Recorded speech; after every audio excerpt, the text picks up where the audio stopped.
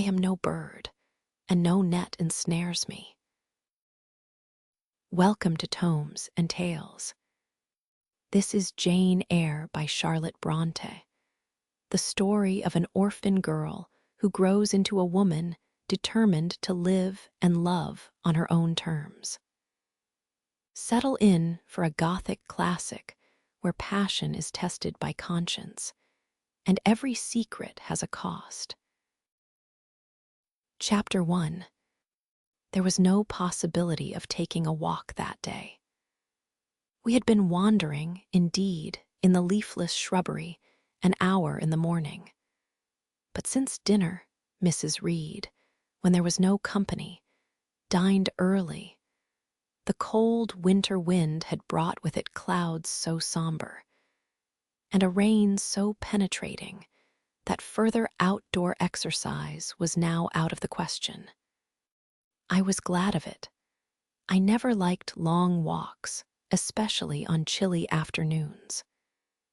Dreadful to me was the coming home in the raw twilight, with nipped fingers and toes, and a heart saddened by the chidings of Bessie, the nurse, and humbled by the consciousness of my physical inferiority to Eliza, John, and Georgiana Reed. The said Eliza, John, and Georgiana were now clustered round their mamma in the drawing-room. She lay reclined on a sofa by the fireside, and with her darlings about her, for the time neither quarreling nor crying, looked perfectly happy. Me she had dispensed from joining the group, saying she regretted to be under the necessity of keeping me at a distance, but that until she heard from Bessie, and could discover by her own observation that I was endeavoring in good earnest to acquire a more sociable and childlike disposition, a more attractive and sprightly manner, something lighter, franker, more natural, as it were. She really must exclude me from privileges intended only for contented, happy little children. "What does Bessie say I have done?" I asked. "Jane, I don't like cavillers or questioners. Besides, there is something truly forbidding in a child taking up her elders in that manner. Be seated somewhere, and until you can speak pleasantly, remain silent." A breakfast room adjoined the drawing-room. I slipped in there. It contained a bookcase. I soon possessed myself of a volume, taking care that it should be one stored with pictures. I mounted into the window seat. Gathering up my feet, I sat cross-legged like a Turk, and having drawn the red moreen curtain nearly close, I was shrined in double retirement. Folds of scarlet drapery shut in my view to the right hand. To the left were the clear panes of glass, protecting, but not separating me from the drear November day. At intervals, while turning over the leaves of my book, I studied the aspect of that winter afternoon. Afar, it offered a pale blank of mist and cloud. Near, a scene of wet lawn and storm-beat shrub, with ceaseless rain sweeping away wildly before a long and lamentable blast. I returned to my book, Bewick's History of British Birds. The letterpress thereof I cared little for, generally speaking, and yet there were certain introductory pages that, child as I was, I could not pass quite as a blank. They were those which treat of the haunts of seafowl, of the solitary rocks and promontories by them only inhabited, of the coast of Norway, studded with isles from its southern extremity, the Lindness or Naze, to the North Cape, where the northern ocean, in vast whirls, boils round the naked, melancholy isles, of farthest Thule, and the Atlantic surge pours in among the stormy Hebrides. Nor could I pass unnoticed the suggestion of the bleak shores of Lapland, Siberia, Spitzbergen, Nova Zembla, Iceland, Greenland, with the vast sweep of the Arctic zone, and those forlorn regions of dreary space, that reservoir of frost and snow, where firm fields of ice, the accumulation of centuries of winters, glazed in alpine heights above heights, surround the pole, and can center the multiplied rigors of extreme cold. Of these death-white realms, I formed an idea of my own. Shadowy, like all the half-comprehended notions that float dim through children's brains, but strangely impressive. The words in these introductory pages connected themselves with the succeeding vignettes and gave significance to the rock standing up alone in a sea of billow and spray, to the broken boat stranded on a desolate coast, to the cold and ghastly moon glancing through bars of cloud at a wreck just sinking. I cannot tell what sentiment haunted the quite solitary churchyard, with its inscribed headstone, its gate, its 2 trees, its low horizon, girdled by a broken wall, and its newly risen crescent, attesting the hour of eventide. The 2 ships becalmed on a torpid sea, I believed to be marine phantoms. The fiend pinning down the thief's pack behind him, I passed over quickly. It was an object of terror. So was the black-horned thing seated aloof on a rock, surveying a distant crowd surrounding a gallows. Each picture told a story, mysterious often to my undeveloped understanding and imperfect feelings, yet ever profoundly interesting. As interesting as the tales Bessie sometimes narrated on winter evenings when she chanced to be in good humor, and when, having brought her ironing table to the nursery hearth, she allowed us to sit about it, and while she got up Mrs. Reed's lace frills and crimped her nightcap borders, fed our eager attention with passages of love and adventure taken from old fairy tales and other ballads. Or, as at a later period I discovered from the pages of Pamela and Henry, Earl of Morland. With Bewick on my knee, I was then happy at least in my way. I feared nothing but interruption, and that came too soon. The breakfast-room door opened. "Beau, Madam Mope," cried the voice of John Reed. Then he paused. He found the room apparently empty. "Where the dickens is she?" he continued. "Lizzie, Georgie." Calling to his sisters, "Joan is not here. Tell Mamma she has run out into the rain, bad animal." It is well I drew the curtain, thought I, and I wished fervently he might not discover my hiding place. Nor would John Reed have found it out himself. He was not quick either of vision or conception. But Eliza just put her head in at the door and said at once, "She is in the window seat, to be sure, Jack." And I came out immediately, for I trembled at the idea of being dragged forth by the said Jack. "What do you want?" I asked with awkward diffidence. "Say, what do you want, Master Reed?" was the answer. "I want you to come here," and seating himself in an armchair, he intimated by a gesture that I was to approach and stand before him. John Reed was a schoolboy of 14 years old, 4 years older than I, for I was but 10. Large and stout for his age, with a dingy and unwholesome skin, thick lineaments in a spacious visage, heavy limbs and large extremities. He gorged himself habitually at table, which made him bilious, and gave him a dim and bleared eye and flabby cheeks.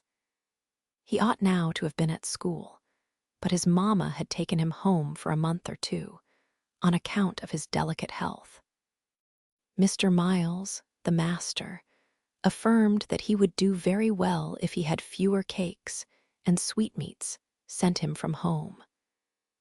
But the mother's heart turned from an opinion so harsh, and inclined rather to the more refined idea that John's sallowness was owing to over-application, and perhaps to pining after home.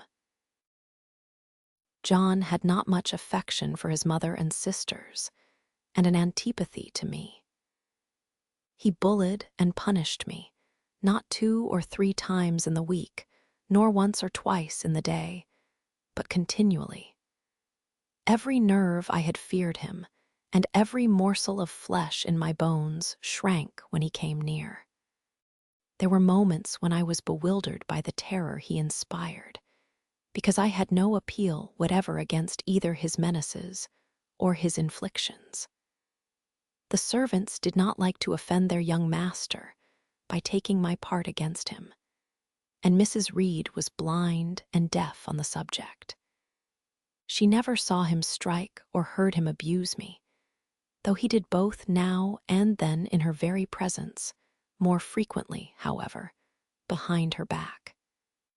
Habitually obedient to John, I came up to his chair. He spent some 3 minutes in thrusting out his tongue at me as far as he could without damaging the roots. I knew he would soon strike, and while dreading the blow, I mused on the disgusting and ugly appearance of him who would presently deal it. I wonder if he read that notion in my face, for all at once, without speaking, he struck suddenly and strongly. I tottered, and on regaining my equilibrium retired back a step or 2 from his chair. "That is for your impudence in answering Mamma a while since," said he, "and for your sneaking way of getting behind curtains, and for the look you had in your eyes 2 minutes since, you rat." Accustomed to John Reed's abuse, I never had an idea of replying to it. My care was how to endure the blow which would certainly follow the insult. "What were you doing behind the curtain?" he asked. "I was reading." "Show the book." I returned to the window and fetched it thence. "You have no business to take our books. You are a dependent, Mamma says. You have no money, your father left you none, you ought to beg, and not to live here with gentlemen's children like us, and eat the same meals we do, and wear clothes at our mamma's expense. Now I'll teach you to rummage my bookshelves, for they are mine. All the house belongs to me, or will do in a few years. Go and stand by the door, out of the way of the mirror and the windows." I did so, not at first aware what was his intention, but when I saw him lift and poise the book and stand in act to hurl it, I instinctively started aside with a cry of alarm. Not soon enough, however.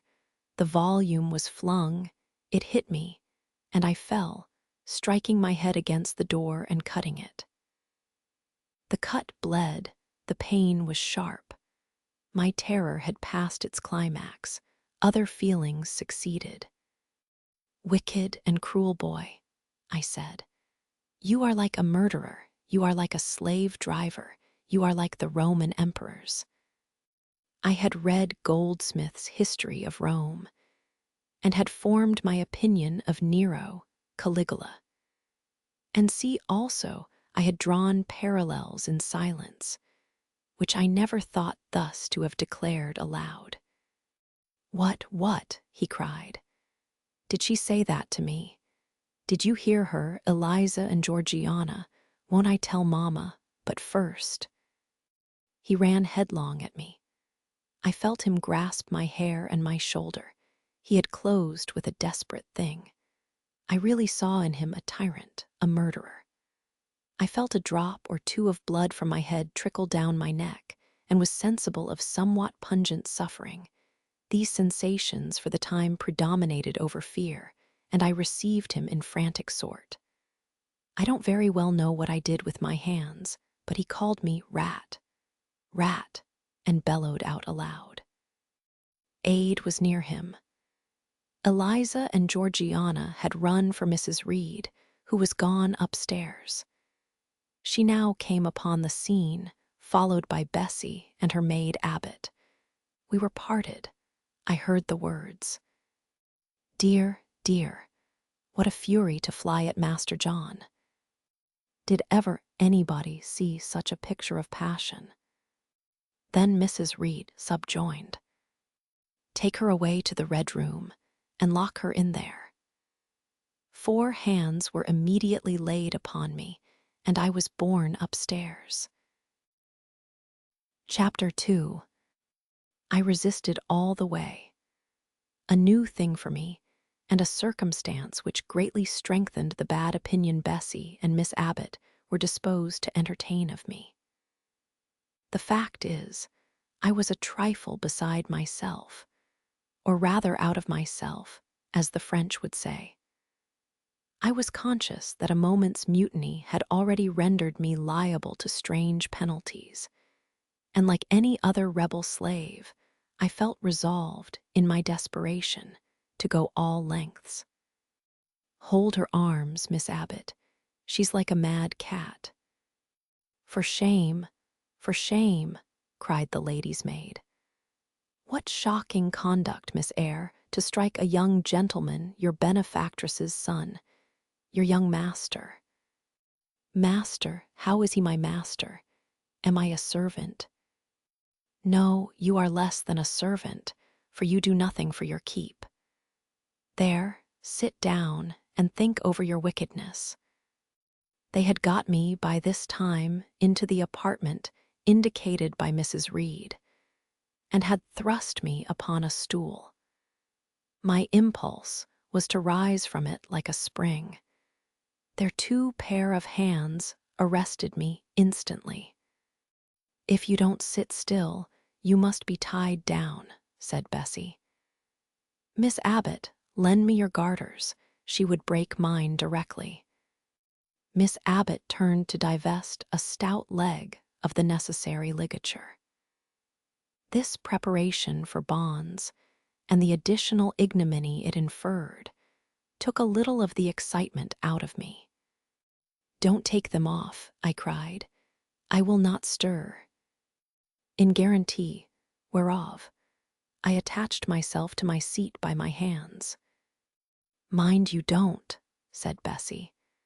And when she had ascertained that I was really subsiding, she loosened her hold of me. Then she and Miss Abbot stood with folded arms, looking darkly and doubtfully on my face, as incredulous of my sanity. She never did so before, at last said Bessie, turning to the Abigail. But it was always in her, was the reply. I've told Mrs. often my opinion about the child, and Mrs. agreed with me. She's an underhand little thing. I never saw a girl of her age with so much cover. Bessie answered not, but ere long, addressing me, she said, You ought to be aware, miss, that you are under obligations to Mrs. Reed. She keeps you. If she were to turn you off, you would have to go to the poorhouse. I had nothing to say to these words. They were not new to me. My very first recollections of existence included hints of the same kind. This reproach of my dependence had become a vague sing-song in my ear, very painful and crushing, but only half intelligible. Miss Abbot joined in. And you ought not to think yourself on an equality with the Mrs. Reed and Master Reed, because Mrs. kindly allows you to be brought up with them. They will have a great deal of money, and you will have none. It is your place to be humble, and to try to make yourself agreeable to them. What we tell you is for your good, added Bessie, in no harsh voice. You should try to be useful and pleasant, then, perhaps, you would have a home here. But if you become passionate and rude, Mrs. will send you away, I am sure. Besides, said Miss Abbot, God will punish her. He might strike her dead in the midst of her tantrums, and then where would she go? "Come, Bessie, we will leave her. I wouldn't have her heart for anything. Say your prayers, Miss Eyre, when you are by yourself, for if you don't repent, something bad might be permitted to come down the chimney and fetch you away." They went, shutting the door and locking it behind them. The Red Room was a square chamber, very seldom slept in. I might say never, indeed, unless when a chance influx of visitors at Gateshead Hall rendered it necessary to turn to account all the accommodation it contained. Yet, it was one of the largest and stateliest chambers in the mansion. A bed supported on massive pillars of mahogany, hung with curtains of deep red damask, stood out like a tabernacle in the center.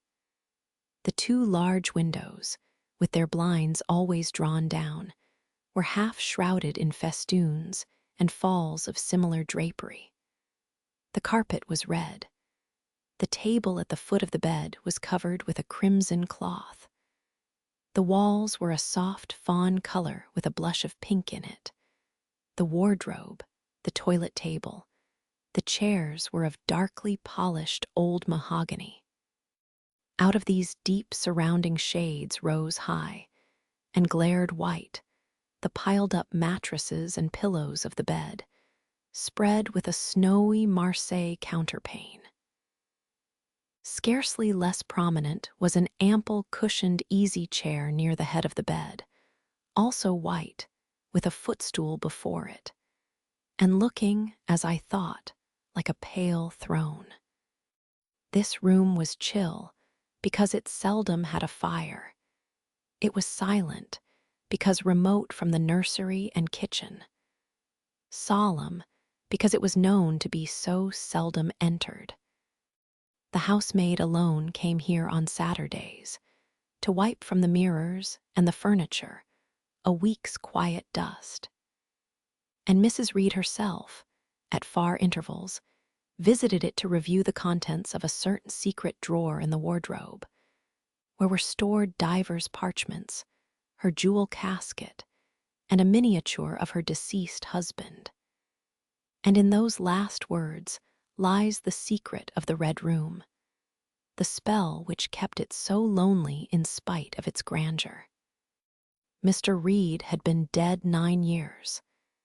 It was in this chamber he breathed his last. Here he lay in state, hence his coffin was borne by the undertaker's men. And since that day, a sense of dreary consecration had guarded it from frequent intrusion. My seat, to which Bessie and the bitter Miss Abbot had left me riveted, was a low ottoman near the marble chimney-piece. The bed rose before me. To my right hand there was the high, dark wardrobe, with subdued, broken reflections varying the gloss of its panels. To my left were the muffled windows. A great looking-glass between them repeated the vacant majesty of the bed and room. I was not quite sure whether they had locked the door, and when I dared move, I got up and went to see. Alas!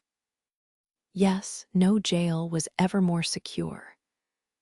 Returning, I had to cross before the looking-glass. My fascinated glance involuntarily explored the depth it revealed. All looked colder and darker in that visionary hollow than in reality.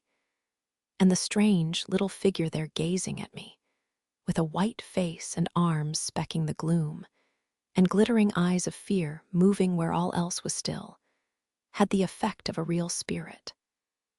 I thought it like one of the tiny phantoms, half fairy, half imp, Bessie's evening stories represented as coming out of lone, ferny dells and moors, and appearing before the eyes of belated travelers. I returned to my stool. Superstition was with me at that moment, but it was not yet her hour for complete victory. My blood was still warm. The mood of the revolted slave was still bracing me with its bitter vigor. I had to stem a rapid rush of retrospective thought before I quailed to the dismal present. All John Reed's violent tyrannies, all his sister's proud indifference, all his mother's aversion, all the servants' partiality, turned up in my disturbed mind like a dark deposit in a turbid well. Why was I always suffering, always browbeaten, always accused, forever condemned? Why could I never please? Why was it useless to try to win anyone's favor? Eliza, who was headstrong and selfish, was respected. Georgiana, who had a spoiled temper, a very acrid spite, a captious and insolent carriage, was universally indulged. Her beauty, her pink cheeks and golden curls, seemed to give delight to all who looked at her, and to purchase indemnity for every fault. John no one thwarted, much less punished, though he twisted the necks of the pigeons, killed the little pea-chicks, set the dogs at the sheep, stripped the hothouse vines of their fruit, and broke the buds off the choicest plants in the conservatory. He called his mother old girl, too, sometimes reviled her for her dark skin, similar to his own, bluntly disregarded her wishes, not unfrequently tore and spoiled her silk attire, and he was still her own darling. I dared commit no fault. I strove to fulfill every duty, and I was termed naughty and tiresome, sullen and sneaking, from morning to noon, and from noon to night. My head still ached and bled with the blow and fall I had received. No one had reproved John for wantonly striking me, and because I had turned against him to avert farther irrational violence, I was loaded with general opprobrium. Unjust, unjust, said my reason, forced by the agonizing stimulus into precocious though transitory power. And resolve, equally wrought up, instigated some strange expedient to achieve escape from insupportable oppression, as running away. Or, if that could not be effected, never eating or drinking more, and letting myself die. What a consternation of soul was mine that dreary afternoon! How all my brain was in tumult, and all my heart in insurrection. Yet in what darkness, what dense ignorance, was the mental battle fought? I could not answer the ceaseless inward question, why I thus suffered, now, at the distance of, I will not say how many years, I see it clearly. I was a discord in Gateshead Hall. I was like nobody there. I had nothing in harmony with Mrs. Reed or her children or her chosen vassalage. If they did not love me, in fact, as little did I love them. They were not bound to regard with affection a thing that could not sympathize with one amongst them. A heterogeneous thing, opposed to them in temperament, in capacity, in propensities. A useless thing, incapable of serving their interest or adding to their pleasure. A noxious thing, cherishing the germs of indignation at their treatment, of contempt of their judgment. I know that had I been a sanguine, brilliant, careless, exacting, handsome, romping child, though equally dependent and friendless, Mrs. Reed would have endured my presence more complacently. Her children would have entertained for me more of the cordiality of fellow feeling. The servants would have been less prone to make me the scapegoat of the nursery. Daylight began to forsake the Red Room. It was past 4 o'clock, and the beclouded afternoon was tending to drear twilight.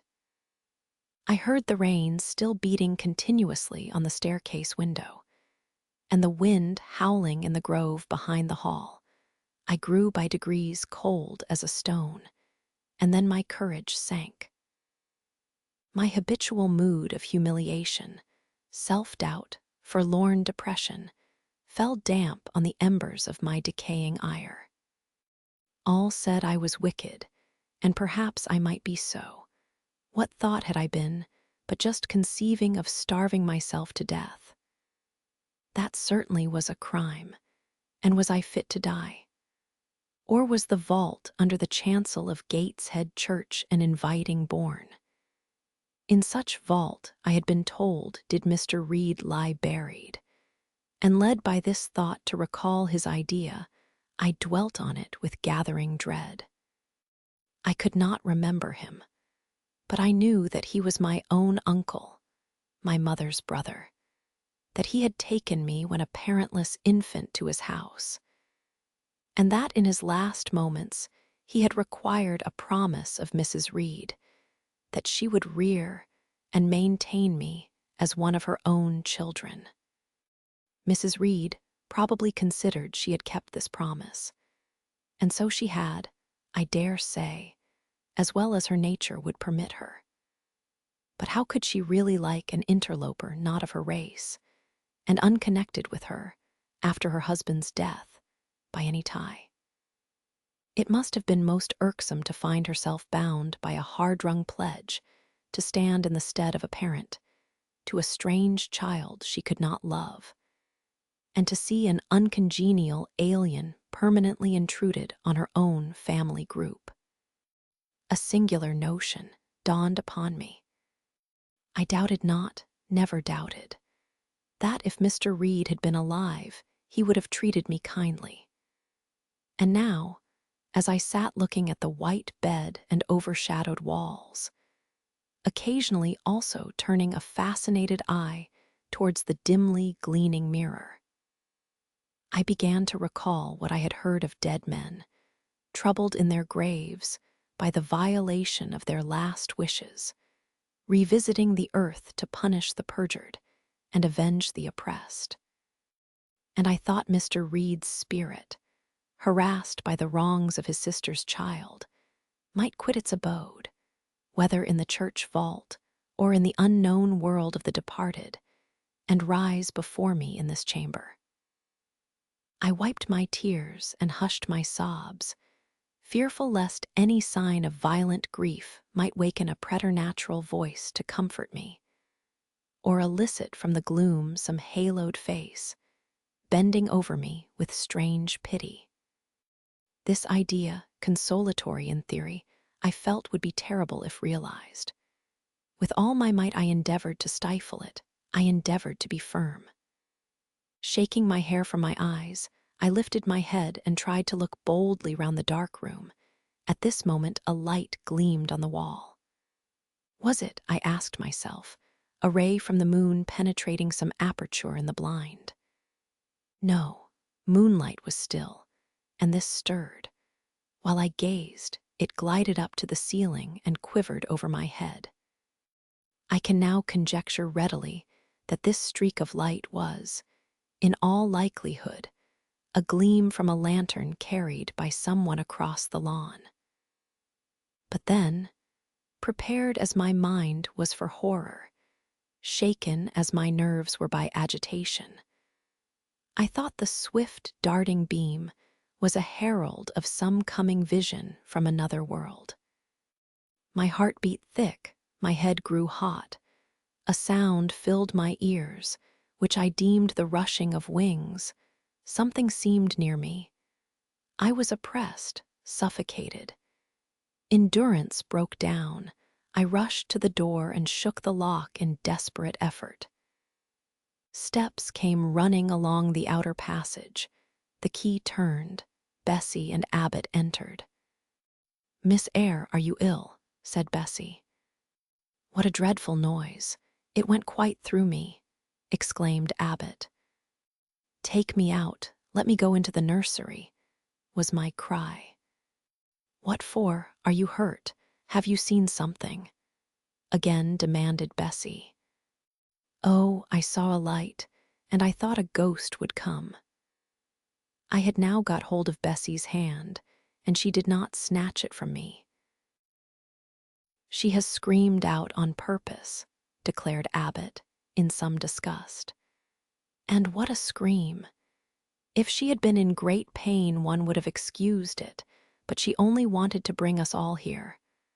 I know her naughty tricks. "What is all this?" demanded another voice peremptorily. And Mrs. Reed came along the corridor, her cap flying wide, her gown rustling stormily. "Abbot and Bessie, I believe I gave orders that Jane Eyre should be left in the Red Room till I came to her myself." "Miss Jane screamed so loud, ma'am," pleaded Bessie. "Let her go," was the only answer. "Loose Bessie's hand, child. You cannot succeed in getting out by these means, be assured. I abhor artifice, particularly in children. It is my duty to show you that tricks will not answer. You will now stay here an hour longer, and it is only on condition of perfect submission and stillness that I shall liberate you then. Oh, aunt, have pity. Forgive me. I cannot endure it. Let me be punished some other way.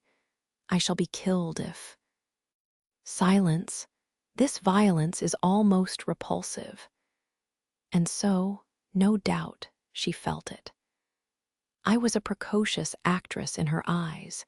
She sincerely looked on me as a compound of virulent passions, mean spirit, and dangerous duplicity. Bessie and Abbot having retreated, Mrs. Reed, impatient of my now frantic anguish and wild sobs, abruptly thrust me back and locked me in, without farther parley. I heard her sweeping away, and soon after she was gone, I suppose I had a species of fit. Unconsciousness closed the scene. Chapter 3. The next thing I remember is waking up with a feeling as if I had had a frightful nightmare, and seeing before me a terrible red glare, crossed with thick black bars. I heard voices, too, speaking with a hollow sound, and as if muffled by a rush of wind or water. Agitation, uncertainty, and an all-predominating sense of terror confused my faculties. Ere long, I became aware that someone was handling me, lifting me up and supporting me in a sitting posture, and that more tenderly than I had ever been raised or upheld before. I rested my head against a pillow or an arm and felt easy. In 5 minutes more, the cloud of bewilderment dissolved. I knew quite well that I was in my own bed, and that the red glare was the nursery fire. It was night. A candle burnt on the table. Bessie stood at the bed foot with a basin in her hand, and a gentleman sat in a chair near my pillow, leaning over me. I felt an inexpressible relief, a soothing conviction of protection and security, when I knew that there was a stranger in the room, an individual not belonging to Gateshead, and not related to Mrs. Reed. Turning from Bessie, though her presence was far less obnoxious to me than that of Abbot, for instance, would have been, I scrutinized the face of the gentleman. I knew him. It was Mr. Lloyd, an apothecary, sometimes called in by Mrs. Reed when the servants were ailing. For herself and the children she employed a physician. "Well, who am I?" he asked. I pronounced his name, offering him at the same time my hand. He took it, smiling and saying, "We shall do very well by and by." Then he laid me down, and addressing Bessie, charged her to be very careful that I was not disturbed during the night. Having given some further directions, and intimates that he should call again the next day, he departed. To my grief, I felt so sheltered and befriended while he sat in the chair near my pillow. And as he closed the door after him, all the room darkened and my heart again sank. Inexpressible sadness weighed it down. "Do you feel as if you should sleep, miss?" asked Bessie, rather softly. Scarcely dared I answer her, for I feared the next sentence might be rough. "I will try." "Would you like to drink, or could you eat anything?" "No, thank you, Bessie." "Then I think I shall go to bed, for it is past 12 o'clock. But you may call me if you want anything in the night." Wonderful civility this. It emboldened me to ask a question. "Bessie, what is the matter with me? Am I ill?" "You fell sick, I suppose, in the red room with crying. You'll be better soon, no doubt." Bessie went into the housemaid's apartment, which was near. I heard her say, "Sarah, come and sleep with me in the nursery. I daren't for my life be alone with that poor child tonight. She might die. It's such a strange thing she should have that fit. I wonder if she saw anything." Mrs. was rather too hard. Sarah came back with her. They both went to bed. They were whispering together for half an hour before they fell asleep. I caught scraps of their conversation, from which I was able only too distinctly to infer the main subject discussed. Something passed her, all dressed in white, and vanished. A great black dog behind him, 3 loud raps on the chamber door, a light in the churchyard just over his grave, and see. At last both slept. The fire and the candle went out.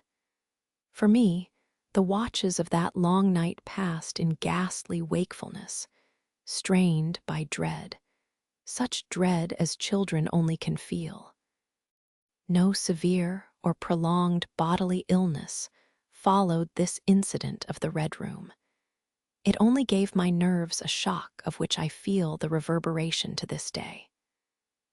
Yes, Mrs. Reed, to you I owe some fearful pangs of mental suffering, but I ought to forgive you, for you knew not what you did. While rending my heartstrings, you thought you were only uprooting my bad propensities. Next day, by noon, I was up and dressed, and sat wrapped in a shawl by the nursery hearth. I felt physically weak and broken down, but my worst ailment was an unutterable wretchedness of mind, a wretchedness which kept drawing from me silent tears. No sooner had I wiped one salt drop from my cheek than another followed. Yet, I thought, I ought to have been happy, for none of the Reeds were there. They were all gone out in the carriage with their mamma. Abbott, too, was sewing in another room, and Bessie, as she moved hither and thither, putting away toys and arranging drawers, addressed to me every now and then a word of unwonted kindness. This state of things should have been to me a paradise of peace, accustomed as I was to a life of ceaseless reprimand and thankless fagging. But in fact, my racked nerves were now in such a state that no calm could soothe, and no pleasure excite them agreeably. Bessie had been down into the kitchen, and she brought up with her a tart on a certain brightly painted china plate, whose bird of paradise, nestling in a wreath of convolvuli and rosebuds, had been wont to stir in me a most enthusiastic sense of admiration, and which plate I had often petitioned to be allowed to take in my hand in order to examine it more closely, but had always hitherto been deemed unworthy of such a privilege. This precious vessel was now placed on my knee, and I was cordially invited to eat the circlet of delicate pastry upon it. Vain favor, coming, like most other favors long deferred and often wished for, too late. I could not eat the tart, and the plumage of the bird, the tints of the flowers, seemed strangely faded. I put both plate and tart away. Bessie asked if I would have a book, The word book acted as a transient stimulus, and I begged her to fetch Gulliver's Travels from the library. This book I had again, and again perused with delight. I considered it a narrative of facts, and discovered in it a vein of interest deeper than what I found in fairy tales. For as to the elves, having sought them in vain among foxglove leaves and bells, under mushrooms, and beneath the ground-ivy mantling old wall nooks, I had at length made up my mind to the sad truth that they were all gone out of England to some savage country where the woods were wilder and thicker, and the population more scant. Whereas Lilliput and Brobdingnag being, in my creed, solid parts of the earth's surface, I doubted not that I might one day, by taking a long voyage, see with my own eyes the little fields, houses, and trees, the diminutive people, the tiny cows, sheep, and birds of the one realm, and the cornfields forest high, the mighty mastiffs, the monster cats, the tower-like men and women of the other. Yet when this cherished volume was now placed in my hand, when I turned over its leaves, and sought in its marvelous pictures the charm I had, till now, never failed to find, all was eerie and dreary. The giants were gaunt goblins, the pygmies malevolent and fearful imps, Gulliver a most desolate wanderer in most dread and dangerous regions. I closed the book, which I dared no longer peruse, and put it on the table, beside the untasted tart. Bessie had now finished dusting and tidying the room, and having washed her hands, she opened a certain little drawer, full of splendid shreds of silk and satin, and began making a new bonnet for Georgiana's doll. Meantime she sang. Her song was, "In the days when we went gypsying." A long time ago. I had often heard the song before, and always with lively delight, for Bessie had a sweet voice, at least I thought so. But now, though her voice was still sweet, I found in its melody an indescribable sadness. Sometimes, preoccupied with her work, she sang the refrain very low, very lingeringly. A long time ago came out like the saddest cadence of a funeral hymn. She passed into another ballad, this time a really doleful one. My feet they are sore, and my limbs they are weary. Long is the way, and the mountains are wild. Soon will the twilight close, moonless and dreary, over the path of the poor, orphaned child. Why did they send me so far, and so lonely? Up where the moors spread, and gray rocks are piled. Men are hard-hearted, and kind angels only watch o'er the steps of a poor orphan child. Yet distant and soft the night breeze is blowing. Clouds there are none, and clear stars beam mild. God, in his mercy, protection is showing. Comfort and hope to the poor orphan child. E'en should I fall o'er the broken bridge passing, or stray in the marshes, by false lights beguiled, still will my Father, with promise and blessing, take to his bosom the poor orphan child. There is a thought that for strength should avail me, though both of shelter and kindred despoiled. Heaven is a home, and a rest will not fail me. God is a friend to the poor orphan child. "Come, Miss Jane, don't cry," said Bessie, as she finished. She might as well have said to the fire, "Don't burn." But how could she divine the morbid suffering to which I was a prey? In the course of the morning Mr. Lloyd came again. "What, already up?" said he, as he entered the nursery. "Well, nurse, how is she?" Bessie answered that I was doing very well. Then she ought to look more cheerful. Come here, Miss Jane. Your name is Jane, is it not? Yes, sir, Jane Eyre. Well, you have been crying, Miss Jane Eyre. Can you tell me what about? Have you any pain? No, sir. Oh, I dare say she is crying because she could not go out with Mrs. in the carriage, interposed Bessie. Surely not. Why, she is too old for such pettishness. I thought so too, and my self-esteem being wounded by the false charge, I answered promptly. I never cried for such a thing in my life. I hate going out in the carriage. I cry because I am miserable. Oh, fie, miss, said Bessie. The good apothecary appeared a little puzzled. I was standing before him. He fixed his eyes on me very steadily. His eyes were small and gray, not very bright, but I dare say I should think them shrewd now. He had a hard-featured, yet good-natured looking face. Having considered me at leisure, he said, "What made you ill yesterday?" She had a fall, said Bessie, again putting in her word. Fall, why, that is like a baby again. Can't she manage to walk at her age? She must be 8 or 9 years old. I was knocked down, was the blunt explanation, jerked out of me by another pang of mortified pride. But that did not make me ill, I added, while Mr. Lloyd helped himself to a pinch of snuff.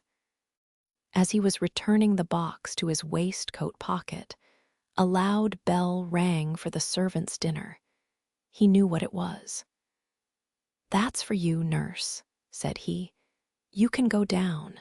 I'll give Miss Jane a lecture till you come back." Bessie would rather have stayed, but she was obliged to go, because punctuality at meals was rigidly enforced at Gateshead Hall. The fall did not make you ill. What did then?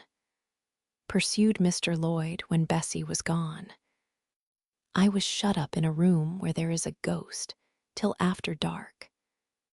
I saw Mr. Lloyd smile and frown at the same time. Ghost, what, you are a baby after all. You are afraid of ghosts. Of Mr. Reed's ghost I am. He died in that room and was laid out there. Neither Bessie nor anyone else will go into it at night, if they can help it. And it was cruel to shut me up alone without a candle. So cruel that I think I shall never forget it. Nonsense. And is it that makes you so miserable? Are you afraid now in daylight? No, but night will come again before long. And besides, I am unhappy, very unhappy for other things. What other things? Can you tell me some of them? How much I wish to reply fully to this question. How difficult it was to frame any answer. Children can feel, but they cannot analyze their feelings. And if the analysis is partially effected in thought, they know not how to express the result of the process in words.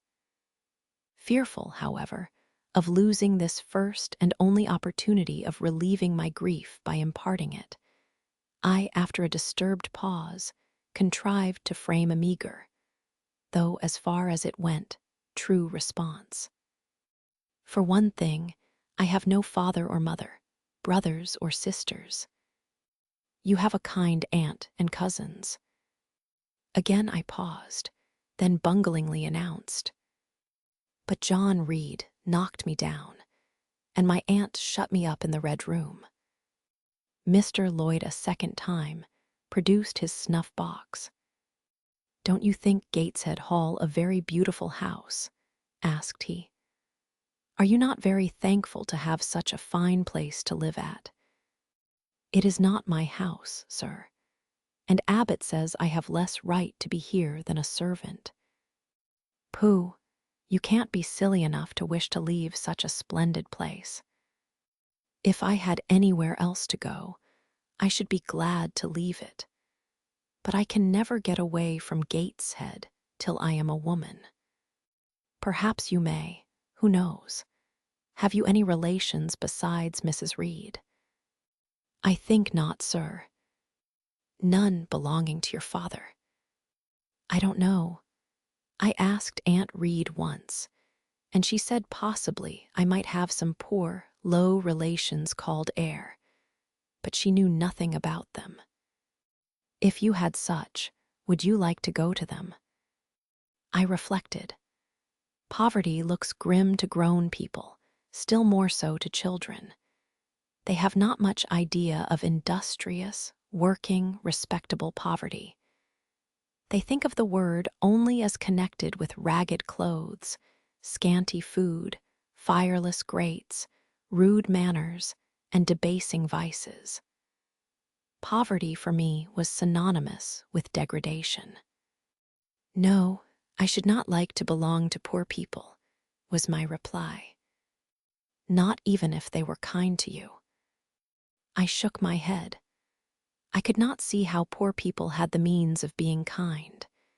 And then to learn to speak like them, to adopt their manners, to be uneducated, to grow up like one of the poor women I saw sometimes nursing their children or washing their clothes at the cottage doors of the village of Gateshead. No, I was not heroic enough to purchase liberty at the price of caste. But are your relatives so very poor? Are they working people? I cannot tell. Aunt Reed says if I have any, they must be a beggarly set. I should not like to go a-begging. Would you like to go to school? Again, I reflected. I scarcely knew what school was. Bessie sometimes spoke of it as a place where young ladies sat in the stocks, wore backboards, and were expected to be exceedingly genteel and precise. John Reed hated his school and abused his master. But John Reed's tastes were no rule for mine, and if Bessie's accounts of school discipline, gathered from the young ladies of a family where she had lived before coming to Gateshead, were somewhat appalling, her details of certain accomplishments attained by these same young ladies were, I thought, equally attractive. She boasted of beautiful paintings of landscapes and flowers by them executed, of songs they could sing and pieces they could play, of purses they could net, of French books they could translate, till my spirit was moved to emulation as I listened. Besides, school would be a complete change. It implied a long journey, an entire separation from Gateshead, an entrance into a new life. I should indeed like to go to school, was the audible conclusion of my musings. Well, well, who knows what may happen, said Mr. Lloyd, as he got up. The child ought to have change of air and scene, he added, speaking to himself, nerves not in a good state. Bessie now returned. At the same moment, the carriage was heard, rolling up the gravel walk. Is that your mistress, nurse? Asked Mr. Lloyd. I should like to speak to her before I go. Bessie invited him to walk into the breakfast room and led the way out.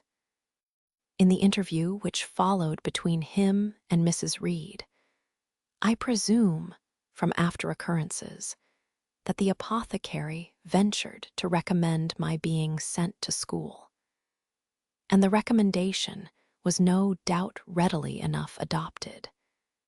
For as Abbot said, in discussing the subject with Bessie when both sat sewing in the nursery one night, after I was in bed, and as they thought asleep, Mrs. was, she dared say, glad enough to get rid of such a tiresome, ill-conditioned child who always looked as if she were watching everybody and scheming plots underhand. Abbot, I think, gave me credit for being a sort of infantine Guy Fawkes. On that same occasion, I learned, for the first time, from Miss Abbott's communications to Bessie, that my father had been a poor clergyman, that my mother had married him against the wishes of her friends, who considered the match beneath her, that my grandfather Reed was so irritated at her disobedience, he cut her off without a shilling, that after my mother and father had been married a year, the latter caught the typhus fever while visiting among the poor of a large manufacturing town where his curacy was situated, and where that disease was then prevalent, that my mother took the infection from him, and both died within a month of each other. Bessie, when she heard this narrative, sighed and said, "Poor Miss Jane is to be pitied, too, Abbot." "Yes," responded Abbot, "if she were a nice, pretty child, one might compassionate her forlornness. But one really cannot care for such a little toad as that." "Not a great deal, to be sure," agreed Bessie. "At any rate, a beauty like Miss Georgiana would be more moving in the same condition." "Yes, I dote on Miss Georgiana," cried the fervent Abbot. "Little darling, with her long curls and her blue eyes, and such a sweet color as she has, just as if she were painted. Bessie, I could fancy a Welsh rabbit for supper." "So could I with a roast onion. Come, we'll go down." They went. Chapter 4. From my discourse with Mr. Lloyd, and from the above reported conference between Bessie and Abbot, I gathered enough of hope to suffice as a motive for wishing to get well. A change seemed near. I desired and waited it in silence. It tarried, however. Days and weeks passed. I had regained my normal state of health, but no new allusion was made to the subject over which I brooded. Mrs. Reed surveyed me at times with a severe eye, but seldom addressed me.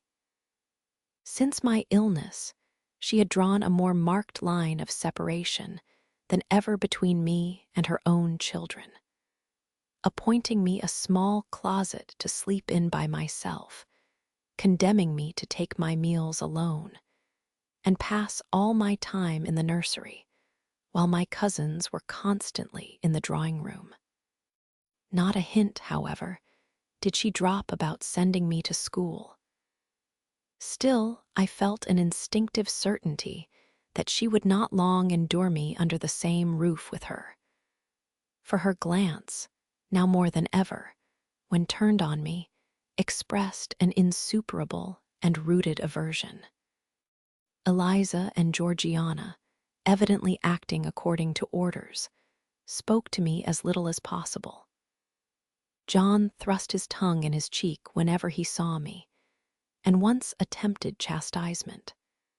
But as I instantly turned against him, roused by the same sentiment of deep ire and desperate revolt which had stirred my corruption before, he thought it better to desist, and ran from me tittering execrations, and vowing I had burst his nose.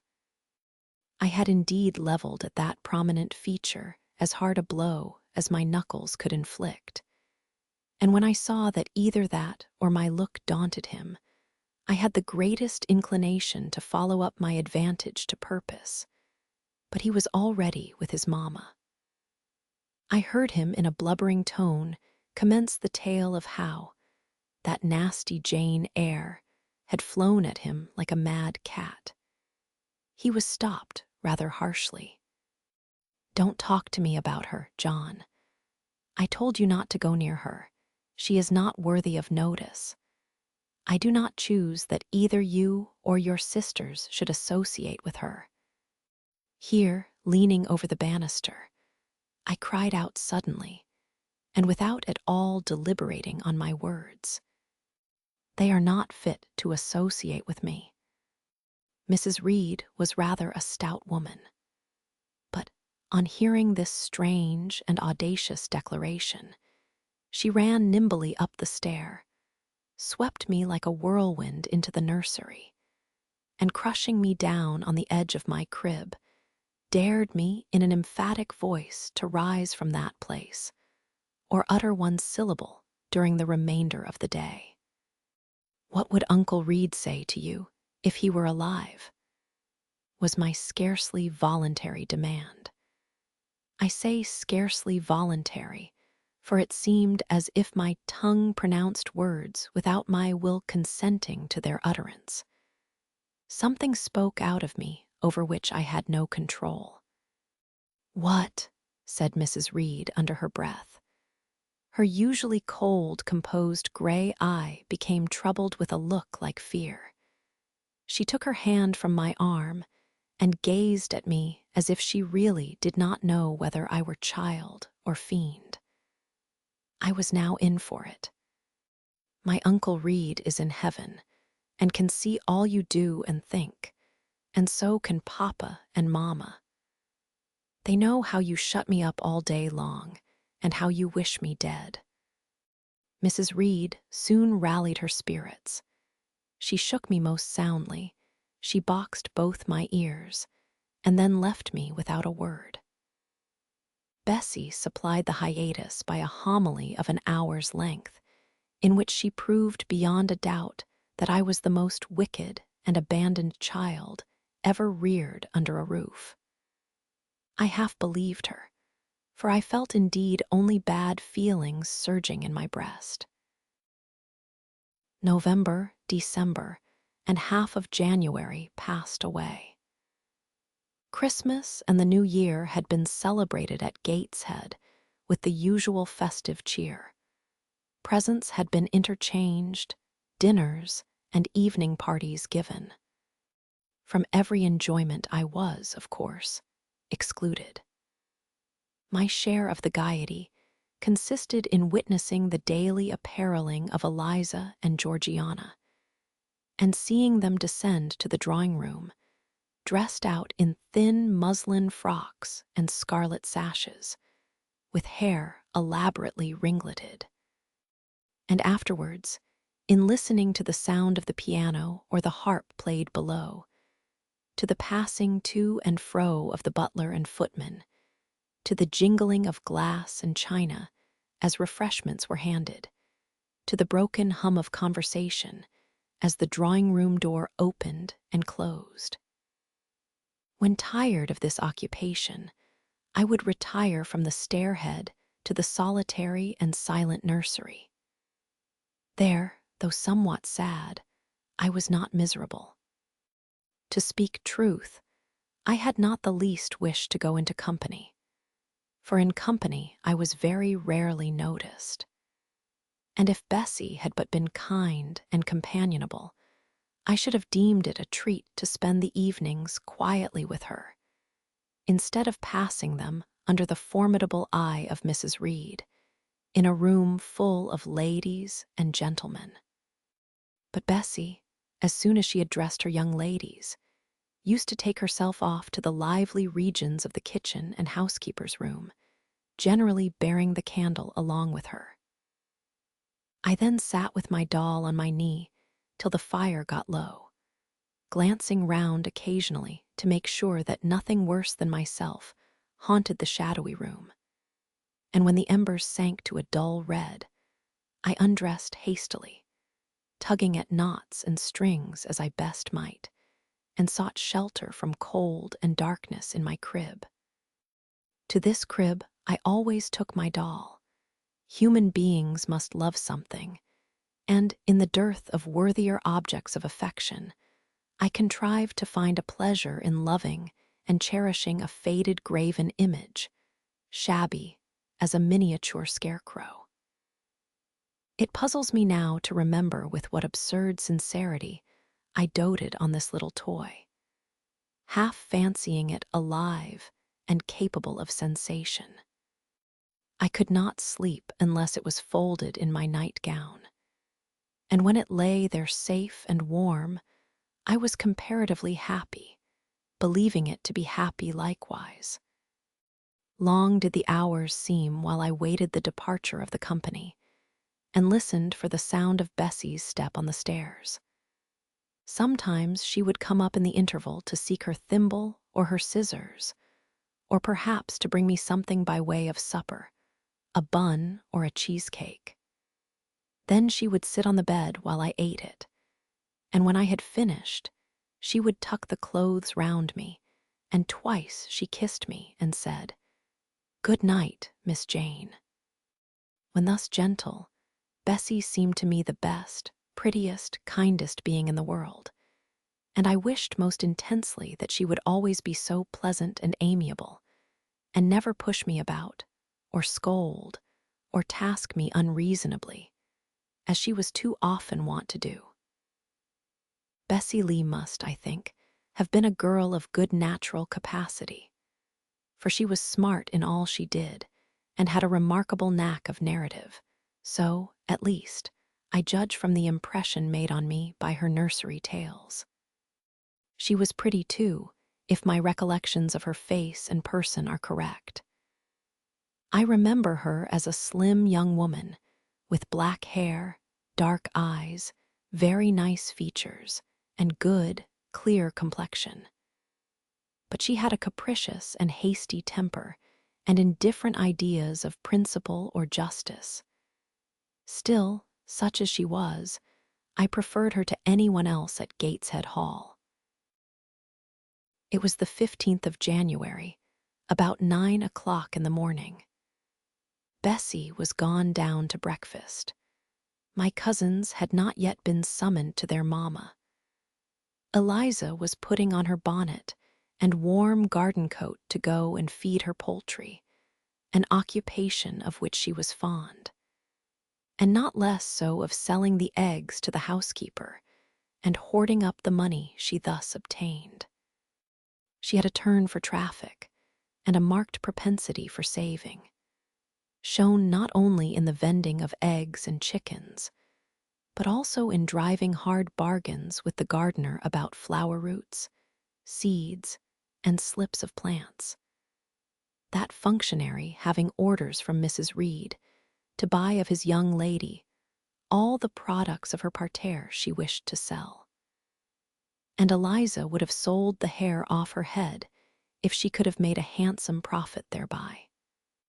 As to her money, she first secreted it in odd corners, wrapped in a rag or an old curl paper.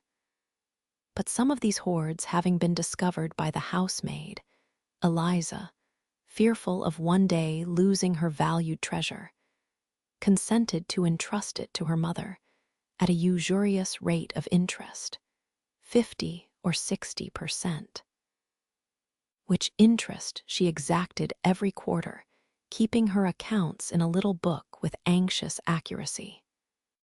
Georgiana sat on a high stool, dressing her hair at the glass, and interweaving her curls with artificial flowers and faded feathers, of which she had found a store in a drawer in the attic. I was making my bed, having received strict orders from Bessie to get it arranged before she returned, for Bessie now frequently employed me as a sort of under-nursery maid, to tidy the room, dust the chairs, and see. Having spread the quilt and folded my night-dress, I went to the window seat to put in order some picture books and doll's house furniture scattered there. An abrupt command from Georgiana to let her playthings alone, for the tiny chairs and mirrors, the fairy plates and cups were her property, stopped my proceedings. And then, for lack of other occupation, I fell to breathing on the frost flowers with which the window was fretted, and thus clearing a space in the glass through which I might look out on the grounds, where all was still and petrified under the influence of a hard frost. From this window were visible the porter's lodge and the carriage road, and just as I had dissolved so much of the silver-white foliage veiling the panes as left room to look out, I saw the gates thrown open and a carriage roll through.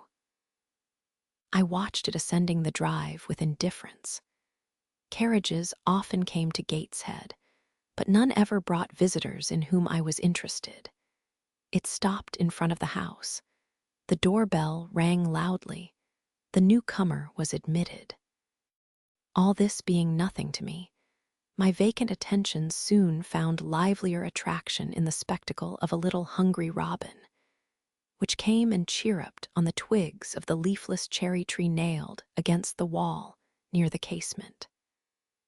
The remains of my breakfast of bread and milk stood on the table, and having crumbled a morsel of roll, I was tugging at the sash to put out the crumbs on the windowsill, when Bessie came running upstairs into the nursery.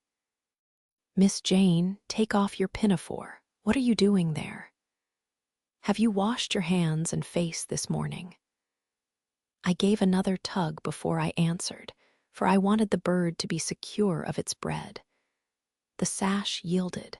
I scattered the crumbs, some on the stone sill, some on the cherry tree bough. Then, closing the window, I replied, "No, Bessie, I have only just finished dusting." "Troublesome, careless child. And what are you doing now? You look quite red, as if you had been about some mischief. What were you opening the window for?" I was spared the trouble of answering, for Bessie seemed in too great a hurry to listen to explanations. She hauled me to the washstand, inflicted a merciless but happily brief scrub on my face and hands with soap, water, and a coarse towel, disciplined my head with a bristly brush, denuded me of my pinafore, and then hurrying me to the top of the stairs, bid me go down directly, as I was wanted in the breakfast room. I would have asked who wanted me. I would have demanded if Mrs. Reed was there, but Bessie was already gone and had closed the nursery door upon me. I slowly descended. For nearly 3 months, I had never been called to Mrs. Reed's presence. Restricted so long to the nursery, the breakfast, dining, and drawing rooms were become for me awful regions, on which it dismayed me to intrude. I now stood in the empty hall. Before me was the breakfast room door, and I stopped, intimidated and trembling. What a miserable little poltroon had fear, engendered of unjust punishment, made of me in those days. I feared to return to the nursery, and feared to go forward to the parlor. 10 minutes I stood in agitated hesitation. The vehement ringing of the breakfast-room bell decided me. I must enter. "Who could want me?" I asked inwardly, as with both hands I turned the stiff door handle, which, for a second or two, resisted my efforts. What should I see besides Aunt Reed in the apartment? A man or a woman? The handle turned, the door unclosed, and passing through and curtsying low, I looked up at a black pillar. Such, at least, appeared to me, at first sight, the straight, narrow, sable-clad shape standing erect on the rug. The grim face at the top was like a carved mask, placed above the shaft by way of capital. Mrs. Reed occupied her usual seat by the fireside. She made a signal to me to approach. I did so, and she introduced me to the stony stranger with the words, "This is the little girl respecting whom I applied to you." He, for it was a man, turned his head slowly towards where I stood, and having examined me with the 2 inquisitive-looking gray eyes which twinkled under a pair of bushy brows, said solemnly, and in a bass voice, "Her size is small. What is her age?" 10 years. So much, was the doubtful answer, and he prolonged his scrutiny for some minutes. Presently he addressed me, "Your name, little girl." Jane Eyre, sir." In uttering these words, I looked up. He seemed to me a tall gentleman. But then I was very little. His features were large, and they and all the lines of his frame were equally harsh and prim. "Well, Jane Eyre, and are you a good child?" Impossible to reply to this in the affirmative. My little world held a contrary opinion. I was silent. Mrs. Reed answered for me by an expressive shake of the head, adding soon, "Perhaps the less said on that subject the better, Mr. Brocklehurst." Sorry indeed to hear it. She and I must have some talk.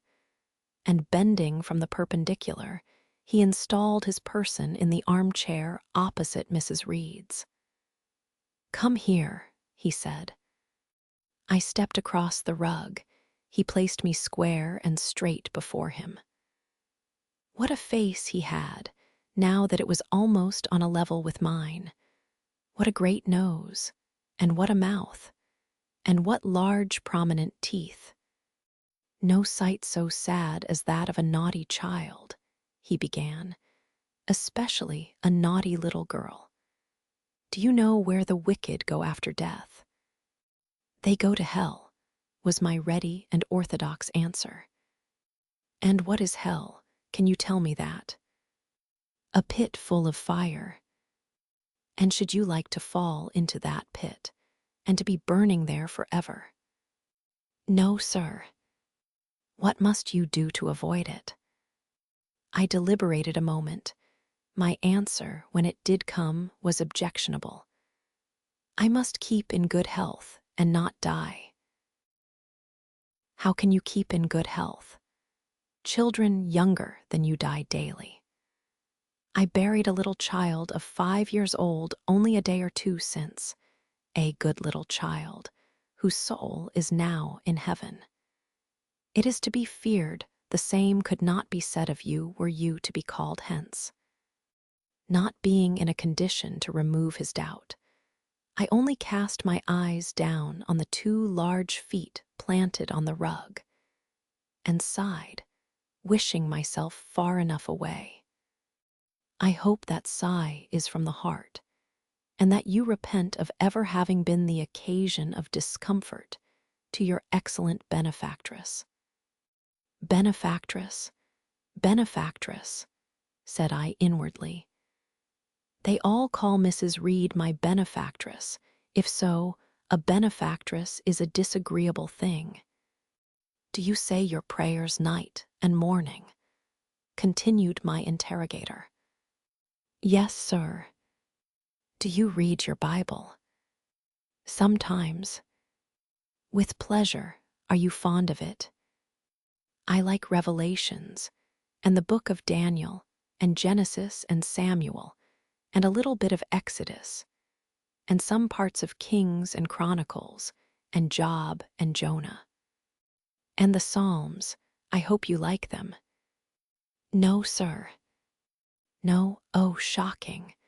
I have a little boy, younger than you, who knows 6 Psalms by heart. And when you ask him which he would rather have, a gingerbread nut to eat or a verse of a psalm to learn, he says, 'Oh, the verse of a psalm. Angels sing psalms,' says he. 'I wish to be a little angel here below.'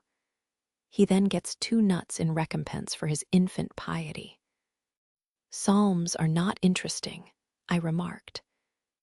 "That proves you have a wicked heart, and you must pray to God to change it, to give you a new and clean one, to take away your heart of stone and give you a heart of flesh."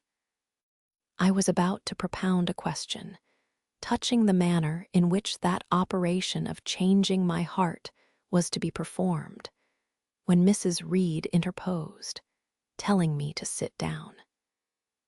She then proceeded to carry on the conversation herself. "Mr. Brocklehurst, I believe I intimated in the letter which I wrote to you 3 weeks ago that this little girl has not quite the character and disposition I could wish. Should you admit her into Lode's school, I should be glad if the superintendent and teachers were requested to keep a strict eye on her, and above all, to guard against her worst fault, a tendency to deceit. I mention this in your hearing, Jane, that you may not attempt to impose on Mr. Brocklehurst. Well might I dread, well might I dislike Mrs. Reed, for it was her nature to wound me cruelly. Never was I happy in her presence.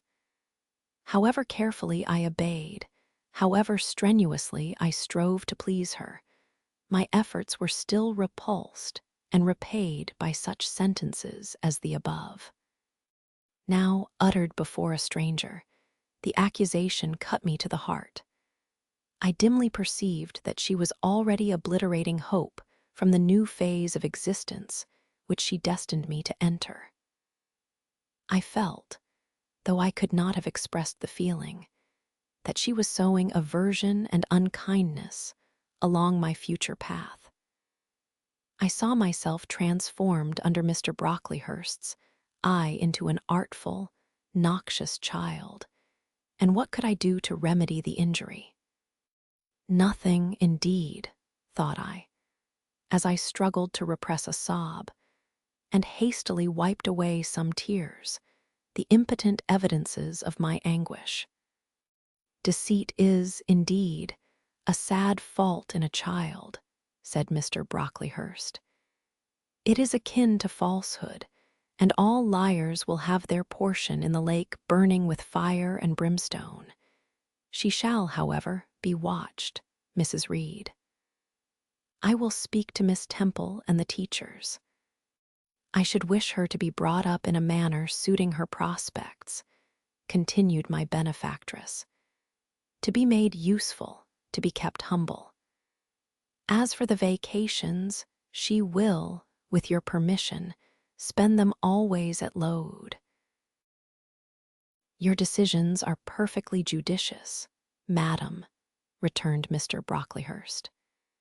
Humility is a Christian grace, and one peculiarly appropriate to the pupils of Lode. I, therefore, direct that a special care shall be bestowed on its cultivation amongst them. I have studied how best to mortify in them the worldly sentiment of pride, and only the other day I had a pleasing proof of my success. My second daughter, Augusta, went with her mamma to visit the school, and on her return she exclaimed, "Oh, dear papa, how quiet and plain all the girls at Lode look, with their hair combed behind their ears, and their long pinafores, and those little Holland pockets outside their frocks. They are almost like poor people's children. And," said she, "they looked at my dress and mamma's as if they had never seen a silk gown before." "This is the state of things I quite approve," returned Mrs. Reed. "Had I sought all England over, I could scarcely have found a system more exactly fitting a child like Jane Eyre. Consistency, my dear Mr. Brocklehurst. I advocate consistency in all things.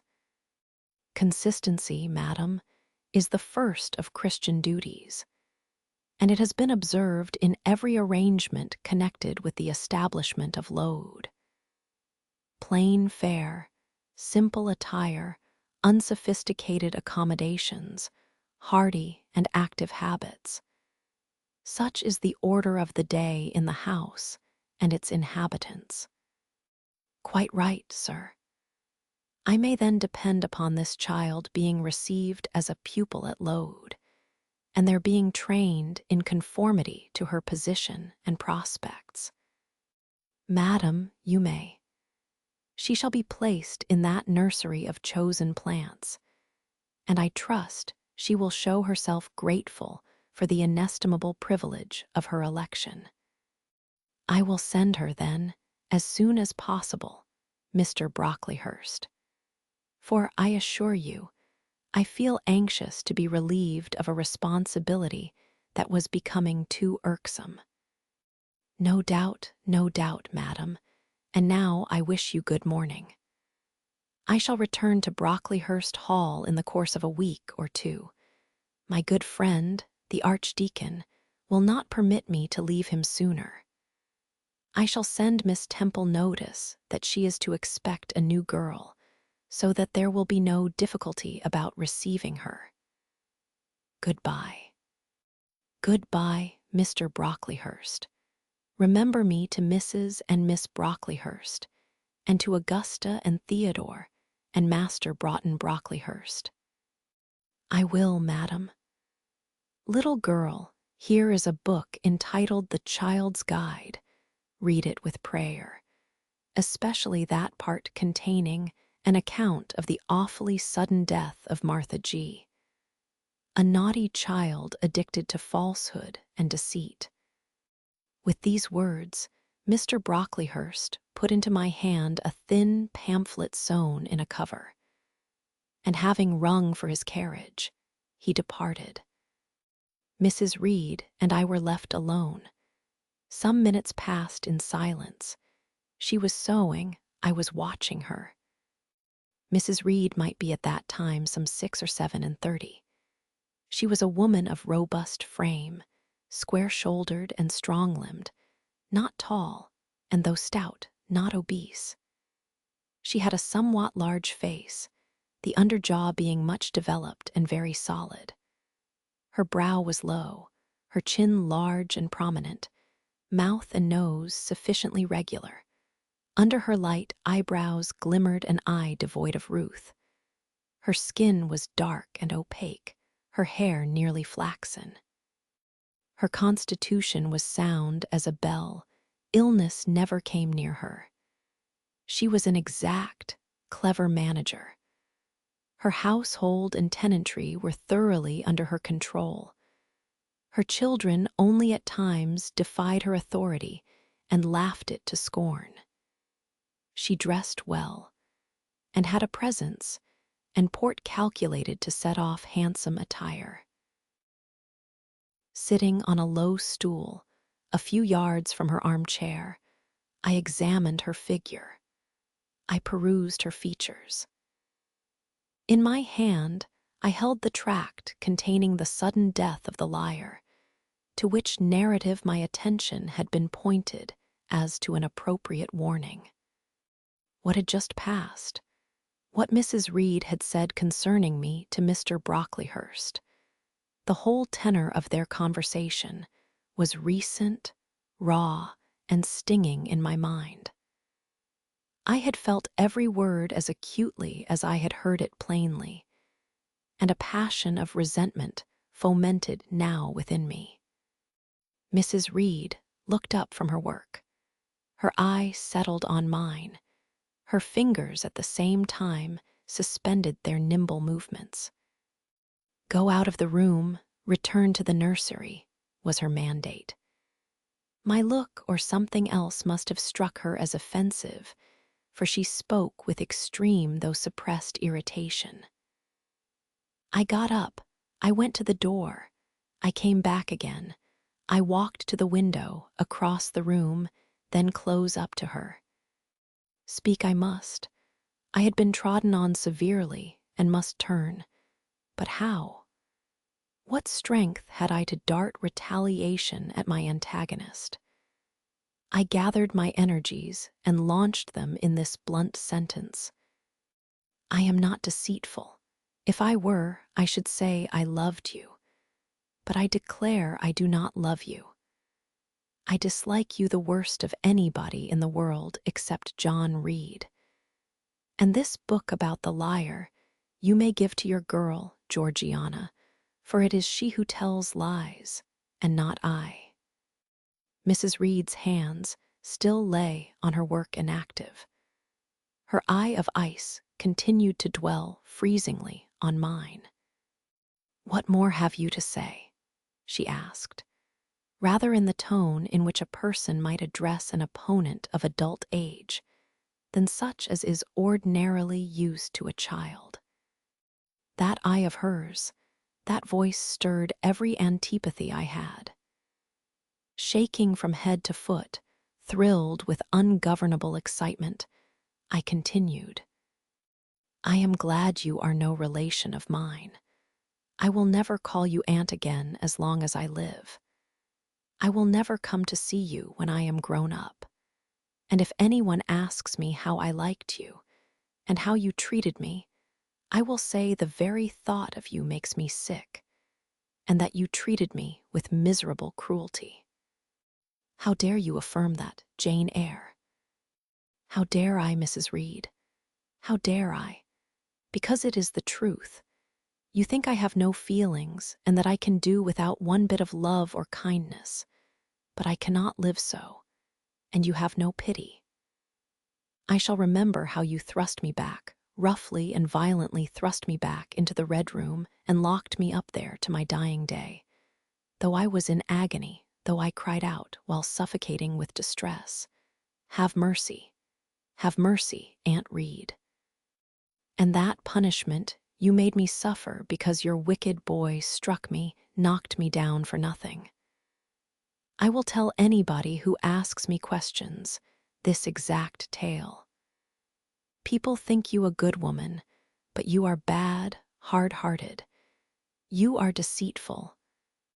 Ere I had finished this reply, my soul began to expand, to exult, with the strangest sense of freedom, of triumph, I ever felt. It seemed as if an invisible bond had burst, and that I had struggled out into unhoped-for liberty. Not without cause was this sentiment. Mrs. Reed looked frightened. Her work had slipped from her knee. She was lifting up her hands, rocking herself to and fro, and even twisting her face as if she would cry. "Jane, you are under a mistake. What is the matter with you? Why do you tremble so violently? Would you like to drink some water?"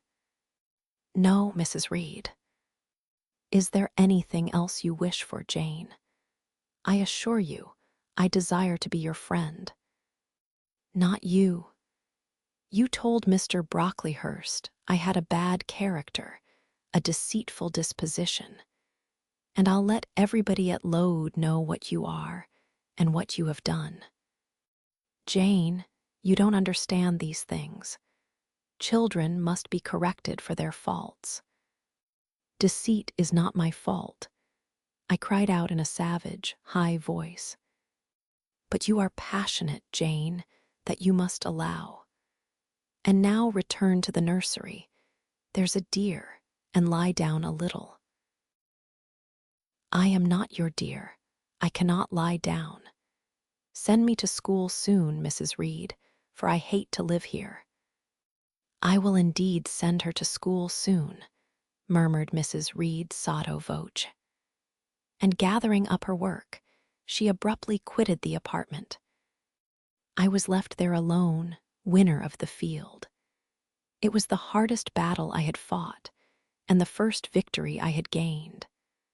I stood a while on the rug, where Mr. Brocklehurst had stood, and I enjoyed my conqueror's solitude. First, I smiled to myself and felt elate, but this fierce pleasure subsided in me as fast as did the accelerated throb of my pulses. A child cannot quarrel with its elders, as I had done, cannot give its furious feelings uncontrolled play, as I had given mine, without experiencing afterwards the pang of remorse and the chill of reaction. A ridge of lighted heath, alive, glancing, devouring, would have been a meet emblem of my mind when I accused and menaced Mrs. Reed. The same ridge, black and blasted after the flames are dead, would have represented as meetly my subsequent condition, when half an hour's silence and reflection had shown me the madness of my conduct and the dreariness of my hated and hating position. Something of vengeance I had tasted for the first time, as aromatic wine it seemed, unswallowing, warm and racy. Its after flavor, metallic and corroding, gave me a sensation as if I had been poisoned. Willingly would I now have gone and asked Mrs. Reed's pardon, but I knew, partly from experience and partly from instinct, that was the way to make her repulse me with double scorn, thereby re-exciting every turbulent impulse of my nature. I would fain exercise some better faculty than that of fierce speaking, fain find nourishment for some less fiendish feeling than that of somber indignation. I took a book, some Arabian tales. I sat down and endeavored to read. I could make no sense of the subject. My own thoughts swam always between me and the page I had usually found fascinating. I opened the glass door in the breakfast room. The shrubbery was quite still. The black frost reigned, unbroken by sun or breeze, through the grounds. I covered my head and arms with the skirt of my frock, and went out to walk in a part of the plantation which was quite sequestrated. But I found no pleasure in the silent trees, the falling fir cones, the congealed relics of autumn, russet leaves, swept by past winds in heaps, and now stiffened together.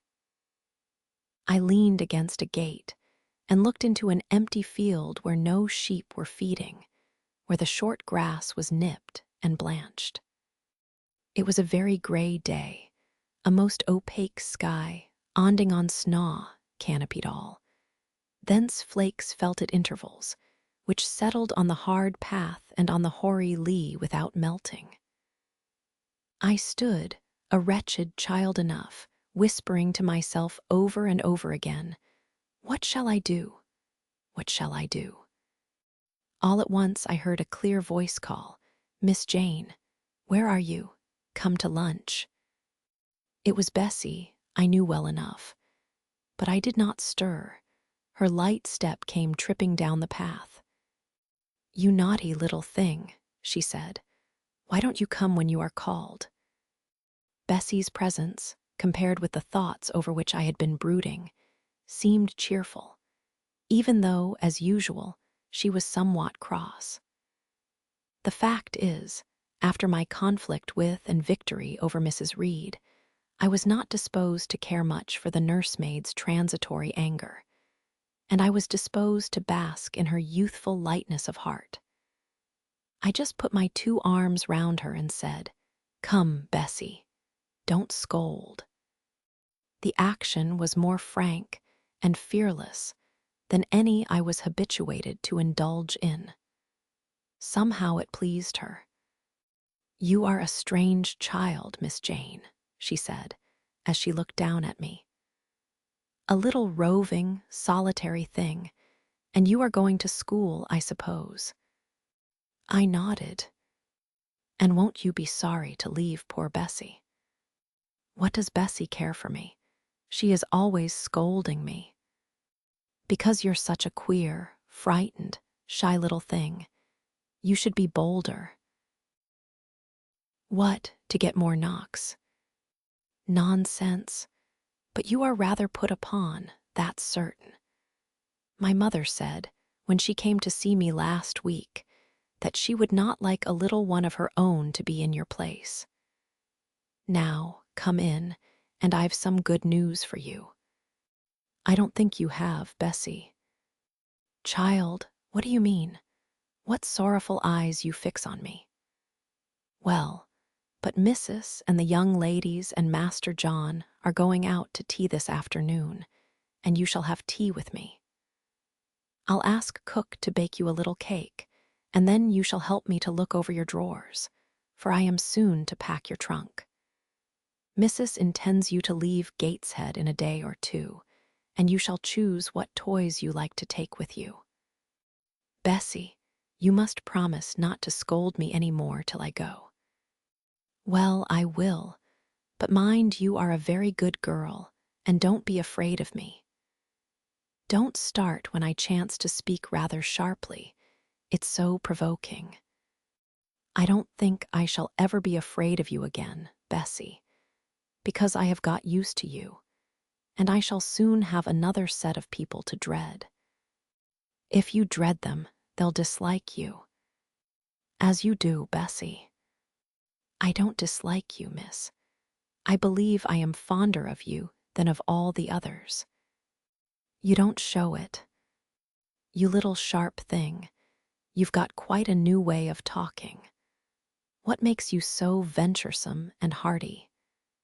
Why, I shall soon be away from you, and besides, I was going to say something about what had passed between me and Mrs. Reed, but on second thoughts, I considered it better to remain silent on that head.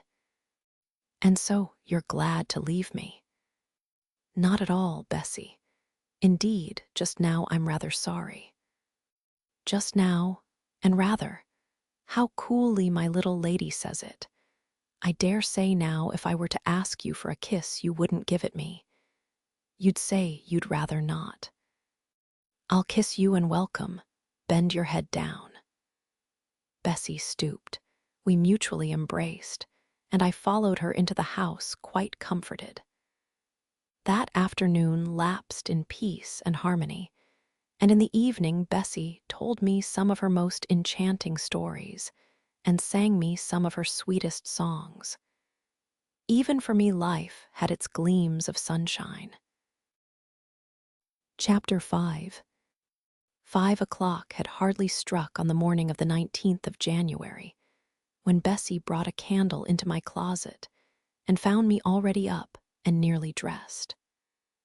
I had risen half an hour before her entrance and had washed my face and put on my clothes by the light of a half-moon just setting, whose rays streamed through the narrow window near my crib. I was to leave Gateshead that day by a coach which passed the lodge gates at 6 a.m. Bessie was the only person yet risen. She had lit a fire in the nursery, where she now proceeded to make my breakfast. Few children can eat when excited with the thoughts of a journey, nor could I, Bessie, having pressed me in vain to take a few spoonfuls of the boiled milk and bread she had prepared for me, wrapped up some biscuits in a paper and put them into my bag. Then she helped me on with my pelisse and bonnet, and wrapping herself in a shawl, she and I left the nursery. As we passed Mrs. Reed's bedroom, she said, "Will you go in and bid Mrs. Good bye?" "No, Bessie. She came to my crib last night when you were gone down to supper, and said I need not disturb her in the morning, or my cousins either. And she told me to remember that she had always been my best friend, and to speak of her and be grateful to her accordingly." "What did you say, miss?" "Nothing. I covered my face with the bedclothes and turned from her to the wall." "That was wrong, Miss Jane." "It was quite right, Bessie. Your missus has not been my friend, she has been my foe." "Oh, Miss Jane, don't say so." "Good-bye to Gateshead," cried I, as we passed through the hall and went out at the front door. The moon was set, and it was very dark. Bessie carried a lantern, whose light glanced on wet steps and gravel roads sodden by a recent thaw. Raw and chill was the winter morning. My teeth chattered as I hastened down the drive. There was a light in the porter's lodge. When we reached it, we found the porter's wife just kindling her fire. My trunk, which had been carried down the evening before, stood corded at the door. It wanted but a few minutes of 6, and shortly after that hour had struck, the distant roll of wheels announced the coming coach. I went to the door and watched its lamps approach rapidly through the gloom. "Is she going by herself?" asked the porter's wife. "Yes." "And how far is it?" 50 miles. What a long way. I wonder Mrs. Reed is not afraid to trust her so far alone. The coach drew up. There it was at the gates with its 4 horses, and its top laden with passengers. The guard and coachman loudly urged haste. My trunk was hoisted up. I was taken from Bessie's neck, to which I clung with kisses. "Be sure and take good care of her," cried she to the guard, as he lifted me into the inside. "Aye, aye," was the answer. The door was slapped to, a voice exclaimed, "All right," and on we drove. Thus was I severed from Bessie and Gateshead, thus whirled away to unknown, and, as I then deemed, remote and mysterious regions. I remember but little of the journey. I only know that the day seemed to me of a preternatural length, and that we appeared to travel over hundreds of miles of road. We passed through several towns, and in one, a very large one, the coach stopped. The horses were taken out, and the passengers alighted to dine. I was carried into an inn, where the guard wanted me to have some dinner.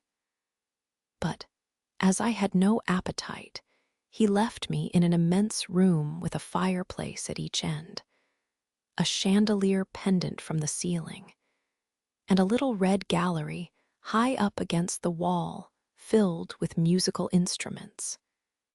Here I walked about for a long time, feeling very strange and mortally apprehensive of someone coming in and kidnapping me. For I believed in kidnappers, their exploits having frequently figured in Bessie's fireside chronicles. At last the guard returned. Once more I was stowed away in the coach. My protector mounted his own seat, sounded his hollow horn, and away we rattled over the stony street of L. The afternoon came on wet and somewhat misty. As it waned into dusk, I began to feel that we were getting very far indeed from Gateshead. We ceased to pass through towns. The country changed. Great gray hills heaved up round the horizon. As twilight deepened, we descended a valley dark with wood, and long after night had overclouded the prospect, I heard a wild wind rushing amongst trees. Lulled by the sound, I at last dropped asleep. I had not long slumbered when the sudden cessation of motion awoke me. The coach door was open, and a person like a servant was standing at it. I saw her face and dress by the light of the lamps. "Is there a little girl called Jane Eyre here?" she asked. I answered yes, and was then lifted out. My trunk was handed down, and the coach instantly drove away. I was stiff with long sitting, and bewildered with the noise and motion of the coach. Gathering my faculties, I looked about me. Rain, wind, and darkness filled the air. Nevertheless, I dimly discerned a wall before me and a door open in it. Through this door I passed with my new guide. She shut and locked it behind her. There was now visible a house or houses, for the building spread far, with many windows, and lights burning in some. We went up a broad, pebbly path, splashing wet, and were admitted at a door. Then the servant led me through a passage into a room with a fire, where she left me alone. I stood and warmed my numbed fingers over the blaze. Then I looked round. There was no candle, but the uncertain light from the hearth showed, by intervals, papered walls, carpet, curtains, shining mahogany furniture. It was a parlor, not so spacious or splendid as the drawing-room at Gateshead, but comfortable enough. I was puzzling to make out the subject of a picture on the wall, when the door opened, and an individual carrying a light entered. Another followed close behind. The first was a tall lady with dark hair, dark eyes, and a pale and large forehead. Her figure was partly enveloped in a shawl. Her countenance was grave, her bearing erect. "The child is very young to be sent alone," said she, putting her candle down on the table. She considered me attentively for a minute or two, then further added, She had better be put to bed soon. She looks tired." "Are you tired?" she asked, placing her hand on my shoulder. "A little, ma'am." "And hungry too, no doubt. Let her have some supper before she goes to bed, Miss Miller." "Is this the first time you have left your parents to come to school, my little girl?"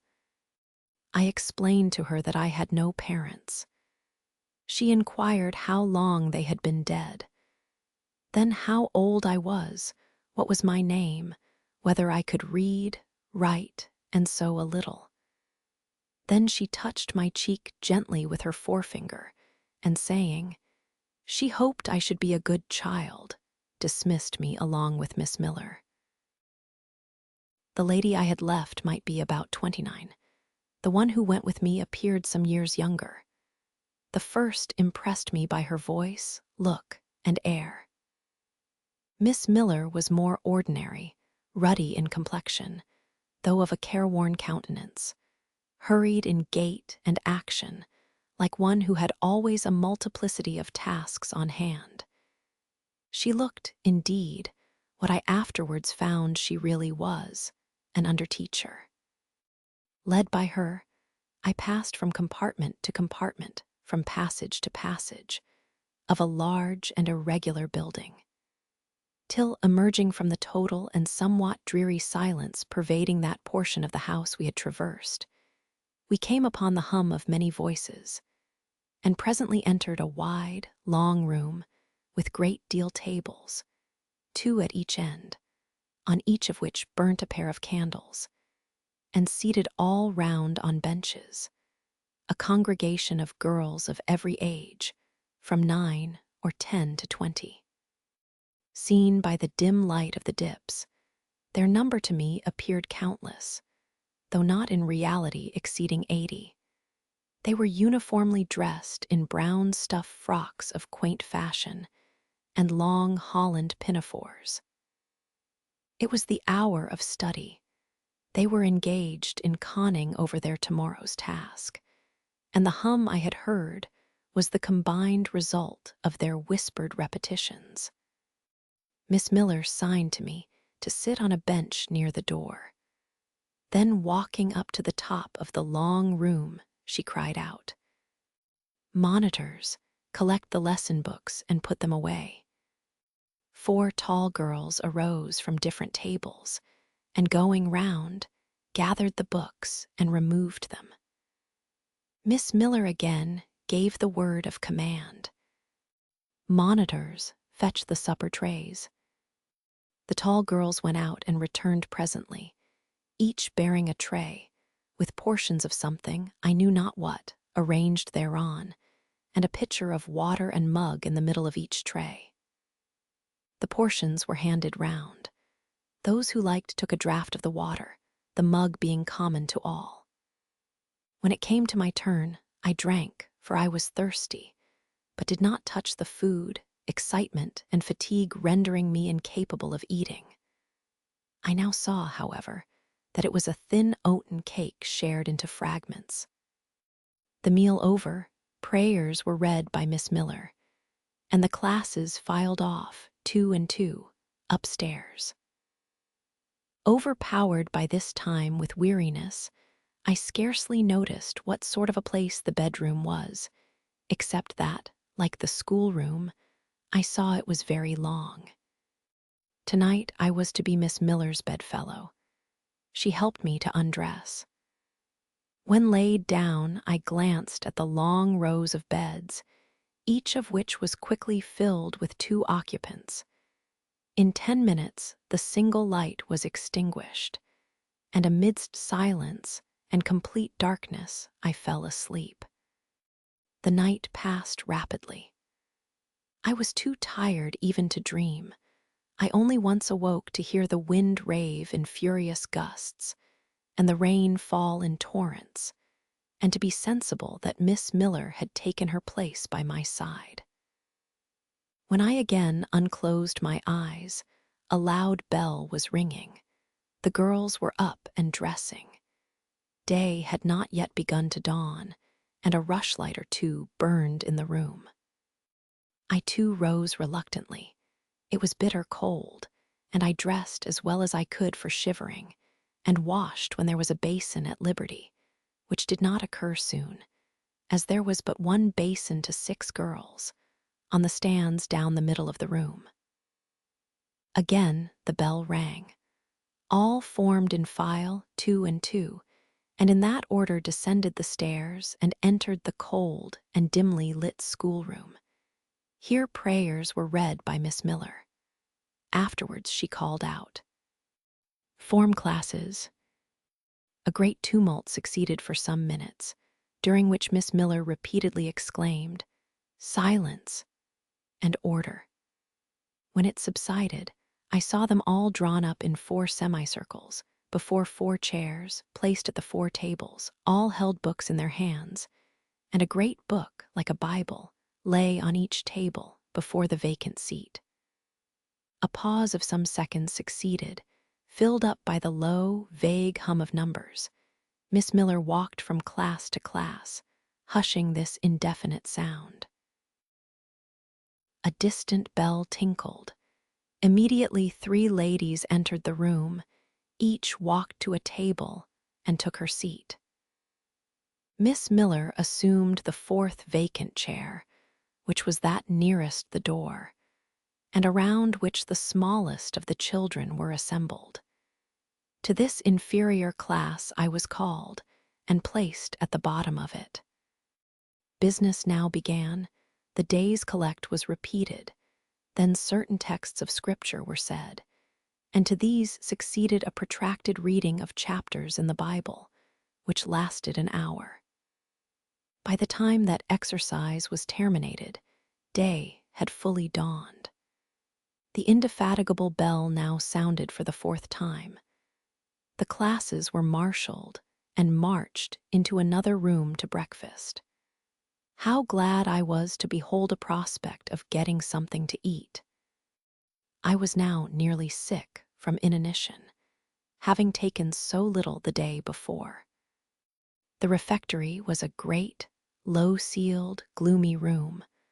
On 2 long tables smoked basins of something hot, which, however, to my dismay, sent forth an odor far from inviting. I saw a universal manifestation of discontent when the fumes of the repast met the nostrils of those destined to swallow it. From the van of the procession, the tall girls of the 1st class, rose the whispered words, "Disgusting, the porridge is burnt again." "Silence," ejaculated a voice, not that of Miss Miller, but one of the upper teachers, a little and dark personage, smartly dressed, but of somewhat morose aspect, who installed herself at the top of one table, while a more buxom lady presided at the other. I looked in vain for her I had first seen the night before. She was not visible. Miss Miller occupied the foot of the table where I sat, and a strange, foreign-looking, elderly lady, the French teacher, as I afterwards found, took the corresponding seat at the other board. A long grace was said, and a hymn sung. Then a servant brought in some tea for the teachers, and the meal began. Ravenous, and now very faint, I devoured a spoonful or 2 of my portion without thinking of its taste.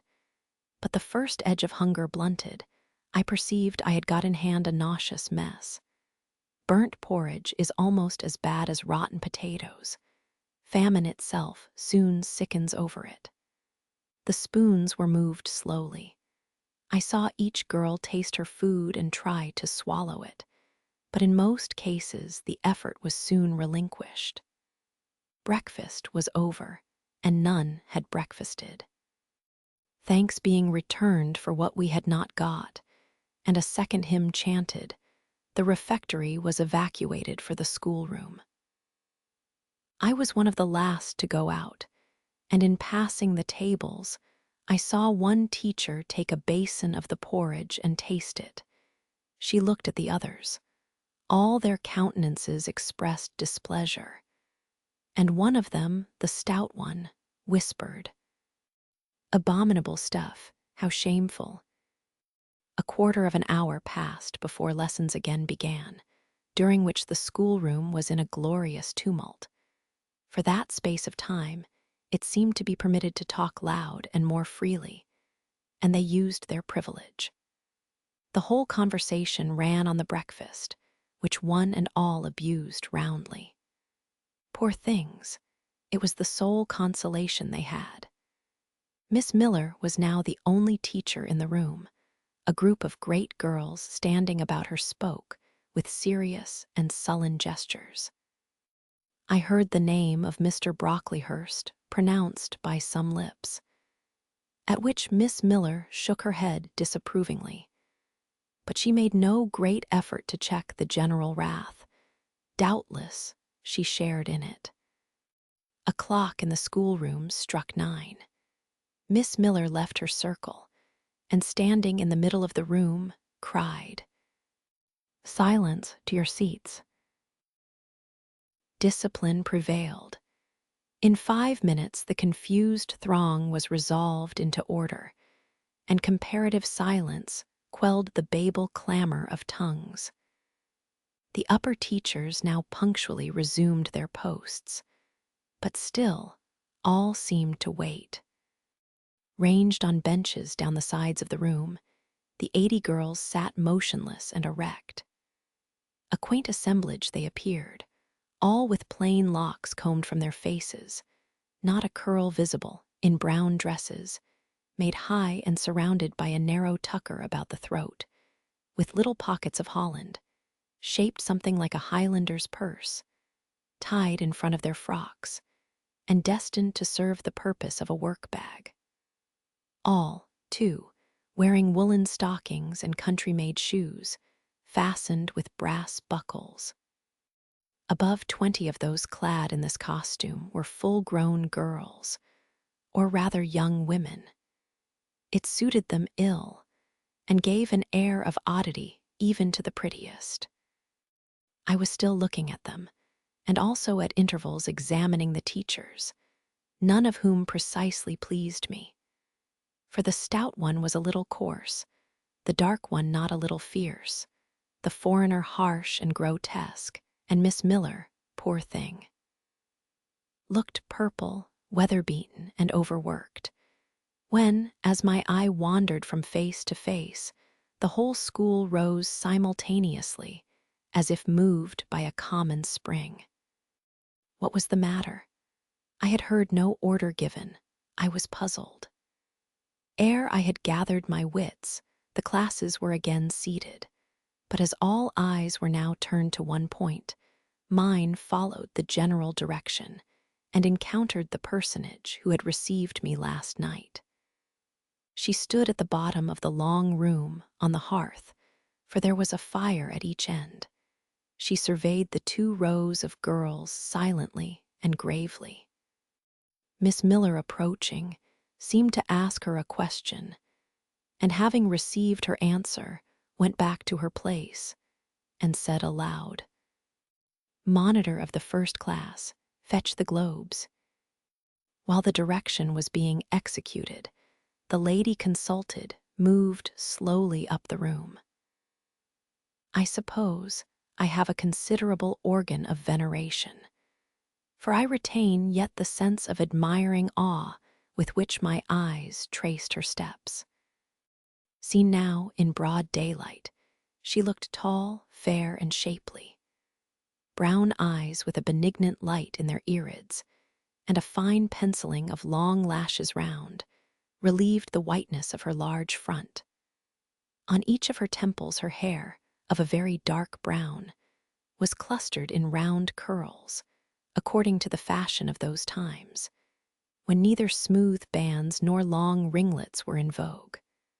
Her dress, also in the mode of the day, was of purple cloth, relieved by a sort of Spanish trimming of black velvet. A gold watch, watches were not so common then as now, shone at her girdle. Let the reader add, to complete the picture, refined features, a complexion, if pale, clear, and a stately air and carriage, and he will have, at least, as clearly as words can give it, a correct idea of the exterior of Miss Temple, Maria Temple, as I afterwards saw the name written in a prayer book entrusted to me to carry to church. The superintendent of Load, for such was this lady, having taken her seat before a pair of globes placed on one of the tables, summoned the first class round her, and commenced giving a lesson on geography. The lower classes were called by the teachers. Repetitions in history, grammar, and went on for an hour. Writing and arithmetic succeeded, and music lessons were given by Miss Temple to some of the elder girls. The duration of each lesson was measured by the clock, which at last struck 12. The superintendent rose. "I have a word to address to the pupils," said she. The tumult of cessation from lessons was already breaking forth, but it sank at her voice. She went on. "You had this morning a breakfast which you could not eat. You must be hungry. I have ordered that a lunch of bread and cheese shall be served to all." The teachers looked at her with a sort of surprise. "It is to be done on my responsibility," she added, in an explanatory tone to them, and immediately afterwards left the room. The bread and cheese was presently brought in and distributed, to the high delight and refreshment of the whole school. The order was now given to the garden. Each put on a coarse straw bonnet, with strings of colored calico and a cloak of gray frieze. I was similarly equipped, and following the stream, I made my way into the open air. The garden was a wide enclosure, surrounded with walls so high as to exclude every glimpse of prospect. A covered veranda ran down one side, and broad walks bordered a middle space divided into scores of little beds. These beds were assigned as gardens for the pupils to cultivate, and each bed had an owner. When full of flowers, they would doubtless look pretty. But now, at the latter end of January, all was wintry blight and brown decay. I shuddered as I stood and looked round me. It was an inclement day for outdoor exercise, not positively rainy, but darkened by a drizzling yellow fog. All underfoot was still soaking wet with the floods of yesterday. The stronger among the girls ran about and engaged in active games, but sundry pale and thin ones herded together for shelter and warmth in the veranda. And amongst these, as the dense mist penetrated to their shivering frames, I heard frequently the sound of a hollow cough. As yet I had spoken to no one, nor did anybody seem to take notice of me. I stood lonely enough. But to that feeling of isolation I was accustomed. It did not oppress me much. I leant against a pillar of the veranda, drew my gray mantle close about me, and trying to forget the cold which nipped me without, and the unsatisfied hunger which gnawed me within, delivered myself up to the employment of watching and thinking. My reflections were too undefined and fragmentary to merit record. I hardly yet knew where I was. Gateshead and my past life seemed floated away to an immeasurable distance. The present was vague and strange, and of the future I could form no conjecture. I looked round the convent-like garden, and then up at the house, a large building, half of which seemed gray and old, the other half quite new. The new part, containing the schoolroom and dormitory, was lit by mullioned and latticed windows, which gave it a church-like aspect. A stone tablet over the door bore this inscription: Load Institution. This portion was rebuilt A.D. by Naomi Brocklehurst of Brocklehurst Hall in this county. Let your light so shine before men that they may see your good works and glorify your Father which is in heaven. St. Matt, v. 16. I read these words over and over again. I felt that an explanation belonged to them and was unable fully to penetrate their import. I was still pondering the signification of institution and endeavoring to make out a connection between the first words and the verse of Scripture, when the sound of a cough close behind me made me turn my head. I saw a girl sitting on a stone bench near. She was bent over a book, on the perusal of which she seemed intent. From where I stood, I could see the title. It was Rasselas, a name that struck me as strange and consequently attractive. In turning a leaf, she happened to look up, and I said to her directly, "Is your book interesting?" I had already formed the intention of asking her to lend it to me some day. "I like it," she answered, after a pause of a second or two, during which she examined me. "What is it about?" I continued. I hardly know where I found the hardihood thus to open a conversation with a stranger. The step was contrary to my nature and habits, but I think her occupation touched a chord of sympathy somewhere. For I too liked reading, though of a frivolous and childish kind. I could not digest or comprehend the serious or substantial. "You may look at it," replied the girl, offering me the book. I did so. A brief examination convinced me that the contents were less taking than the title. Rasselas looked dull to my trifling taste. I saw nothing about fairies, nothing about genii. No bright variety seemed spread over the closely printed pages. I returned it to her. She received it quietly, and without saying anything, she was about to relapse into her former studious mood. Again, I ventured to disturb her.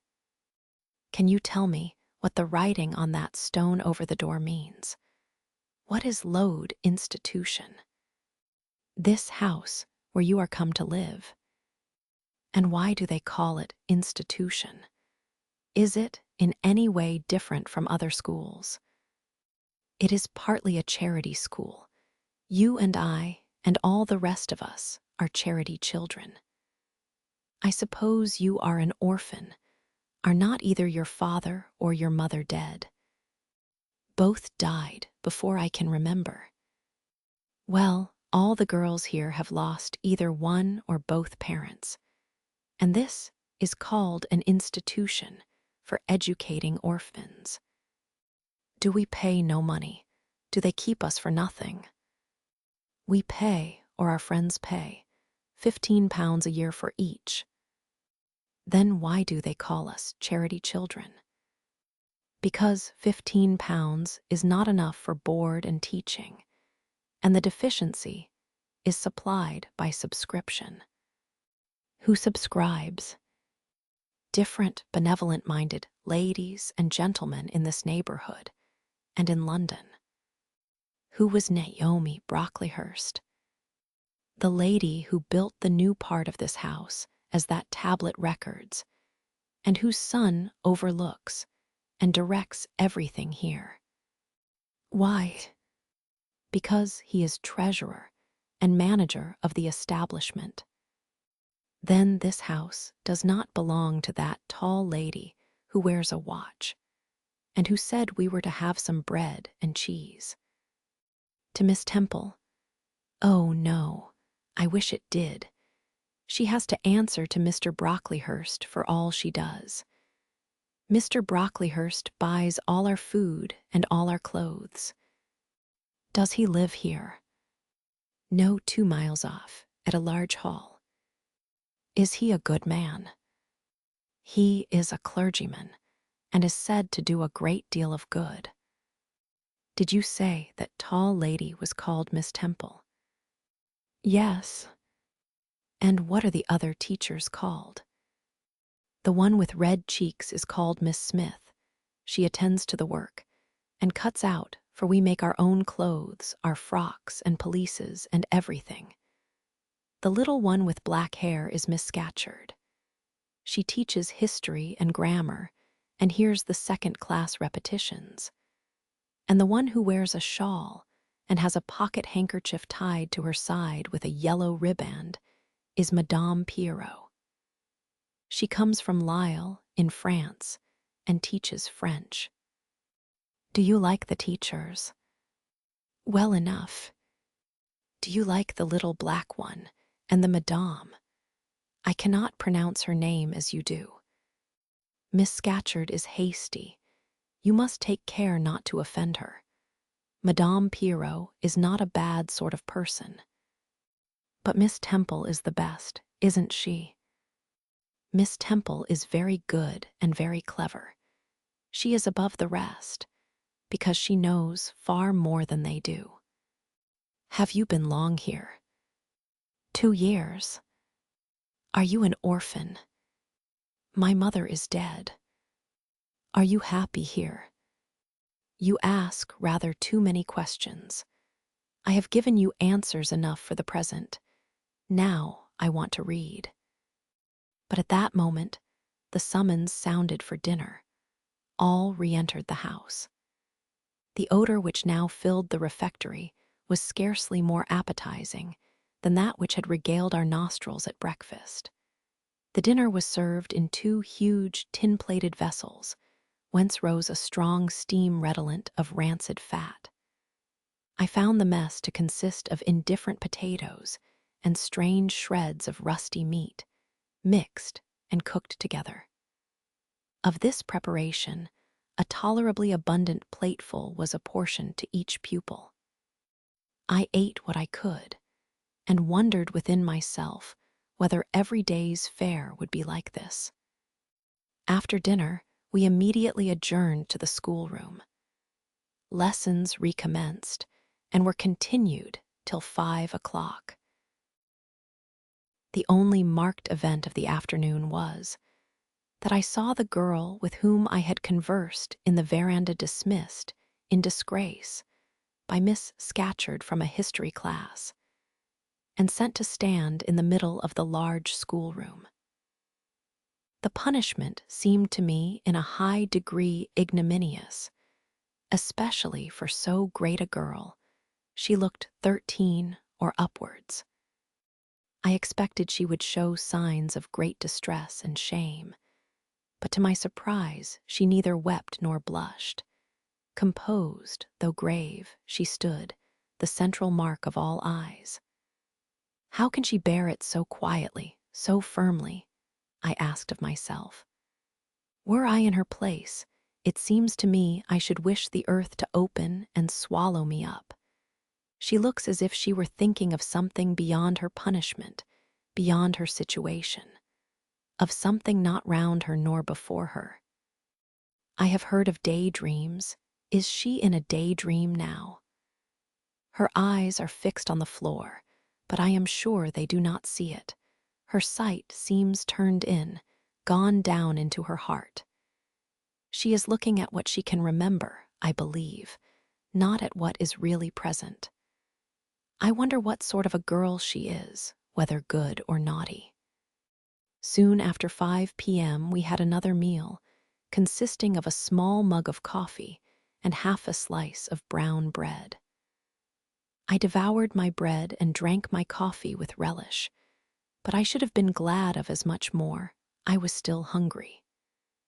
Half an hour's recreation succeeded, then study, then the glass of water and the piece of oat cake, prayers, and bed.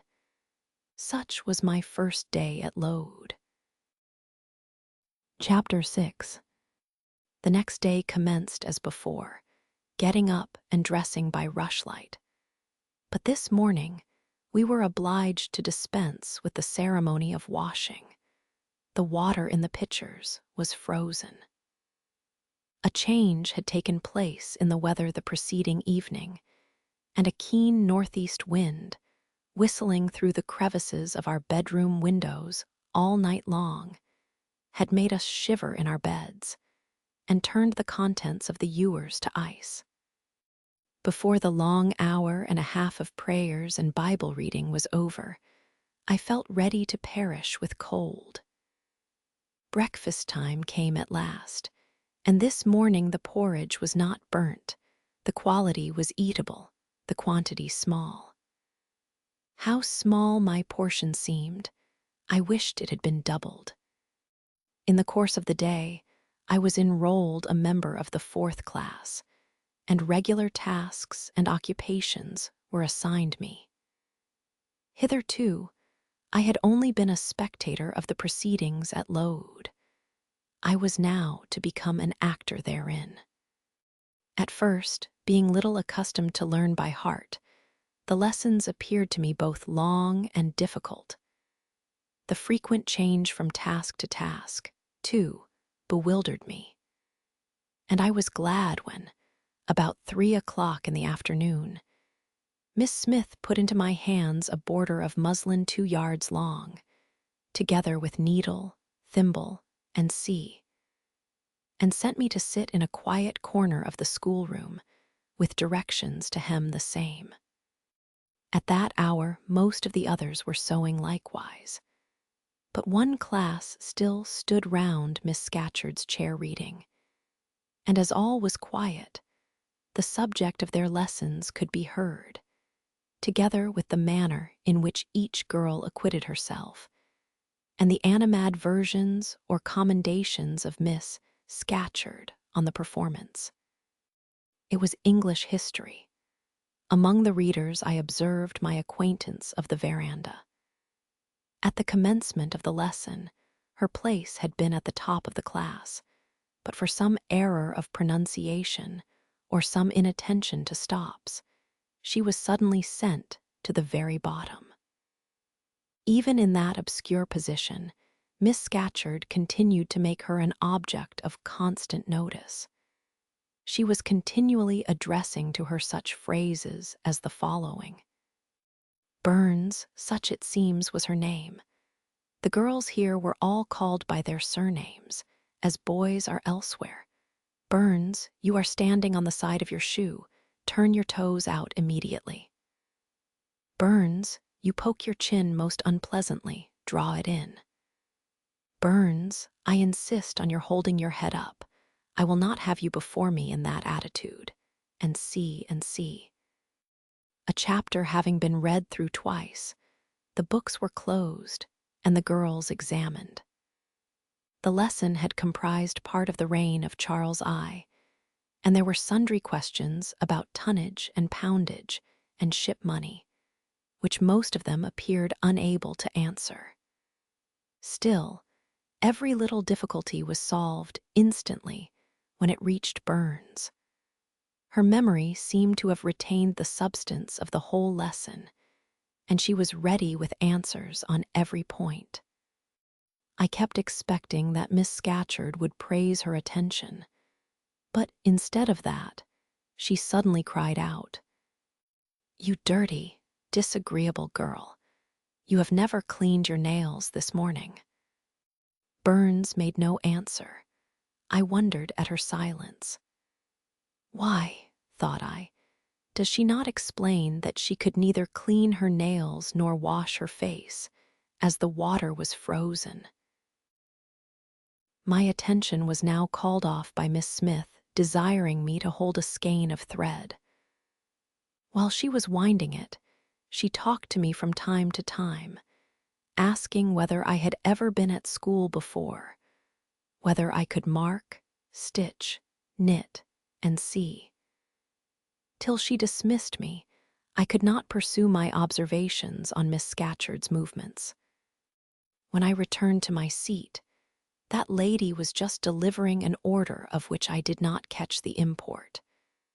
But Burns immediately left the class, and going into the small inner room where the books were kept, returned in half a minute, carrying in her hand a bundle of twigs tied together at one end. This ominous tool she presented to Miss Scatcherd with a respectful courtesy.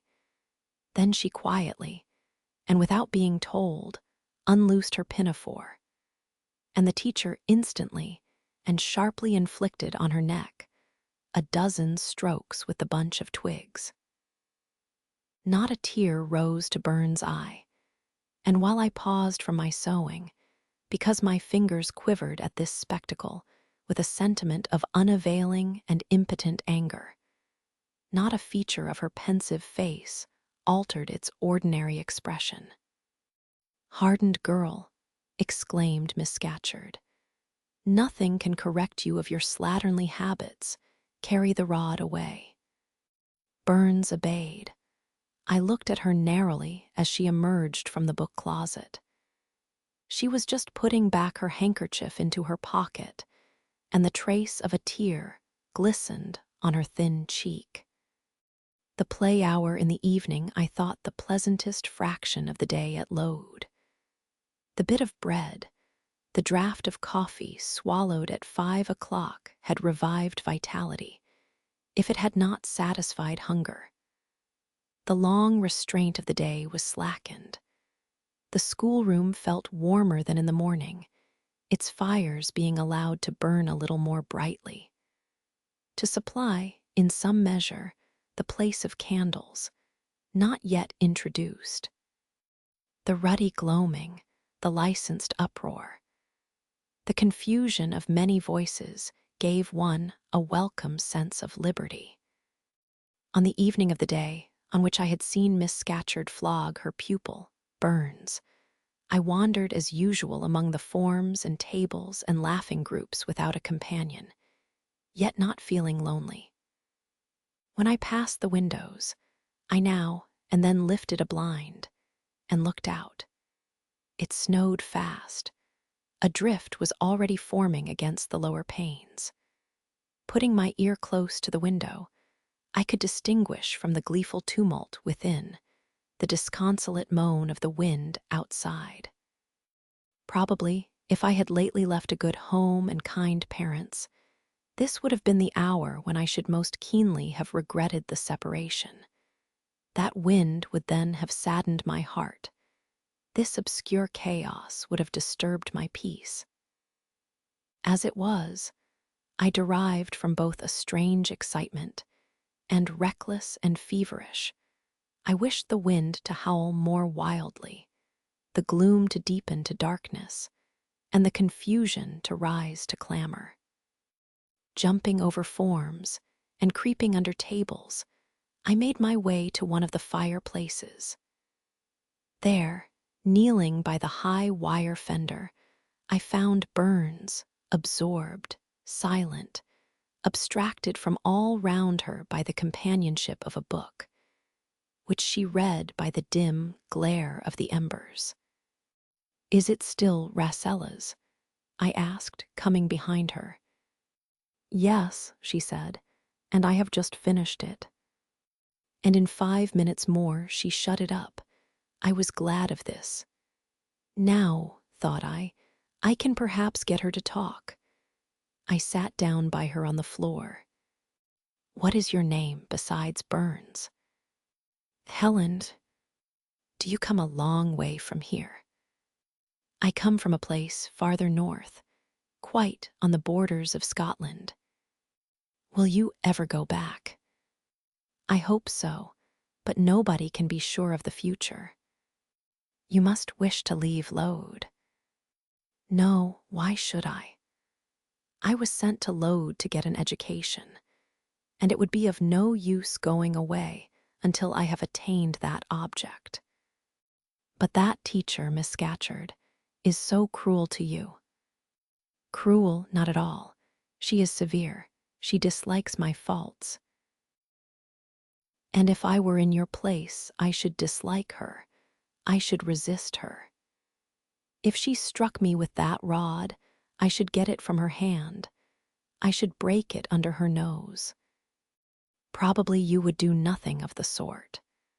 But if you did, Mr. Brocklehurst would expel you from the school. that would be a great grief to your relations. It is far better to endure patiently a smart which nobody feels but yourself, than to commit a hasty action whose evil consequences will extend to all connected with you. And besides, the Bible bids us return good for evil. But then it seems disgraceful to be flogged, and to be sent to stand in the middle of a room full of people. And you are such a great girl. I am far younger than you, and I could not bear it. Yet it would be your duty to bear it, if you could not avoid it. It is weak and silly to say you cannot bear what it is your fate to be required to bear. I heard her with wonder. I could not comprehend this doctrine of endurance, and still less could I understand or sympathize with the forbearance she expressed for her chastiser. Still, I felt that Helen Burns considered things by a light invisible to my eyes. I suspected she might be right and I wrong, but I would not ponder the matter deeply. Like Felix, I put it off to a more convenient season. You say you have faults, Helen. What are they? To me, you seem very good. Then learn from me not to judge by appearances. I am, as Miss Scatcherd said, slatternly. I seldom put and never keep things in order. I am careless. I forget rules. I read when I should learn my lessons. I have no method. And sometimes I say, like you, I cannot bear to be subjected to systematic arrangements. This is all very provoking to Miss Scatcherd, who is naturally neat, punctual, and particular. And cross and cruel, I added, but Helen Burns would not admit my addition. She kept silence. Is Miss Temple as severe to you as Miss Scatcherd? At the utterance of Miss Temple's name, a soft smile flitted over her grave face. Miss Temple is full of goodness. It pains her to be severe to anyone, even the worst in the school. She sees my errors and tells me of them gently. And if I do anything worthy of praise, she gives me my meed liberally. One strong proof of my wretchedly defective nature is that even her expostulations, so mild, so rational, have not influence to cure me of my faults. And even her praise, though I value it most highly, cannot stimulate me to continued care and foresight. That is curious, said I. It is so easy to be careful. For you I have no doubt it is. I observed you in your class this morning, and saw you were closely attentive. Your thoughts never seemed to wander while Miss Miller explained the lesson and questioned you. Now, mine continually rove away, when I should be listening to Miss Scatcherd, and collecting all she says with assiduity. Often I lose the very sound of her voice. I fall into a sort of dream. Sometimes I think I am in Northumberland, and that the noises I hear round me are the bubbling of a little brook which runs through Deepden, near our house. Then, when it comes to my turn to reply, I have to be awakened. And having heard nothing of what was read for listening to the visionary brook, I have no answer ready. Yet how well you replied this afternoon. It was mere chance. The subject on which we had been reading had interested me.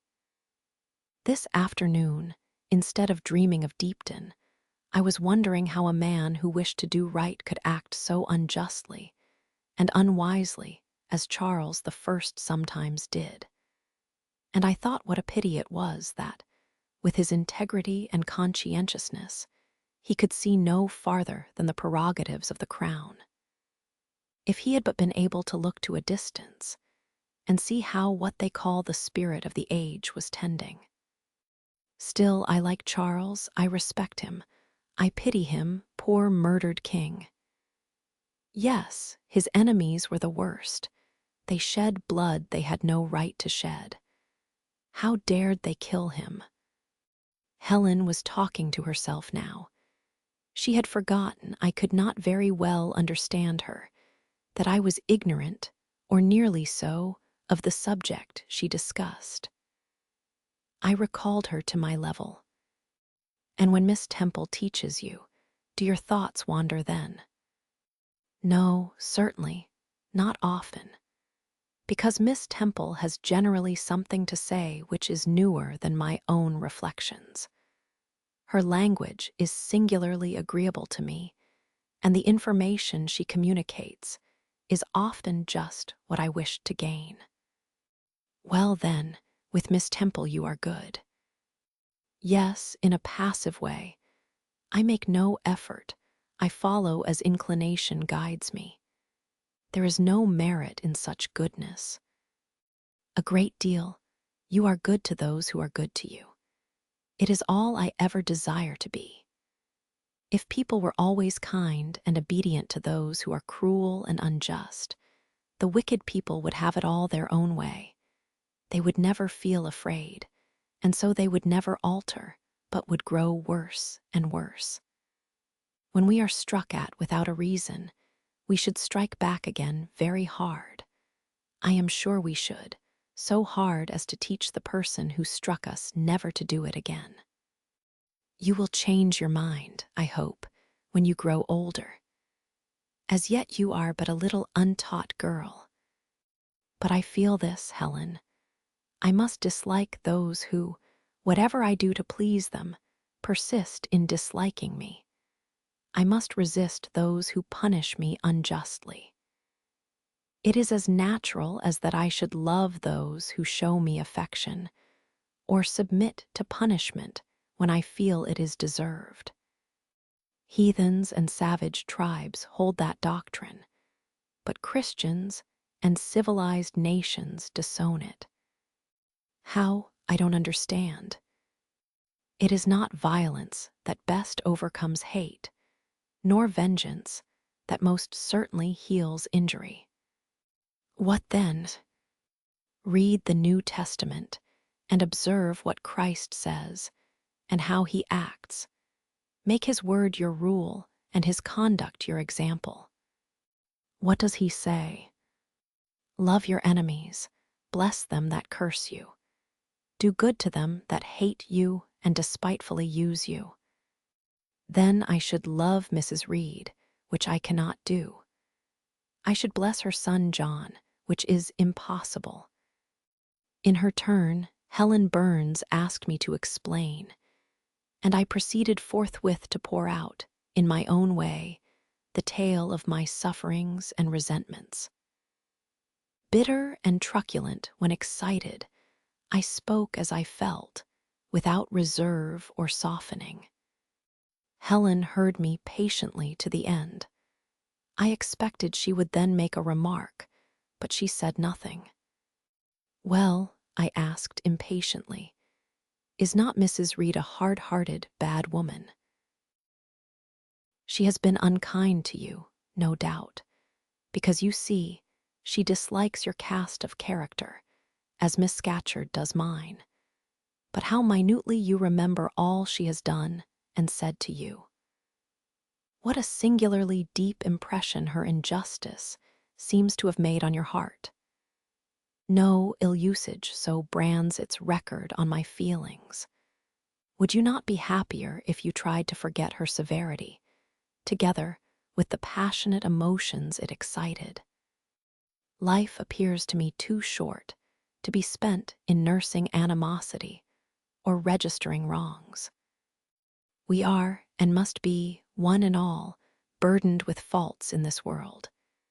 But the time will soon come when, I trust, we shall put them off in putting off our corruptible bodies, when debasement and sin will fall from us with this cumbrous frame of flesh, and only the spark of the Spirit will remain, the impalpable principle of light and thought, pure as when it left the Creator to inspire the creature. Whence it came it will return, perhaps again to be communicated to some being higher than man, perhaps to pass through gradations of glory, from the pale human soul to brighten to the seraph. Surely it will never, on the contrary, be suffered to degenerate from man to fiend. No, I cannot believe that. I hold another creed, which no one ever taught me and which I seldom mention, but in which I delight and to which I cling. For it extends hope to all. It makes eternity a rest, a mighty home, not a terror and an abyss. Besides, with this creed, I can so clearly distinguish between the criminal and his crime. I can so sincerely forgive the first while I abhor the last. With this creed, revenge never worries my heart. Degradation never too deeply disgusts me. Injustice never crushes me too low. I live in calm, looking to the end. Helen's head, always drooping, sank a little lower as she finished this sentence. I saw by her look she wished no longer to talk to me, but rather to converse with her own thoughts. She was not allowed much time for meditation. A monitor, a great rough girl, presently came up, exclaiming in a strong Cumberland accent, "Helen Burns, if you don't go and put your drawer in order and fold up your work this minute, I'll tell Miss Scatcherd to come and look at it." Helen sighed as her reverie fled, and getting up, obeyed the monitor without reply as without delay. Chapter 7. My first quarter at Lode seemed an age, and not the golden age either. It comprised an irksome struggle with difficulties in habituating myself to new rules and unwanted tasks. The fear of failure in these points harassed me worse than the physical hardships of my lot, though these were no trifles. During January, February, and part of March, the deep snows, and after their melting, the almost impassable roads, prevented our stirring beyond the garden walls, except to go to church. But within these limits, we had to pass an hour every day in the open air. Our clothing was insufficient to protect us from the severe cold. We had no boots. The snow got into our shoes and melted there. Our ungloved hands became numbed and covered with chilblains, as were our feet. I remember well the distracting irritation I endured from this cause every evening when my feet inflamed, and the torture of thrusting the swelled, raw, and stiff toes into my shoes in the morning. Then the scanty supply of food was distressing. With the keen appetites of growing children, we had scarcely sufficient to keep alive a delicate invalid. From this deficiency of nourishment resulted an abuse, which pressed hardly on the younger pupils. Whenever the famished great girls had an opportunity, they would coax or menace the little ones out of their portion. Many a time I have shared between two claimants the precious morsel of brown bread distributed at tea time. And after relinquishing to a third half the contents of my mug of coffee, I have swallowed the remainder with an accompaniment of secret tears, forced from me by the exigency of hunger. Sundays were dreary days in that wintry season. We had to walk 2 miles to Brocklebridge Church, where our patron officiated. We set out cold. We arrived at church colder. During the morning service, we became almost paralyzed. It was too far to return to dinner, and an allowance of cold meat and bread, in the same penurious proportion observed in our ordinary meals, was served round between the services. At the close of the afternoon service, we returned by an exposed and hilly road, where the bitter winter wind, blowing over a range of snowy summits to the north, almost flayed the skin from our faces. I can remember Miss Temple walking lightly and rapidly along our drooping line, her plaid cloak, which the frosty wind fluttered, gathered close about her, and encouraging us, by precept and example, to keep up our spirits and march forward, as she said, like stalwart soldiers. The other teachers, poor things, were generally themselves too much dejected to attempt the task of cheering others. How we longed for the light and heat of a blazing fire when we got back. But to the little ones at least, this was denied. Each hearth in the schoolroom was immediately surrounded by a double row of great girls, and behind them the younger children crouched in groups, wrapping their starved arms in their pinafores. A little solace came at tea time in the shape of a double ration of bread, a whole, instead of a half, slice, with the delicious addition of a thin scrape of butter. It was the hebdomadal treat to which we all looked forward from Sabbath to Sabbath. I generally contrived to reserve a moiety of this bounteous repast for myself, but the remainder I was invariably obliged to part with. The Sunday evening was spent in repeating, by heart, the church catechism and the 5th, 6th, and 7th chapters of St. Matthew, and in listening to a long sermon read by Miss Miller, whose irrepressible yawns attested her weariness. A frequent interlude of these performances was the enactment of the part of Eutychus by some half-dozen of little girls, who, overpowered with sleep, would fall down, if not out of the 3rd loft, yet off the 4th form, and be taken up half dead.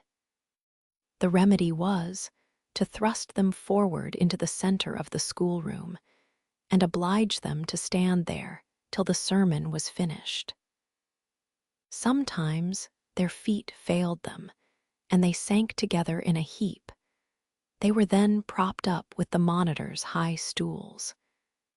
I have not yet alluded to the visits of Mr. Brocklehurst, and indeed that gentleman was from home during the greater part of the 1st month after my arrival, perhaps prolonging his stay with his friend the Archdeacon. His absence was a relief to me.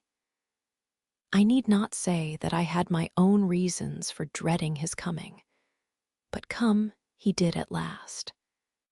One afternoon, I had then been 3 weeks at Load. As I was sitting with a slate in my hand, puzzling over a sum in long division, my eyes, raised in abstraction to the window, caught sight of a figure just passing. I recognized almost instinctively that gaunt outline. And when, 2 minutes after, all the school, teachers included, rose en masse, it was not necessary for me to look up in order to ascertain whose entrance they thus greeted. A long stride measured the schoolroom, and presently beside Miss Temple, who herself had risen, stood the same black column which had frowned on me so ominously from the hearthrug of Gateshead. I now glanced sideways at this piece of architecture. Yes, I was right. It was Mr. Brocklehurst, buttoned up in a surtout, and looking longer, narrower, and more rigid than ever. I had my own reasons for being dismayed at this apparition. Too well I remembered the perfidious hints given by Mrs. Reed about my disposition, and the promise pledged by Mr. Brocklehurst to apprise Miss Temple and the teachers of my vicious nature. All along I had been dreading the fulfillment of this promise. I had been looking out daily for the coming man, whose information respecting my past life and conversation was to brand me as a bad child forever. Now there he was. He stood at Miss Temple's side. He was speaking low in her ear. I did not doubt he was making disclosures of my villainy, and I watched her eye with painful anxiety expecting every moment to see its dark orb turn on me a glance of repugnance and contempt. I listened too, and as I happened to be seated quite at the top of the room, I caught most of what he said. Its import relieved me from immediate apprehension. "I suppose, Miss Temple, the thread I bought at Loughton will do. It struck me that it would be just of the quality for the calico chemises, and I sorted the needles to match. You may tell Miss Smith that I forgot to make a memorandum of the darning needles, but she shall have some papers sent in next week, and she is not, on any account, to give out more than one at a time to each pupil. If they have more, they are apt to be careless and lose them. And, oh ma'am, I wish the woolen stockings were better looked to. When I was here last, I went into the kitchen garden and examined the clothes drying on the line. There was a quantity of black hose in a very bad state of repair. From the size of the holes in them, I was sure they had not been well mended from time to time." He paused. "Your directions shall be attended to, sir," said Miss Temple. "And ma'am," he continued, "the laundress tells me some of the girls have 2 clean tuckers in the week. It is too much. The rules limit them to 1. I think I can explain that circumstance, sir. Agnes and Catherine Johnstone were invited to take tea with some friends at Loughton last Thursday, and I gave them leave to put on clean tuckers for the occasion." Mr. Brocklehurst nodded. "Well, for once it may pass, but please not to let the circumstance occur too often. And there is another thing which surprised me. I find, in settling accounts with the housekeeper, that a lunch, consisting of bread and cheese, has twice been served out to the girls during the past fortnight. How is this? I looked over the regulations, and I find no such meal as lunch mentioned. Who introduced this innovation, and by what authority?" "I must be responsible for the circumstance, sir," replied Miss Temple. "The breakfast was so ill prepared that the pupils could not possibly eat it, and I dared not allow them to remain fasting till dinner time. Madam, allow me an instant. You are aware that my plan in bringing up these girls is not to accustom them to habits of luxury and indulgence, but to render them hardy, patient, self-denying. Should any little accidental disappointment of the appetite occur, such as the spoiling of a meal, the under or the overdressing of a dish, the incident ought not to be neutralized by replacing with something more delicate the comfort lost, thus pampering the body and obviating the aim of this institution. It ought to be improved to the spiritual edification of the pupils, by encouraging them to evince fortitude under temporary privation.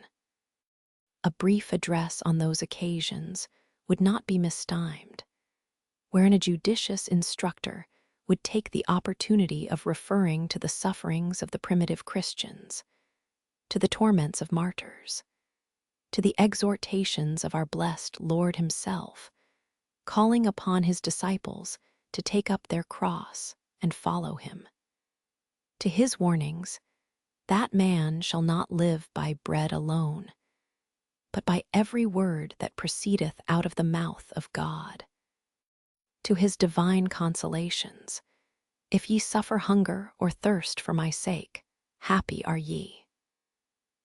Oh, madam, when you put bread and cheese, instead of burnt porridge, into these children's mouths, you may indeed feed their vile bodies, but you little think how you starve their immortal souls." Mr. Brocklehurst again paused, perhaps overcome by his feelings. Miss Temple had looked down when he first began to speak to her, but she now gazed straight before her, and her face, naturally pale as marble, appeared to be assuming also the coldness and fixity of that material. Especially her mouth, closed as if it would have required a sculptor's chisel to open it, and her brow settled gradually into petrified severity.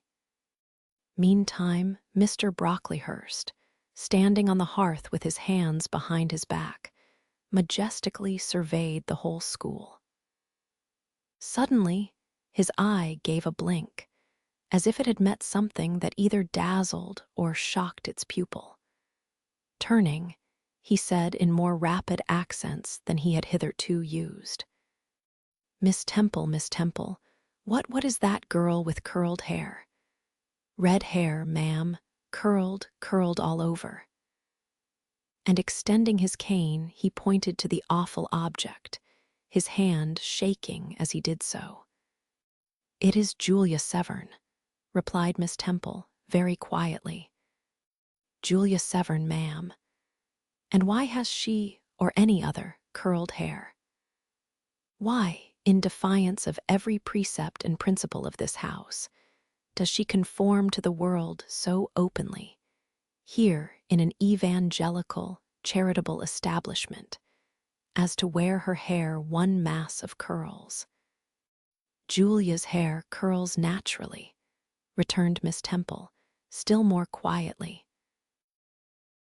"Naturally? Yes, but we are not to conform to nature. I wish these girls to be the children of grace. And why that abundance? I have again and again intimated that I desire the hair to be arranged closely, modestly, plainly. Miss Temple, that girl's hair must be cut off entirely. I will send a barber tomorrow, and I see others who have far too much of the excrescence, that tall girl, tell her to turn round. Tell all the first form to rise up and direct their faces to the wall." Miss Temple passed her handkerchief over her lips, as if to smooth away the involuntary smile that curled them. She gave the order, however, and when the first class could take in what was required of them, they obeyed. Leaning a little back on my bench, I could see the looks and grimaces with which they commented on this maneuver.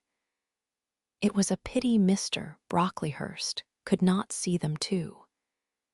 He would perhaps have felt that, whatever he might do with the outside of the cup and platter, the inside was further beyond his interference than he imagined. He scrutinized the reverse of these living metals some 5 minutes, then pronounced sentence. These words fell like the knell of doom. All those top knots must be cut off. Miss Temple seemed to remonstrate. "Madam," he pursued, "I have a master to serve whose kingdom is not of this world. My mission is to mortify in these girls the lusts of the flesh, to teach them to clothe themselves with shamefacedness and sobriety, not with braided hair and costly apparel. And each of the young persons before us has a string of hair twisted in plaits which vanity itself might have woven. These, I repeat, must be cut off. Think of the time wasted, of—" Mr. Brocklehurst was here interrupted. 3 other visitors, ladies, now entered the room. They ought to have come a little sooner to have heard his lecture on dress, for they were splendidly attired in velvet, silk, and furs.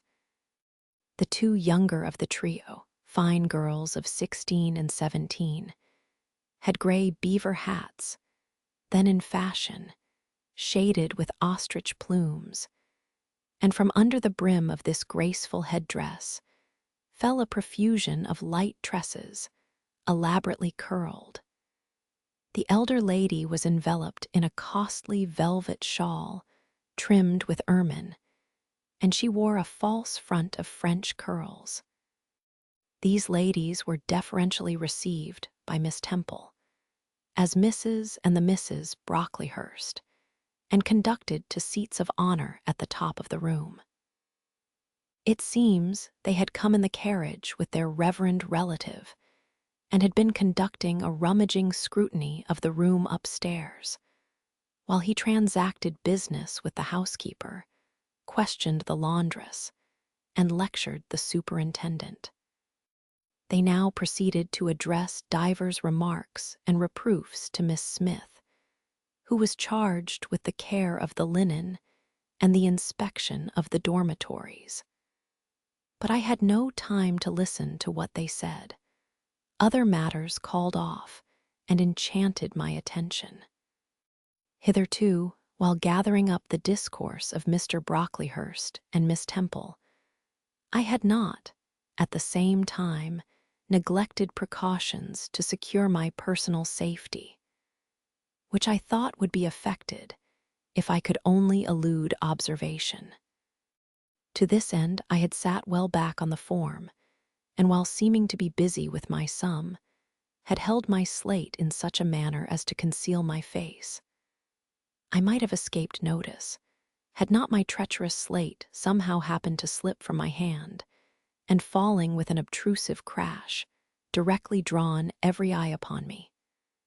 I knew it was all over now, and as I stooped to pick up the 2 fragments of slate, I rallied my forces for the worst. It came. "A careless girl," said Mr. Brocklehurst, and immediately after, "It is the new pupil, I perceive. And before I could draw breath, I must not forget I have a word to say respecting her." Then aloud, how loud it seemed to me, "Let the child who broke her slate come forward." Of my own accord, I could not have stirred. I was paralyzed. But the 2 great girls who sit on each side of me set me on my legs and pushed me towards the dread judge. And then Miss Temple gently assisted me to his very feet, and I caught her whispered counsel. "Don't be afraid, Jane. I saw it was an accident. You shall not be punished." The kind whisper went to my heart like a dagger. Another minute, and she will despise me for a hypocrite, thought I, and an impulse of fury against Reed, Brocklehurst, and Co. bounded in my pulses at the conviction. I was no Helen Burns. "Fetch that stool," said Mr. Brocklehurst, pointing to a very high one from which a monitor had just risen. It was brought. "Place the child upon it." And I was placed there, by whom I don't know. I was in no condition to note particulars. I was only aware that they had hoisted me up to the height of Mr. Brocklehurst's nose, that he was within a yard of me, and that a spread of shot orange and purple silk pelisses and a cloud of silvery plumage extended and waved below me. Mr. Brocklehurst hemmed. "Ladies," said he, turning to his family, "Miss Temple, teachers, and children, you all see this girl." Of course they did, for I felt their eyes directed like burning glasses against my scorched skin. "You see she is yet young. You observe she possesses the ordinary form of childhood. God has graciously given her the shape that he has given to all of us. No signal deformity points her out as a marked character. Who would think that the evil one had already found a servant and agent in her? Yet such, I grieve to say, is the case." A pause in which I began to steady the palsy of my nerves, and to feel that the Rubicon was passed, and that the trial, no longer to be shirked, must be firmly sustained. "My dear children," pursued the black marble clergyman with pathos, "this is a sad, a melancholy occasion, for it becomes my duty to warn you that this girl, who might be one of God's own lambs, is a little castaway, not a member of the true flock, but evidently an interloper and an alien. You must be on your guard against her, you must shun her example. If necessary, avoid her company, exclude her from your sports, and shut her out from your converse. Teachers, you must watch her. Keep your eyes on her movements. Weigh well her words, scrutinize her actions, punish her body to save her soul. If indeed such salvation be possible, for my tongue falters while I tell it, this girl, this child, the native of a Christian land, worse than many a little heathen who says its prayers to Brahma and kneels before Juggernaut, this girl is a liar. Now came a pause of 10 minutes, during which I, by this time in perfect possession of my wits, observed all the female Brocklehursts produce their pocket handkerchiefs and apply them to their optics, while the elderly lady swayed herself to and fro, and the two younger ones whispered, "How shocking!" Mr. Brocklehurst resumed. This I learned from her benefactress, from the pious and charitable lady who adopted her in her orphan state, reared her as her own daughter, and whose kindness, whose generosity the unhappy girl repaid by an ingratitude so bad, so dreadful, that at last her excellent patroness was obliged to separate her from her own young ones, fearful lest her vicious example should contaminate their purity. She has sent her here to be healed, even as the Jews of old sent their diseased to the troubled pool of Bethesda. And, teachers, superintendent, I beg of you not to allow the waters to stagnate round her. With this sublime conclusion, Mr. Brocklehurst adjusted the top button of his surtout, muttered something to his family, who rose, bowed to Miss Temple, and then all the great people sailed in state from the room. Turning at the door, my judge said, "Let her stand half an hour longer on that stool, and let no one speak to her during the remainder of the day." There was I, then, mounted aloft. I, who had said I could not bear the shame of standing on my natural feet in the middle of the room, was now exposed to general view on a pedestal of infamy. What my sensations were no language can describe, but just as they all rose, stifling my breath and constricting my throat, a girl came up and passed me. In passing, she lifted her eyes. What a strange light inspired them! What an extraordinary sensation that ray sent through me! How the new feeling bore me up! It was as if a martyr, a hero, had passed a slave or victim and imparted strength in the transit. I mastered the rising hysteria, lifted up my head, and took a firm stand on the stool. Helen Burns asked some slight question about her work of Miss Smith, was chidden for the triviality of the inquiry, returned to her place, and smiled at me as she again went by. What a smile! I remember it now, and I know that it was the effluence of fine intellect, of true courage. It lit up her marked lineaments, her thin face, her sunken gray eye, like a reflection from the aspect of an angel.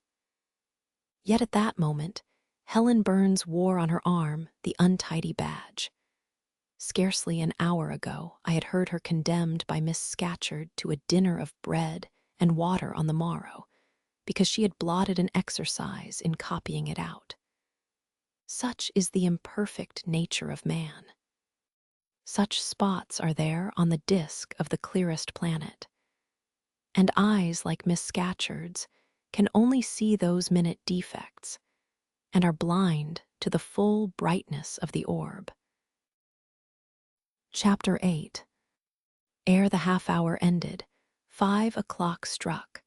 School was dismissed, and all were gone into the refectory to tea. I now ventured to descend. It was deep dusk.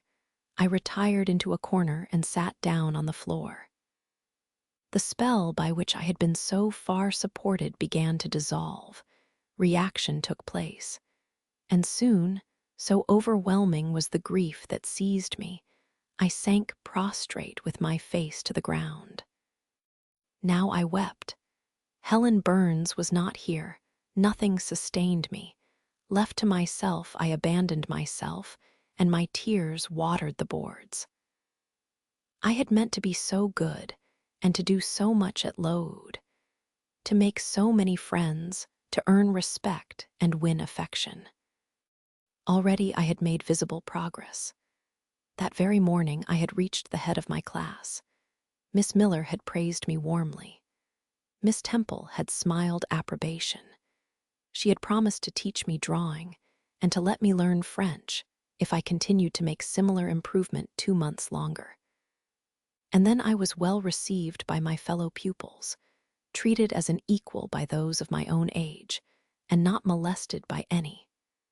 Now, here I lay again, crushed and trodden on, and could I ever rise more? Never, I thought, and ardently I wished to die. While sobbing out this wish in broken accents, someone approached. I started up. Again Helen Burns was near me. The fading fires just showed her coming up the long, vacant room. She brought my coffee and bread. "Come, eat something," she said, but I put both away from me, feeling as if a drop or a crumb would have choked me in my present condition. Helen regarded me, probably with surprise. I could not now abate my agitation, though I tried hard. I continued to weep aloud. She sat down on the ground near me, embraced her knees with her arms, and rested her head upon them. In that attitude, she remained silent as an Indian. I was the first who spoke. "Helen, why do you stay with a girl whom everybody believes to be a liar?" "Everybody, Jane. Why, there are only 80 people who have heard you called so, and the world contains hundreds of millions." "But what have I to do with millions? The 80, I know, despise me." "Jane, you are mistaken. Probably not one in the school either despises or dislikes you. Many, I am sure, pity you much." "How can they pity me after what Mr. Brocklehurst has said?"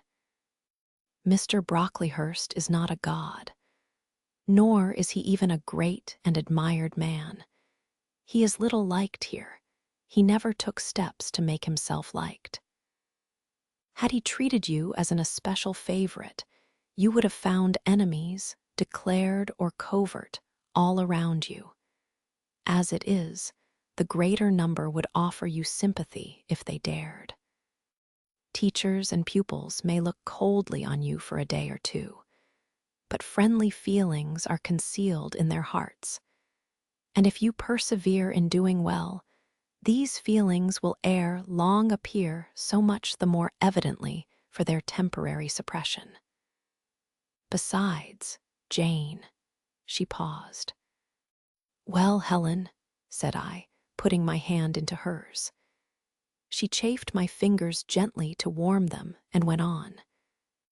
"If all the world hated you and believed you wicked, while your own conscience approved you and absolved you from guilt, you would not be without friends. No, I know I should think well of myself, but that is not enough. If others don't love me, I would rather die than live. I cannot bear to be solitary and hated, Helen. Look here. To gain some real affection from you, or Miss Temple, or any other whom I truly love, I would willingly submit to have the bone of my arm broken, or to let a bull toss me, or to stand behind a kicking horse, and let it dash its hoof at my chest." "Hush, Jane. You think too much of the love of human beings. You are too impulsive, too vehement. The sovereign hand that created your frame and put life into it has provided you with other resources than your feeble self, or than creatures feeble as you. besides this earth, and besides the race of men, there is an invisible world and a kingdom of spirits. That world is round us, for it is everywhere, and those spirits watch us, for they are commissioned to guard us. And if we were dying in pain and shame, if scorn smote us on all sides, and hatred crushed us, angels see our tortures, recognize our innocence, if innocent we be. As I know you are of this charge which Mr. Brocklehurst has weakly and pompously repeated at second-hand from Mrs. Reed. For I read a sincere nature in your ardent eyes and on your clear front. And God waits only the separation of spirit from flesh to crown us with a full reward. Why, then, should we ever sink overwhelmed with distress, when life is so soon over, and death is so certain an entrance to happiness, to glory? I was silent. Helen had calmed me, but in the tranquility she imparted there was an alloy of inexpressible sadness. I felt the impression of woe as she spoke, but I could not tell whence it came. And when, having done speaking, she breathed a little fast and coughed a short cough, I momentarily forgot my own sorrows to yield to a vague concern for her. Resting my head on Helen's shoulder, I put my arms round her waist. She drew me to her, and we reposed in silence. We had not sat long thus when another person came in. Some heavy clouds, swept from the sky by a rising wind, had left the moon bare, and her light, streaming in through a window near, shone full both on us and on the approaching figure, which we at once recognized as Miss Temple. "I came on purpose to find you, Jane Eyre," said she. "I want you in my room, and as Helen Burns is with you, she may come too." We went, following the superintendent's guidance. We had to thread some intricate passages and mount a staircase before we reached her apartment. It contained a good fire and looked cheerful. Miss Temple told Helen Burns to be seated in a low armchair on one side of the hearth, and herself taking another, she called me to her side. "Is it all over?" she asked, looking down at my face. "Have you cried your grief away?" "I am afraid I never shall do that." "Why?" "Because I have been wrongly accused, and you, ma'am, and everybody else will now think me wicked." "We shall think you what you prove yourself to be, my child. Continue to act as a good girl, and you will satisfy us." "Shall I, Miss Temple?" "You will," said she, passing her arm round me. "And now tell me who is the lady whom Mr. Brocklehurst called your benefactress?" "Mrs. Reed, my uncle's wife. My uncle is dead, and he left me to her care." "Did she not, then, adopt you of her own accord?" "No, ma'am. She was sorry to have to do it. But my uncle, as I have often heard the servants say, got her to promise before he died that she would always keep me." "Well now, Jane, you know, or at least I will tell you, that when a criminal is accused, he is always allowed to speak in his own defense. You have been charged with falsehood. Defend yourself to me as well as you can.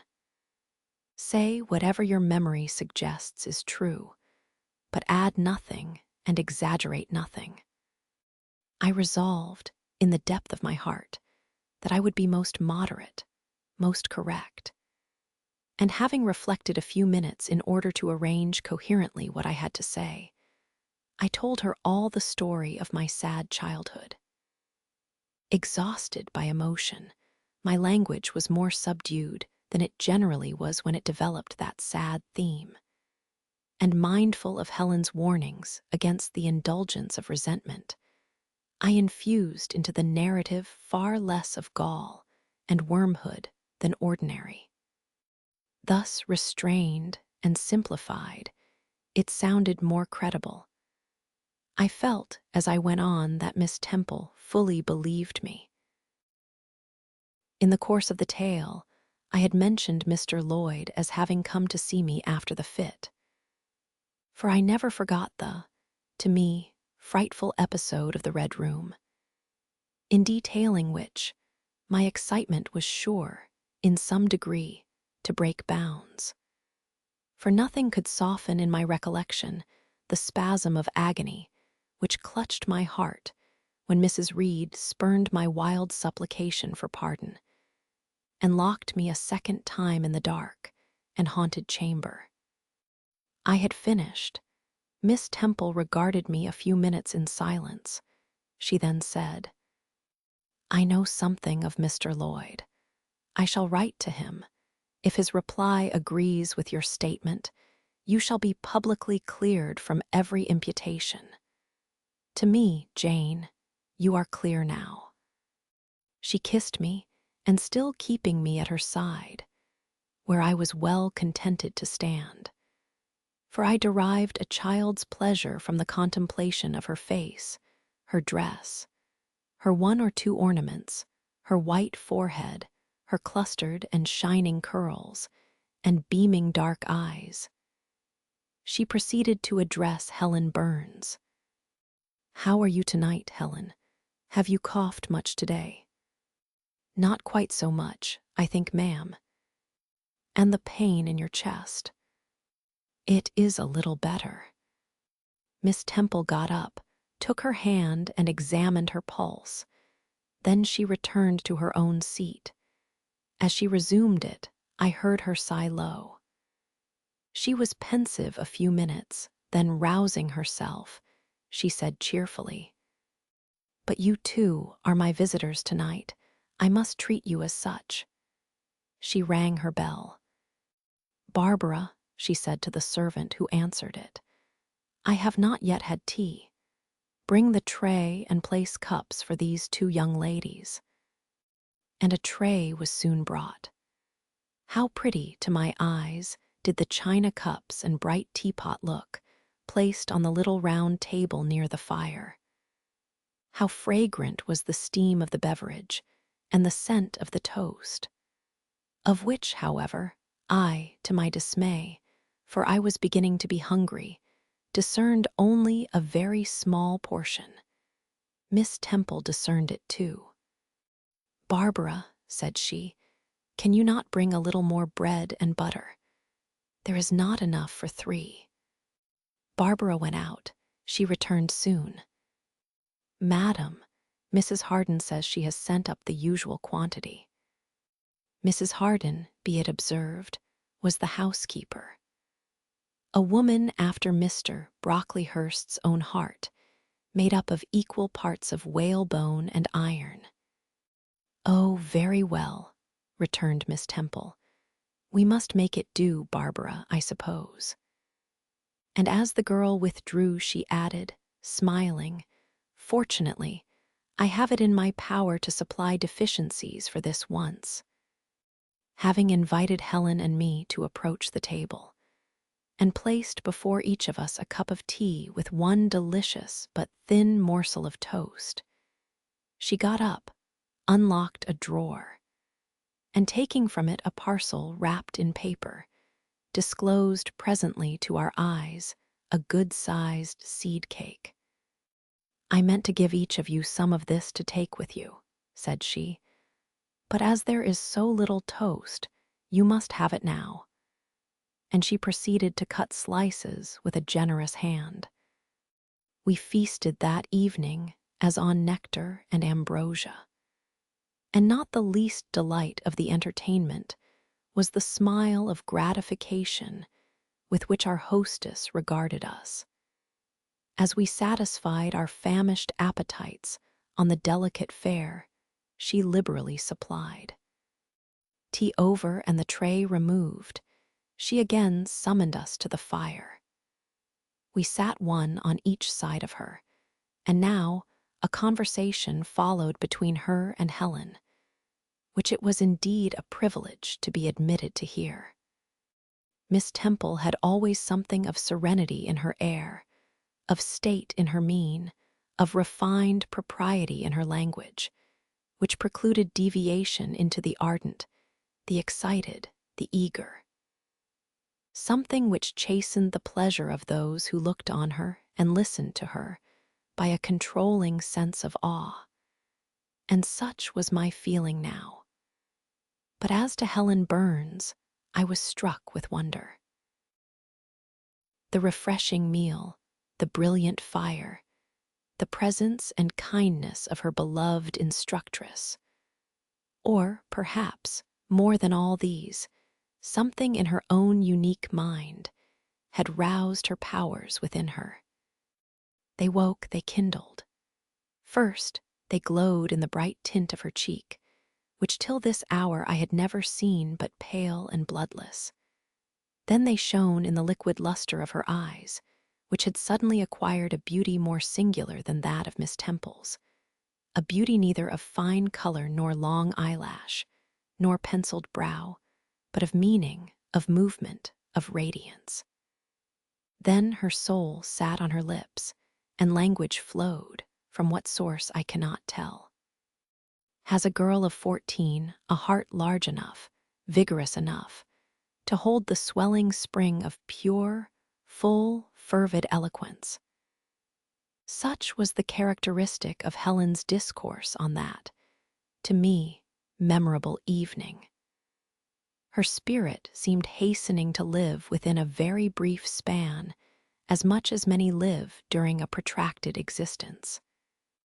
They conversed of things I had never heard of nations and times past, of countries far away, of secrets of nature discovered or guessed at. They spoke of books, how many they had read, what stores of knowledge they possessed. Then they seemed so familiar with French names and French authors.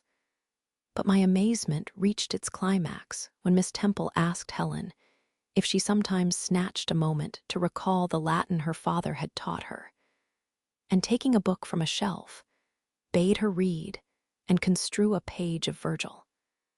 And Helen obeyed, my organ of veneration expanding at every sounding line. She had scarcely finished ere the bell announced bedtime. No delay could be admitted. Miss Temple embraced us both, saying, as she drew us to her heart, "God bless you, my children." Helen she held a little longer than me. She let her go more reluctantly. It was Helen her eye followed to the door. It was for her she, a second time, breathed a sad sigh. For her, she wiped a tear from her cheek. On reaching the bedroom, we heard the voice of Miss Scatcherd. She was examining drawers. She had just pulled out Helen Burns's, and when we entered, Helen was greeted with a sharp reprimand, and told that tomorrow she should have half a dozen of untidily folded articles pinned to her shoulder. "My things were indeed in shameful disorder," murmured Helen to me in a low voice. "I intended to have arranged them, but I forgot." Next morning, Miss Scatcherd wrote in conspicuous characters on a piece of pasteboard the word slattern, and bound it like a phylactery round Helen's large, mild, intelligent, and benign-looking forehead. She wore it till evening, patient, unresentful, regarding it as a deserved punishment. The moment Miss Scatcherd withdrew after afternoon school, I ran to Helen, tore it off, and thrust it into the fire. The fury of which she was incapable had been burning in my soul all day, and tears, hot and large, had continually been scalding my cheek. For the spectacle of her sad resignation gave me an intolerable pain at the heart. About a week subsequently to the incidents above narrated, Miss Temple, who had written to Mr. Lloyd, received his answer. It appeared that what he said went to corroborate my account. Miss Temple, having assembled the whole school, announced that inquiry had been made into the charges alleged against Jane Eyre, and that she was most happy to be able to pronounce her completely cleared from every imputation.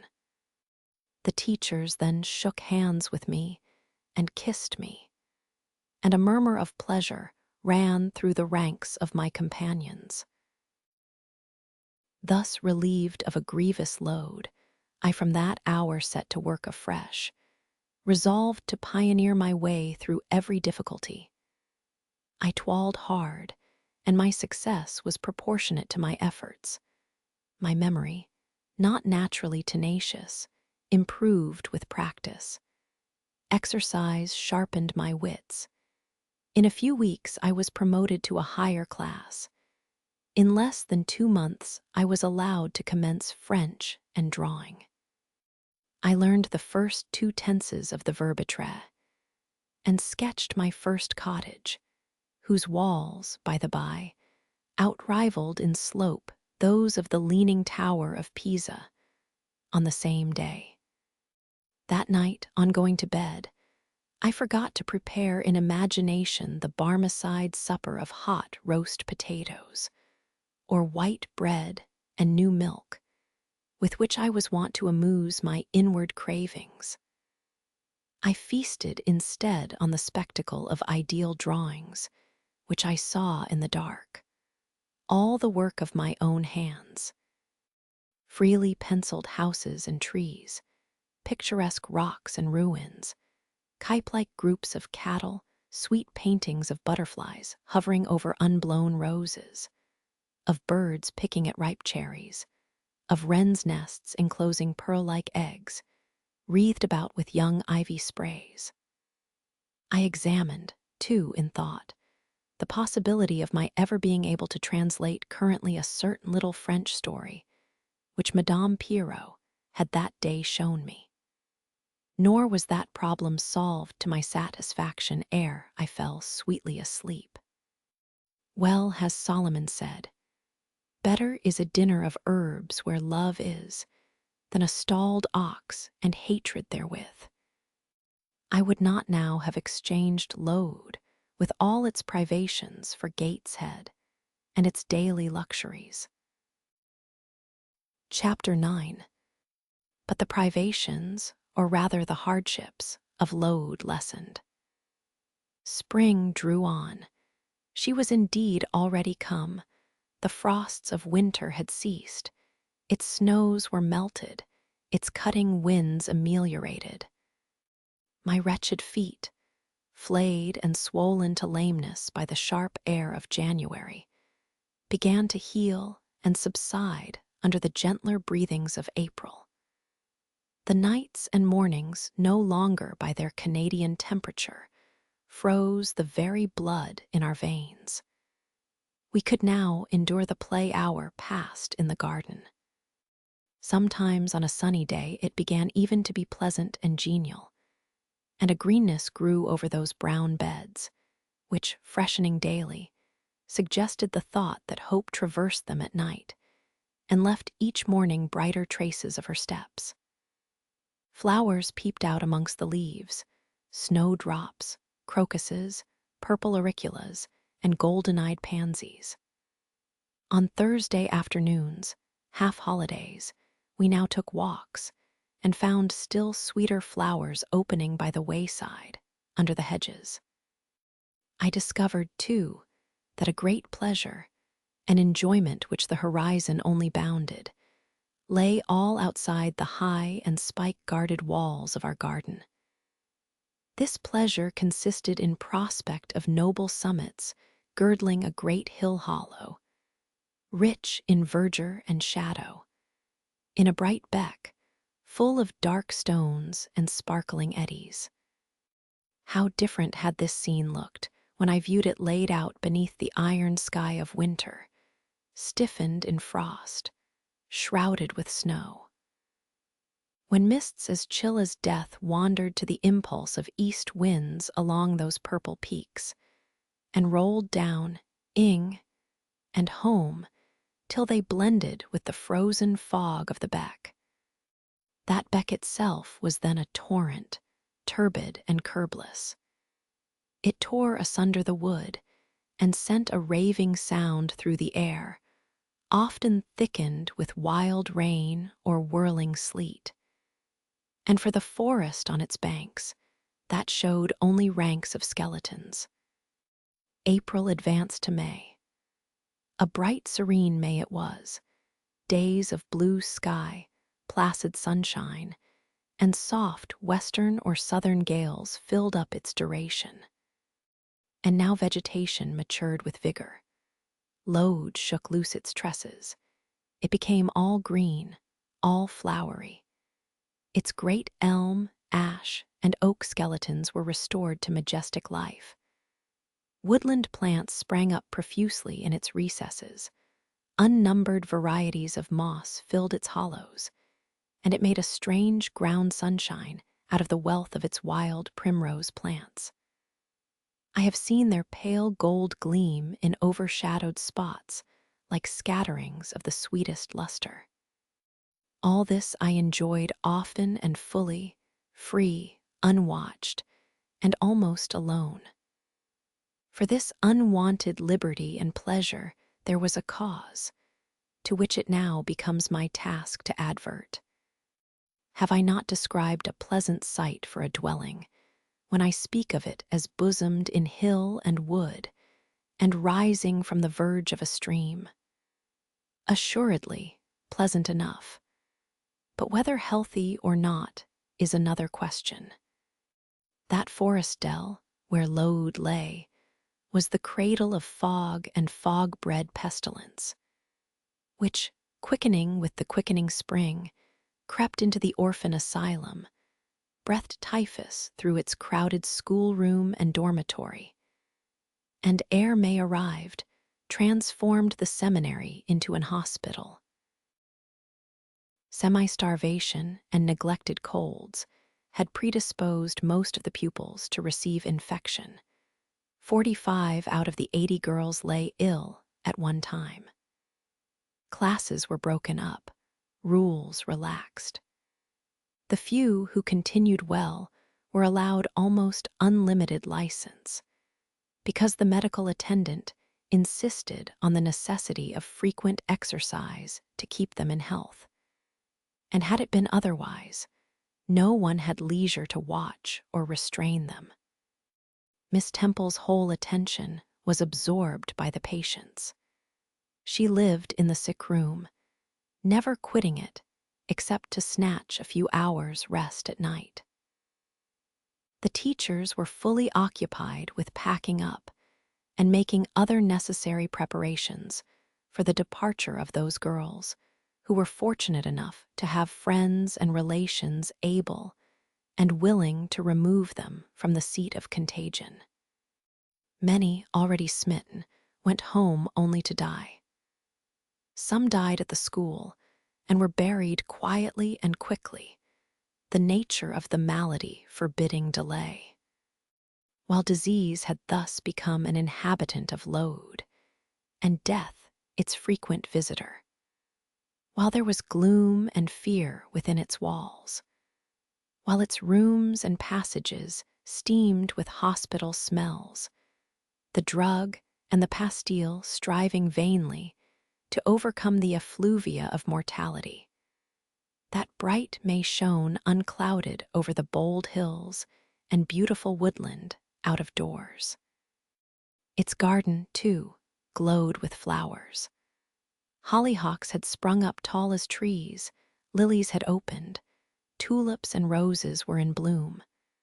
The borders of the little beds were gay with pink thrift and crimson double daisies.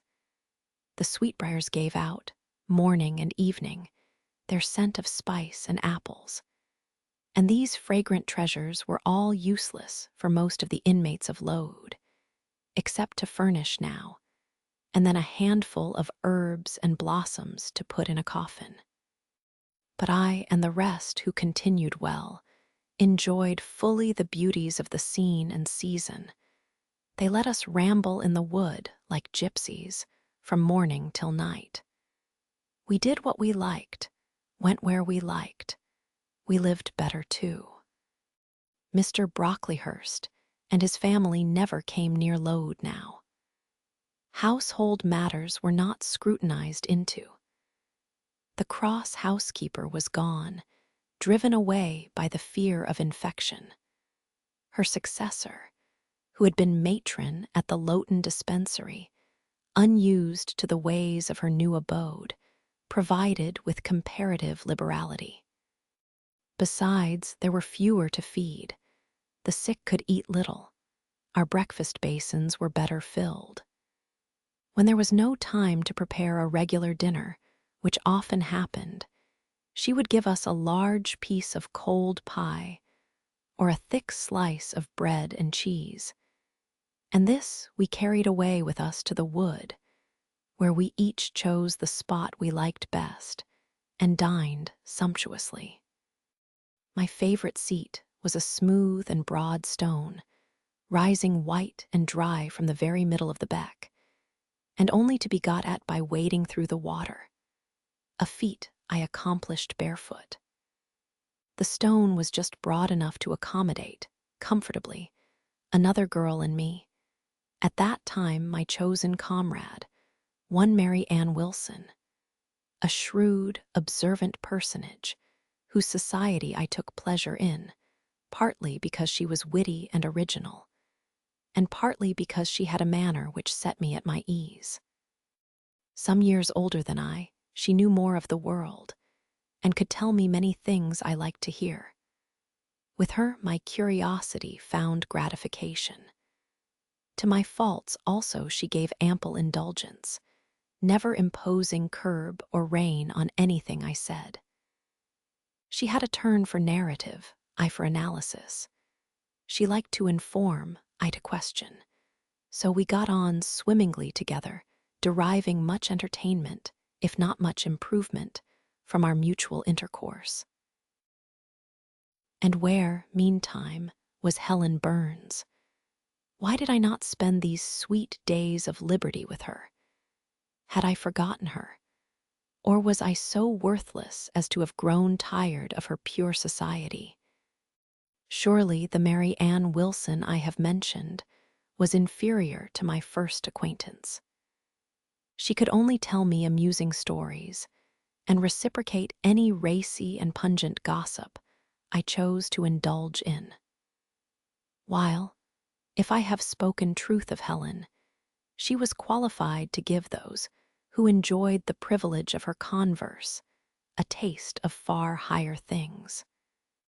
True, reader, and I knew and felt this, and though I am a defective being with many faults and few redeeming points, yet I never tired of Helen Burns, nor ever ceased to cherish for her a sentiment of attachment, as strong, tender, and respectful as any that ever animated my heart. How could it be otherwise, when Helen, at all times and under all circumstances, evinced for me a quiet and faithful friendship, which ill-humor never soured, nor irritation never troubled? But Helen was ill at present. For some weeks she had been removed from my sight to I knew not what room upstairs. She was not, I was told, in the hospital portion of the house with the fever patients, for her complaint was consumption, not typhus. And by consumption, I, in my ignorance, understood something mild, which time and care would be sure to alleviate. I was confirmed in this idea by the fact of her once or twice coming downstairs on very warm, sunny afternoons, and being taken by Miss Temple into the garden. But on these occasions, I was not allowed to go and speak to her. I only saw her from the schoolroom window, and then not distinctly, for she was much wrapped up and sat at a distance under the veranda. One evening, in the beginning of June, I had stayed out very late with Mary Ann in the wood. We had, as usual, separated ourselves from the others, and had wandered far, so far that we lost our way, and had to ask it at a lonely cottage where a man and woman lived, who looked after a herd of half-wild swine that fed on the mast in the wood. When we got back, it was after moonrise. A pony, which we knew to be the surgeon's, was standing at the garden door. Mary Ann remarked that she supposed someone must be very ill, as Mr. Bates had been sent for at that time of the evening. She went into the house. I stayed behind a few minutes to plant in my garden a handful of roots I had dug up in the forest, and which I feared would wither if I left them till the morning. This done, I lingered yet a little longer. The flowers smelt so sweet as the dew fell. It was such a pleasant evening, so serene, so warm. The still glowing west promised so fairly another fine day on the morrow. The moon rose with such majesty in the grave east. I was noting these things and enjoying them as a child might, when it entered my mind as it had never done before. How sad to be lying now on a sick bed, and to be in danger of dying. This world is pleasant. It would be dreary to be called from it, and to have to go who knows where.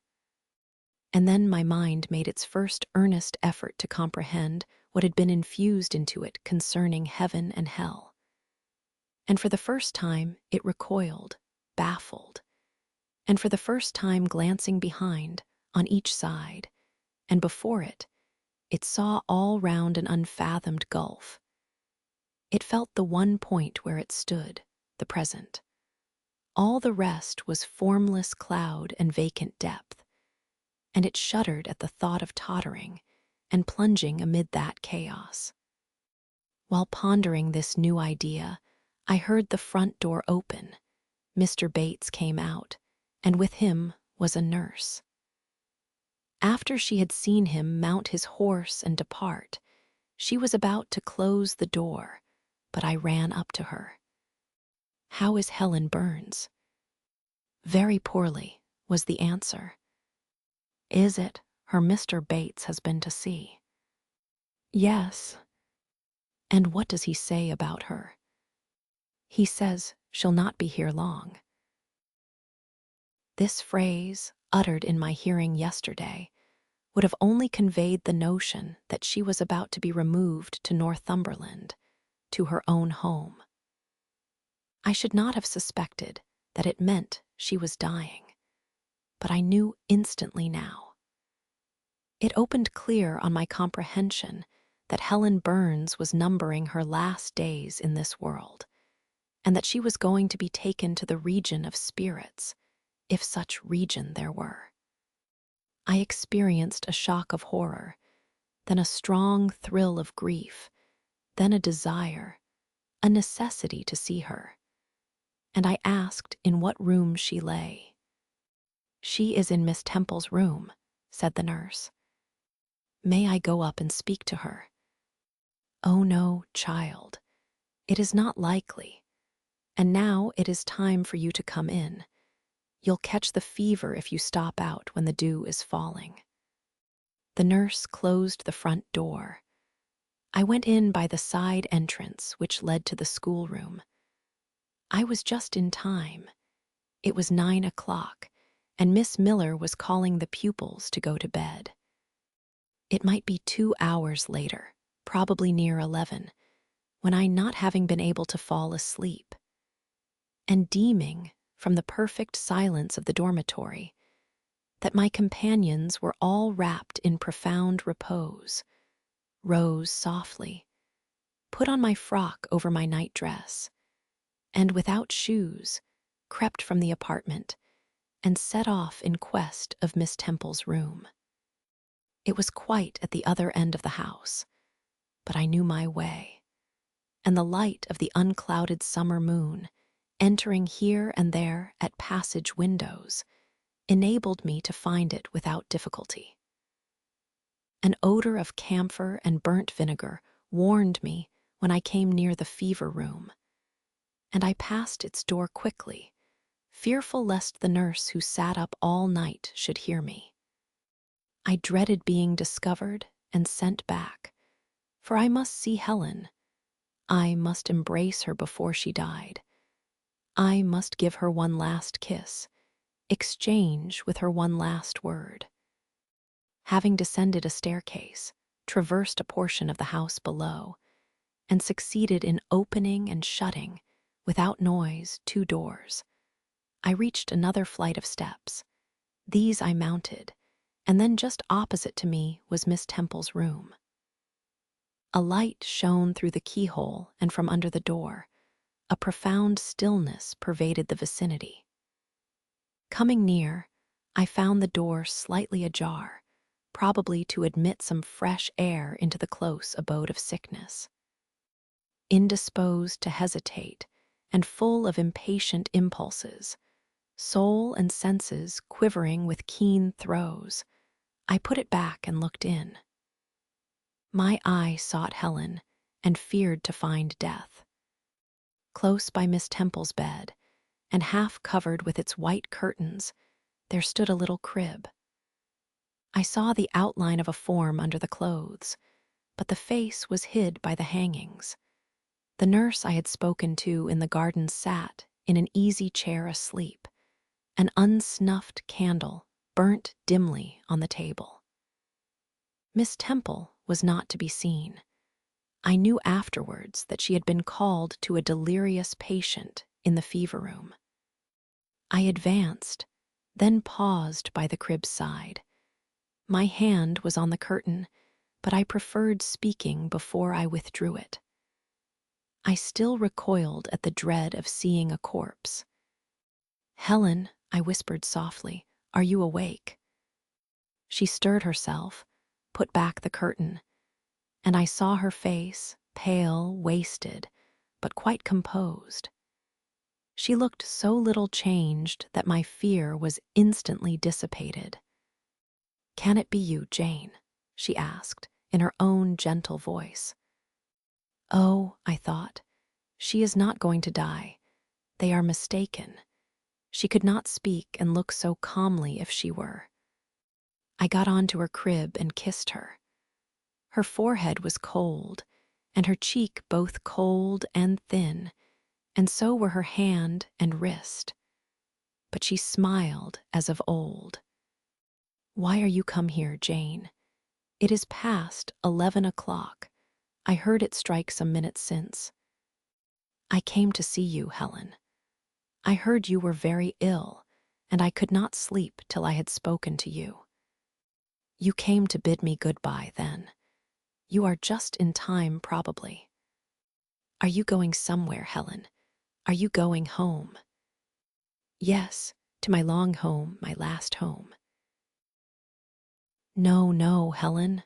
I stopped, distressed. While I tried to devour my tears, a fit of coughing seized Helen. It did not, however, wake the nurse. When it was over, she lay some minutes exhausted. Then she whispered, "Jane, your little feet are bare. Lie down and cover yourself with my quilt." I did so. She put her arm over me, and I nestled close to her. After a long silence, she resumed, still whispering, "I am very happy, Jane, and when you hear that I am dead, you must be sure and not grieve. There is nothing to grieve about. We all must die one day, and the illness which is removing me is not painful. It is gentle and gradual. My mind is at rest. I leave no one to regret me much. I have only a father, and he is lately married and will not miss me. By dying young, I shall escape great sufferings. I had not qualities or talents to make my way very well in the world. I should have been continually at fault. But where are you going to, Helen? Can you see? Do you know?" "I believe, I have faith.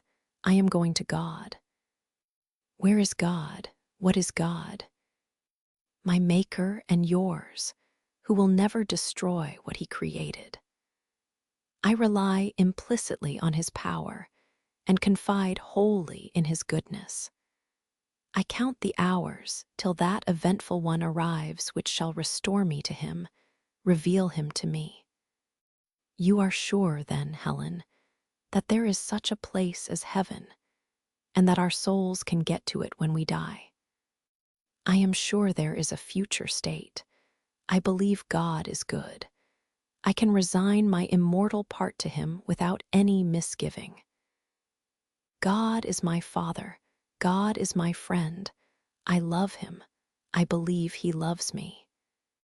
And shall I see you again, Helen, when I die? You will come to the same region of happiness, be received by the same mighty, universal parent, no doubt, dear Jane. Again I questioned, but this time only in thought. Where is that region? Does it exist? And I clasped my arms closer round Helen. She seemed dearer to me than ever. I felt as if I could not let her go. I lay with my face hidden on her neck. Presently she said, in the sweetest tone, "How comfortable I am. That last fit of coughing has tired me a little. I feel as if I could sleep. But don't leave me, Jane. I like to have you near me. I'll stay with you, dear Helen. No one shall take me away. Are you warm, darling?" "Yes." "Good night, Jane." "Good night, Helen." She kissed me, and I her, and we both soon slumbered. When I awoke, it was day. An unusual movement roused me. I looked up. I was in somebody's arms. The nurse held me. She was carrying me through the passage back to the dormitory. I was not reprimanded for leaving my bed. People had something else to think about. No explanation was afforded then to my many questions. But a day or two afterwards, I learned that Miss Temple, on returning to her own room at dawn, had found me laid in the little crib, my face against Helen Burns's shoulder, my arms round her neck. I was asleep, and Helen was dead. Her grave is in Brocklebridge churchyard. For 15 years after her death, it was only covered by a grassy mound. But now a gray marble tablet marks the spot, inscribed with her name, and the word Resurgam. Chapter 10. Hitherto, I have recorded in detail the events of my insignificant existence. To the first 10 years of my life, I have given almost as many chapters. But this is not to be a regular autobiography. I am only bound to invoke memory where I know her responses will possess some degree of interest. Therefore, I now pass a space of 8 years almost in silence. A few lines only are necessary to keep up the links of connection. When the typhus fever had fulfilled its mission of devastation at Lode, it gradually disappeared from thence, but not till its virulence and the number of its victims had drawn public attention on the school.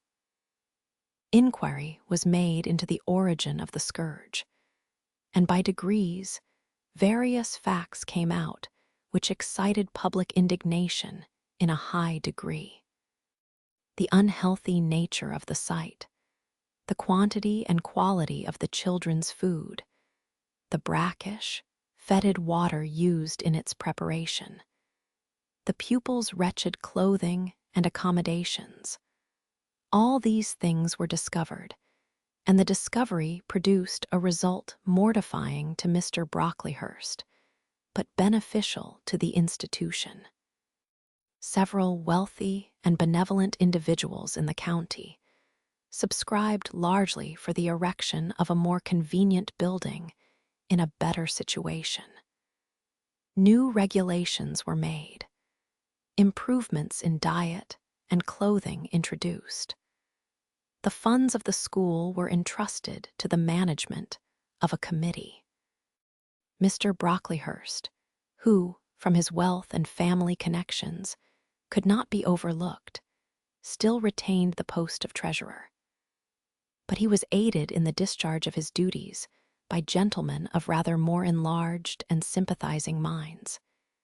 His office of inspector, too, was shared by those who knew how to combine reason with strictness, comfort with economy, compassion with uprightness. The school, thus improved, became in time a truly useful and noble institution. I remained an inmate of its walls after its regeneration for 8 years, 6 as pupil and 2 as teacher. And in both capacities, I bear my testimony to its value and importance. During these 8 years, my life was uniform, but not unhappy, because it was not inactive. I had the means of an excellent education placed within my reach, a fondness for some of my studies, and a desire to excel in all, together with a great delight in pleasing my teachers, especially such as I loved, urged me on. I availed myself fully of the advantages offered me. In time, I rose to be the first girl of the first class. Then I was invested with the office of teacher, which I discharged with zeal for 2 years. But at the end of that time, I altered. Miss Temple, through all changes, had thus far continued superintendent of the seminary. To her instruction I owed the best part of my acquirements. Her friendship and society had been my continual solace. She had stood me in the stead of mother, governess, and latterly companion. At this period she married, removed with her husband, a clergyman, an excellent man, almost worthy of such a wife, to a distant county, and consequently was lost to me. From the day she left, I was no longer the same. With her was gone every settled feeling, every association that had made Lode in some degree a home to me. I had imbibed from her something of her nature and much of her habits, more harmonious thoughts.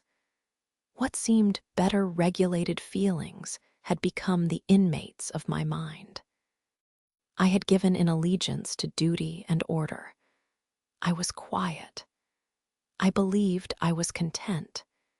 To the eyes of others, usually even to my own, I appeared a disciplined and subdued character. But destiny, in the shape of the Rev. Mr. Nasmyth, came between me and Miss Temple. I saw her in her traveling dress step into a post-chaise shortly after the marriage ceremony. I watched the chaise mount the hill and disappear beyond its brow, and then retired to my own room, and there spent in solitude the greatest part of the half-holiday granted in honor of the occasion. I walked about the chamber most of the time. I imagined myself only to be regretting my loss and thinking how to repair it. But when my reflections were concluded, and I looked up and found that the afternoon was gone, and evening far advanced, another discovery dawned on me, namely, that in the interval I had undergone a transforming process, that my mind had put off all it had borrowed of Miss Temple, or rather that she had taken with her the serene atmosphere I had been breathing in her vicinity, and that now I was left in my natural element and beginning to feel the stirring of old emotions. It did not seem as if a prop were withdrawn, but rather as if a motive were gone. It was not the power to be tranquil which had failed me, but the reason for tranquility was no more. My world had for some years been in Lode. My experience had been of its rules and systems. Now, I remembered that the real world was wide, and that a varied field of hopes and fears, of sensations and excitements, awaited those who had courage to go forth into its expanse, to seek real knowledge of life amidst its perils. I went to my window, opened it, and looked out. There were the two wings of the building. There was the garden. There were the skirts of Lode. There was the hilly horizon. My eye passed all other objects to rest on those most remote, the blue peaks. It was those I longed to surmount. All within their boundary of rock and heath seemed prison ground, exile limits. I traced the white road winding round the base of one mountain and vanishing in a gorge between two. How I longed to follow it farther. I recalled the time when I had traveled that very road in a coach. I remembered descending that hill at twilight. An age seemed to have elapsed since the day which brought me first to Lode, and I had never quitted it since. My vacations had all been spent at school. Mrs. Reed had never sent for me to Gateshead. Neither she nor any of her family had ever been to visit me. I had had no communication by letter or message with the outer world. School rules, school duties, school habits and notions, and voices, and faces and phrases, and costumes and preferences and antipathies. Such was what I knew of existence. And now I felt that it was not enough. I tired of the routine of 8 years in one afternoon. I desired liberty. For liberty I gasped. For liberty I uttered a prayer. It seemed scattered on the wind, then faintly blowing. I abandoned it and framed a humbler supplication. For change, stimulus. That petition, too, seemed swept off into vague space. Then, I cried, half desperate, grant me at least a new servitude. Here a bell, ringing the hour of supper, called me downstairs. I was not free to resume the interrupted chain of my reflections till bedtime. Even then a teacher who occupied the same room with me kept me from the subject to which I longed to recur by a prolonged effusion of small talk. How I wished sleep would silence her. It seemed as if, could I but go back to the idea which had last entered my mind as I stood at the window, some inventive suggestion would rise for my relief. Miss Gryce snored at last. She was a heavy Welshwoman, and till now her habitual nasal strains had never been regarded by me in any other light than as a nuisance. Tonight I hailed the first deep notes with satisfaction. I was debarrassed of interruption. My half-effaced thought instantly revived. A new servitude. There is something in that, I soliloquized mentally, be it understood. I did not talk aloud. I know there is because it does not sound too sweet. It is not like such words as liberty, excitement, enjoyment, delightful sounds truly, but no more than sounds for me, and so hollow and fleeting that it is mere waste of time to listen to them. But servitude, that must be matter of fact. Anyone may serve. I have served here 8 years. Now all I want is to serve elsewhere. Can I not get so much of my own will? Is not the thing feasible? Yes, yes. The end is not so difficult, if I had only a brain active enough to ferret out the means of attaining it. I sat up in bed by way of arousing this said brain. It was a chilly night. I covered my shoulders with a shawl, and then I proceeded to think again with all my might. What do I want? A new place in a new house, amongst new faces, under new circumstances. I want this because it is of no use wanting anything better. How do people do to get a new place? They apply to friends, I suppose. I have no friends. There are many others who have no friends, who must look about for themselves and be their own helpers. And what is their resource? I could not tell. Nothing answered me. I then ordered my brain to find a response, and quickly. It worked and worked faster. I felt the pulses throb in my head and temples, but for nearly an hour it worked in chaos, and no result came of its efforts. Feverish with vain labor, I got up and took a turn in the room, undrew the curtain, noted a star or two, shivered with cold, and again crept to bed. A kind fairy, in my absence, had surely dropped the required suggestion on my pillow. For as I lay down, it came quietly and naturally to my mind. Those who want situations advertise. You must advertise in the Shire Herald. How? I know nothing about advertising. Replies rose smooth and prompt now. You must enclose the advertisement and the money to pay for it under a cover directed to the editor of the Herald. You must put it, the first opportunity you have, into the post at Loughton. Answers must be addressed to J.E. at the post office there. You can go and inquire in about a week after you send your letter, if any are come, and act accordingly. This scheme I went over twice, thrice. It was then digested in my mind. I had it in a clear, practical form. I felt satisfied and fell asleep. With earliest day, I was up. I had my advertisement written, enclosed, and directed before the bell rang to rouse the school. It ran thus: a young lady accustomed to tuition, had I not been a teacher 2 years, is desirous of meeting with a situation in a private family where the children are under 14. I thought that as I was barely 18, it would not do to undertake the guidance of pupils nearer my own age. She is qualified to teach the usual branches of a good English education, together with French, drawing, and music. In those days, reader, this now narrow catalogue of accomplishments would have been held tolerably comprehensive. Address: J.E., Post Office, Loughton, Shire.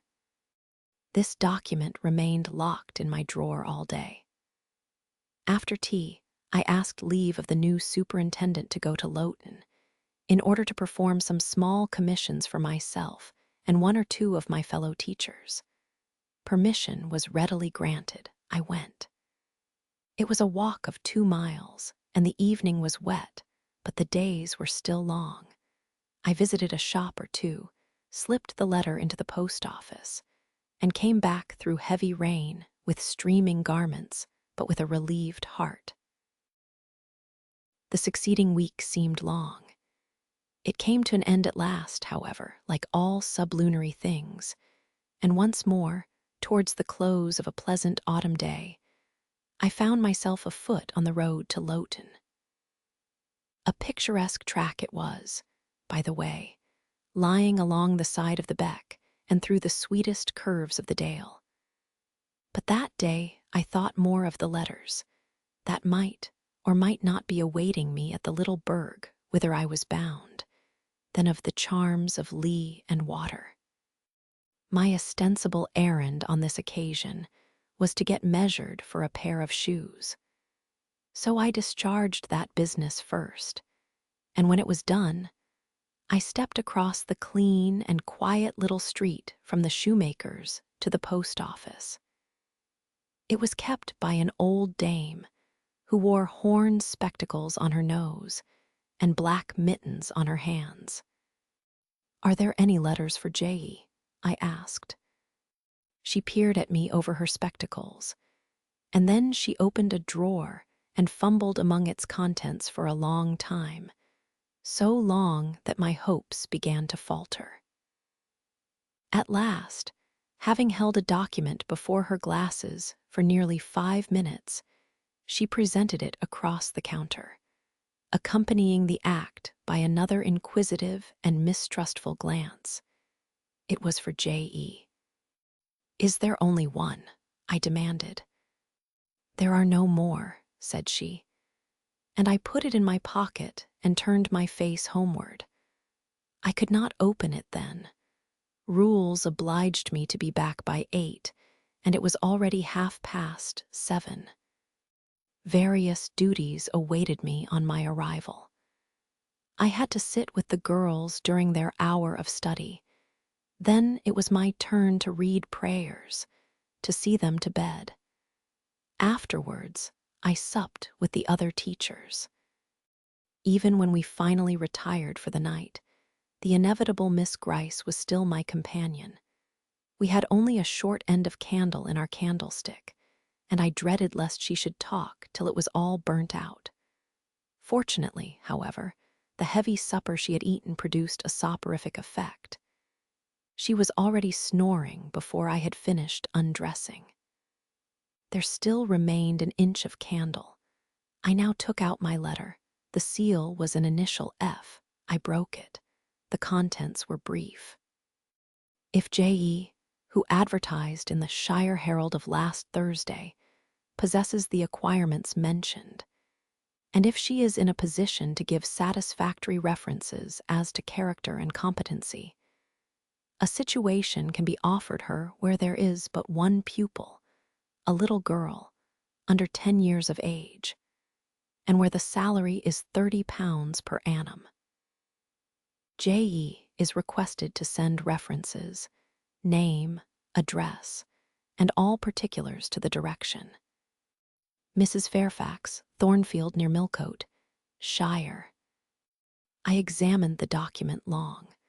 The writing was old-fashioned and rather uncertain, like that of an elderly lady. This circumstance was satisfactory. A private fear had haunted me that in thus acting for myself and by my own guidance, I ran the risk of getting into some scrape, and above all things, I wished the result of my endeavors to be respectable, proper, en règle. I now felt that an elderly lady was no bad ingredient in the business I had on hand. Mrs. Fairfax. I saw her in a black gown and widow's cap, frigid perhaps, but not uncivil, a model of elderly English respectability. Thornfield. That doubtless was the name of her house, a neat, orderly spot, I was sure, though I failed in my efforts to conceive a correct plan of the premises. Millcote, Shire. I brushed up my recollections of the map of England. Yes, I saw it, both the Shire and the town. Shire was 70 miles nearer London than the remote county where I now resided. That was a recommendation to me. I longed to go where there was life and movement. Millcote was a large manufacturing town on the banks of the A. A busy place enough, doubtless. So much the better. It would be a complete change at least. Not that my fancy was much captivated by the idea of long chimneys and clouds of smoke. But, I argued, Thornfield will, probably, be a good way from the town. Here the socket of the candle dropped, and the wick went out. Next day, new steps were to be taken. My plans could no longer be confined to my own breast. I must impart them in order to achieve their success. Having sought and obtained an audience of the superintendent during the noontide recreation, I told her I had a prospect of getting a new situation where the salary would be double what I now received. For at Lode, I only got £15 per annum, and requested she would break the matter for me to Mr. Brocklehurst, or some of the committee, and ascertain whether they would permit me to mention them as references. She obligingly consented to act as mediatrix in the matter. The next day she laid the affair before Mr. Brocklehurst, who said that Mrs. Reed must be written to, as she was my natural guardian. A note was accordingly addressed to that lady, who returned for answer that I might do as I pleased. She had long relinquished all interference in my affairs. This note went the round of the committee, and at last, After what appeared to me most tedious delay, formal leave was given me to better my condition if I could, and an assurance added that as I had always conducted myself well, both as teacher and pupil, at Lode, a testimonial of character and capacity signed by the inspectors of that institution should forthwith be furnished me. This testimonial I accordingly received in about a month, forwarded a copy of it to Mrs. Fairfax, and got that lady's reply, stating that she was satisfied, and fixing that day fortnight as the period for my assuming the post of governess in her house. I now busied myself in preparations. The fortnight passed rapidly. I had not a very large wardrobe, though it was adequate to my wants, and the last day sufficed to pack my trunk, the same I had brought with me 8 years ago from Gateshead. The box was corded, the card nailed on. In half an hour the carrier was to call for it to take it to Loughton, whither I myself was to repair at an early hour the next morning to meet the coach. I had brushed my black stuff traveling dress, prepared my bonnet, gloves, and muff, sought in all my drawers to see that no article was left behind, and now having nothing more to do, I sat down and tried to rest.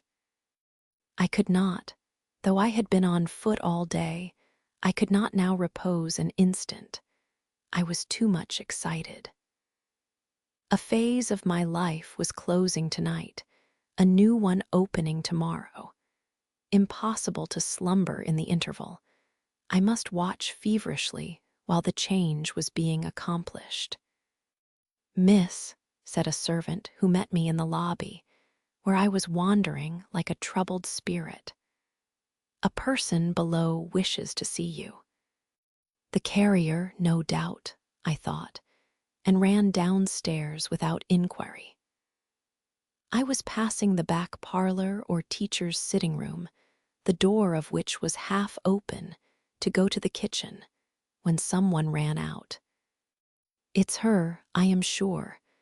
I could have told her anywhere," cried the individual who stopped my progress and took my hand. I looked. I saw a woman attired like a well-dressed servant, matronly, yet still young. Very good-looking, with black hair and eyes, and lively complexion. "Well, who is it?" she asked, in a voice and with a smile I half recognized.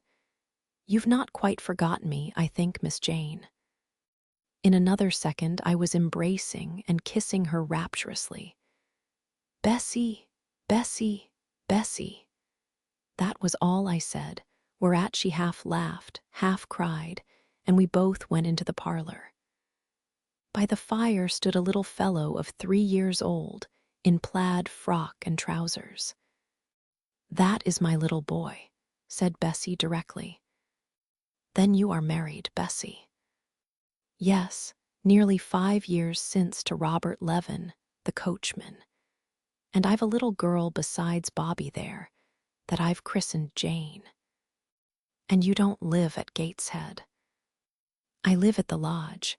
The old porter has left." "Well, and how do they all get on? Tell me everything about them, Bessie. But sit down first, and Bobby, come and sit on my knee, will you?" But Bobby preferred sidling over to his mother. "You're not grown so very tall, Miss Jane, nor so very stout," continued Mrs. Levin. "I dare say they've not kept you too well at school. Miss Reed is the head, and shoulders taller than you are, and Miss Georgiana would make 2 of you in breadth. Georgiana is handsome, I suppose, Bessie?" "Very. She went up to London last winter with her mamma, and there everybody admired her, and a young lord fell in love with her. But his relations were against the match, and what do you think? He and Miss Georgiana made it up to run away. but they were found out and stopped. It was Miss Reed that found them out. I believe she was envious. And now she and her sister lead a cat and dog life together. They are always quarreling. Well, and what of John Reed? Oh, he is not doing so well as his mamma could wish. He went to college, and he got plucked, I think they call it. And then his uncles wanted him to be a barrister and study the law. But he is such a dissipated young man, they will never make much of him, I think. What does he look like? He is very tall. Some people call him a fine-looking young man, but he has such thick lips. And Mrs. Reed. Mrs. looks stout and well enough in the face, but I think she's not quite easy in her mind. Mr. John's conduct does not please her. He spends a deal of money. Did she send you here, Bessie? No, indeed. But I have long wanted to see you, and when I heard that there had been a letter from you, and that you were going to another part of the country, I thought I'd just set off and get a look at you before you were quite out of my reach. I am afraid you are disappointed in me, Bessie. I said this laughing. I perceived that Bessie's glance, though it expressed regard, did in no shape denote admiration. No, Miss Jane, not exactly. You are genteel enough, you look like a lady, and it is as much as ever I expected of you. You were no beauty as a child. I smiled at Bessie's frank answer. I felt that it was correct, but I confess I was not quite indifferent to its import. At 18, most people wish to please, and the conviction that they have not an exterior likely to second that desire brings anything but gratification. I dare say you are clever, though, continued Bessie, by way of solace. What can you do? Can you play on the piano? A little. There was one in the room. Bessie went and opened it, and then asked me to sit down and give her a tune. I played a waltz or two, and she was charmed. The Miss Reeds could not play as well, said she exultingly. I always said you would surpass them in learning, and can you draw? That is one of my paintings over the chimney-piece. It was a landscape in watercolors, of which I had made a present to the superintendent, in acknowledgment of her obliging mediation with the committee on my behalf, and which she had framed and glazed. Well, that is beautiful, Miss Jane. It is as fine a picture as any Miss Reed's drawing master could paint, let alone the young ladies themselves, who could not come near it. And have you learnt French? Yes, Bessie, I can both read it and speak it. And you can work on muslin and canvas. I can. Oh, you are quite a lady, Miss Jane. I knew you would be. You will get on whether your relations notice you or not. There was something I wanted to ask you. Have you ever heard anything from your father's kinsfolk, the Eyres? Never in my life.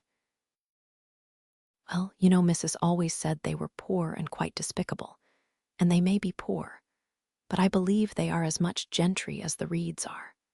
For one day, nearly 7 years ago, a Mr. Eyre came to Gateshead and wanted to see you. Mrs. said you were at school 50 miles off. He seemed so much disappointed, for he could not stay. He was going on a voyage to a foreign country, and the ship was to sail from London in a day or two. He looked quite a gentleman, and I believe he was your father's brother. What foreign country was he going to, Bessie? An island thousands of miles off, where they make wine. The butler did tell me. Madeira, I suggested. Yes, that is it. That is the very word. So he went. Yes, he did not stay many minutes in the house. Mrs. was very high with him. She called him afterwards a sneaking tradesman. My Robert believes he was a wine merchant. Very likely, I returned. Or perhaps clerk or agent to a wine merchant.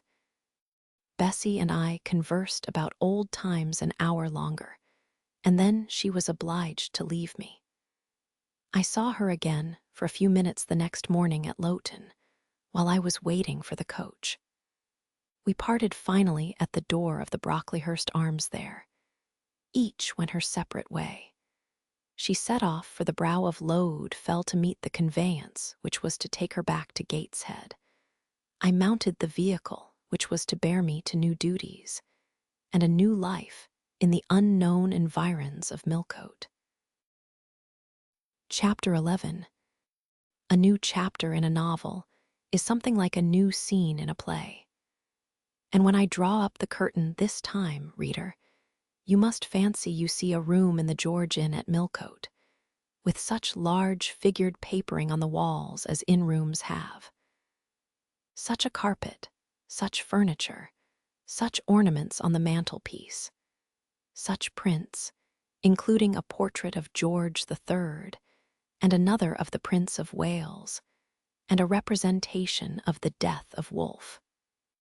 All this is visible to you by the light of an oil lamp hanging from the ceiling, and by that of an excellent fire, near which I sit in my cloak and bonnet.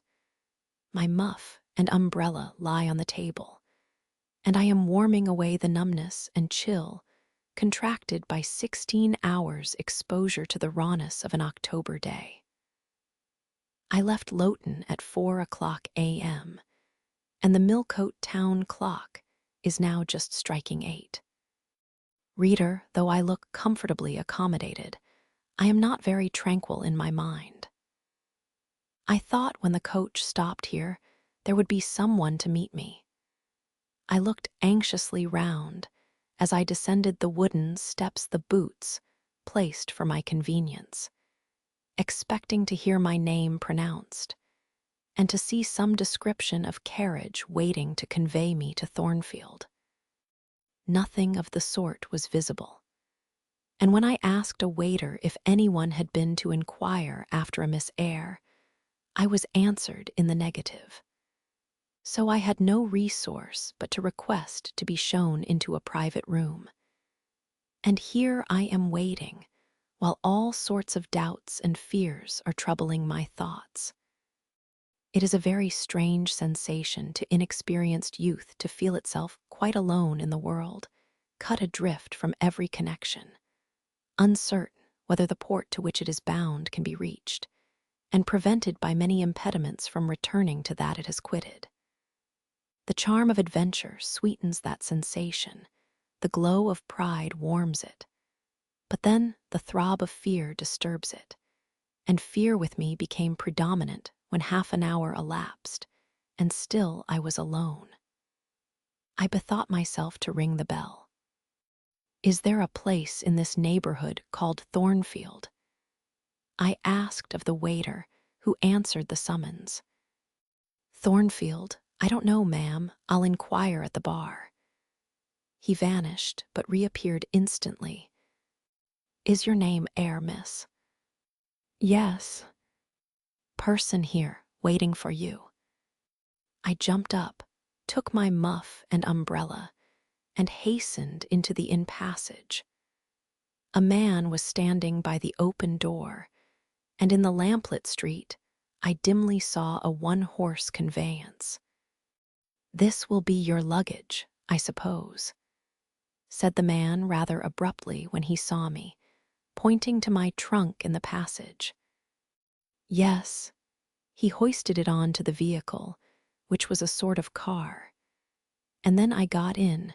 Before he shut me up, I asked him how far it was to Thornfield. A matter of 6 miles.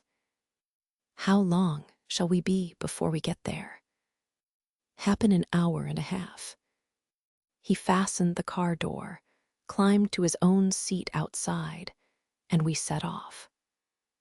Our progress was leisurely and gave me ample time to reflect. I was content to be at length so near the end of my journey. And as I leaned back in the comfortable though not elegant conveyance, I meditated much at my ease. I suppose, thought I, judging from the plainness of the servant and carriage, Mrs. Fairfax is not a very dashing person. So much the better. I never lived amongst fine people but once, and I was very miserable with them. I wonder if she lives alone except this little girl. If so, and if she is in any degree amiable, I shall surely be able to get on with her. I will do my best. It is a pity that doing one's best does not always answer.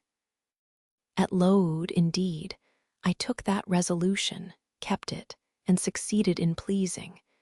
But with Mrs. Reed, I remember my best was always spurned with scorn.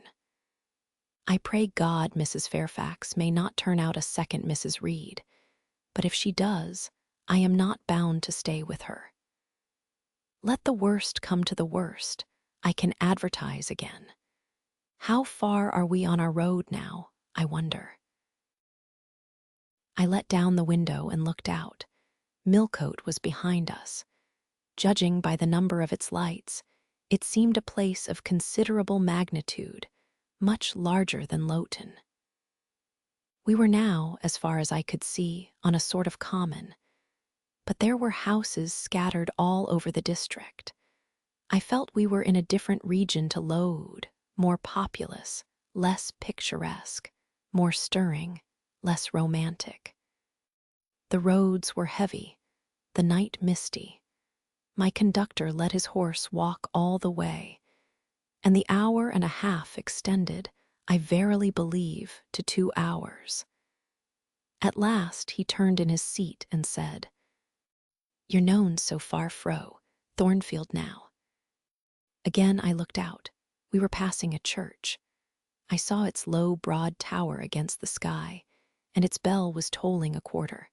I saw a narrow galaxy of lights, too, on a hillside, marking a village or hamlet. About 10 minutes after, the driver got down and opened a pair of gates. We passed through, and they clashed to behind us. We now slowly ascended a drive and came upon the long front of a house. Candlelight gleamed from one curtained bow window. All the rest were dark. The car stopped at the front door. It was opened by a maid-servant. I alighted and went in. "Will you walk this way, ma'am?" said the girl. And I followed her across a square hall with high doors all round. She ushered me into a room whose double illumination of fire and candle at first dazzled me, contrasting as it did with the darkness to which my eyes had been for 2 hours inured. When I could see, however, a cozy and agreeable picture presented itself to my view. A snug, small room, a round table by a cheerful fire, an armchair high-backed and old-fashioned, wherein sat the neatest imaginable little elderly lady, in widow's cap, black silk gown, and snowy muslin apron, exactly like what I had fancied Mrs. Fairfax, only less stately and milder looking.